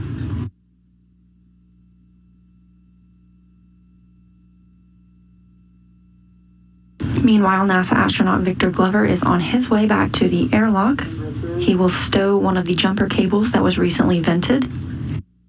He'll also pick up a new WETA, that's a wireless video system external transceiver assembly. He'll remove and replace one that recently failed.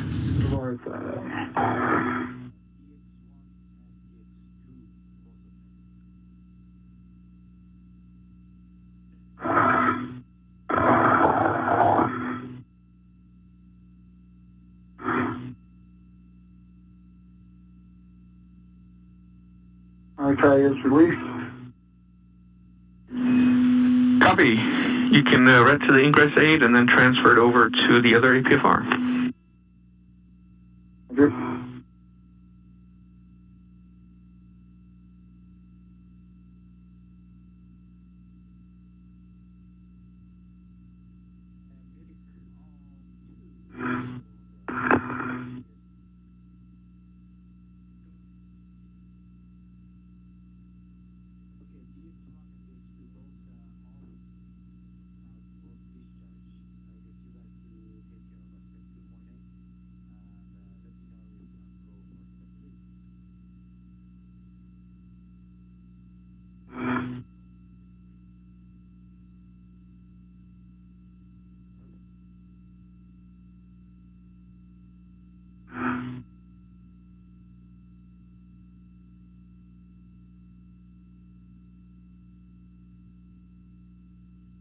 Hopper, I'm going under DMT.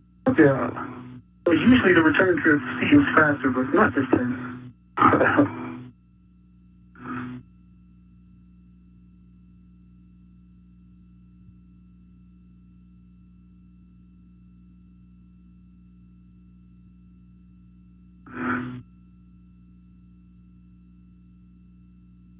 We have another Ask NASA question, this one from Scott, asking if ground control can see the status of the astronauts' suits, or if that's up to the astronauts to monitor.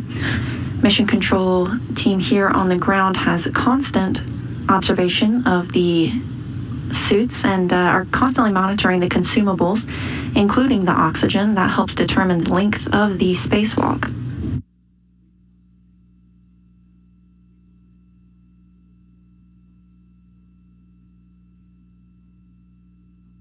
Okay. There's black on black. Good pull, good twist test. Excellent. And you can install a wire tie. Ideally, we'd like a new wire tie. I knew you were going to say that. And I did ask EVA for confirmation. That's all right. And Hopper and Andy, I'm going down to see the spur. Roger. Copy.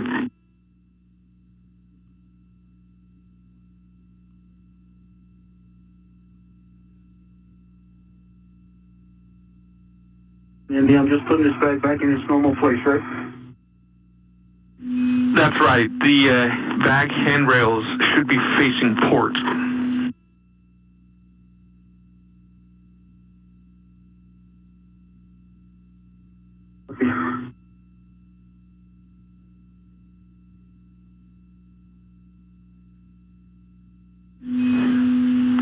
And there's a diagram on page 3 of your cuff checklist if you want to have a look.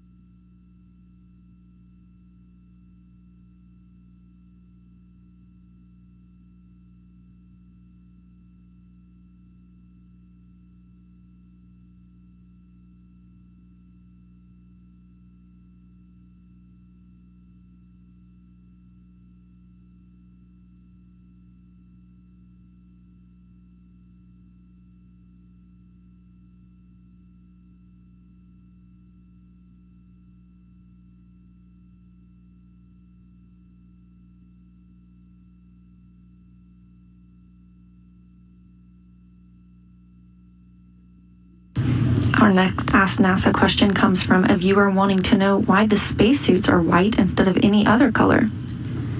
That's a great question.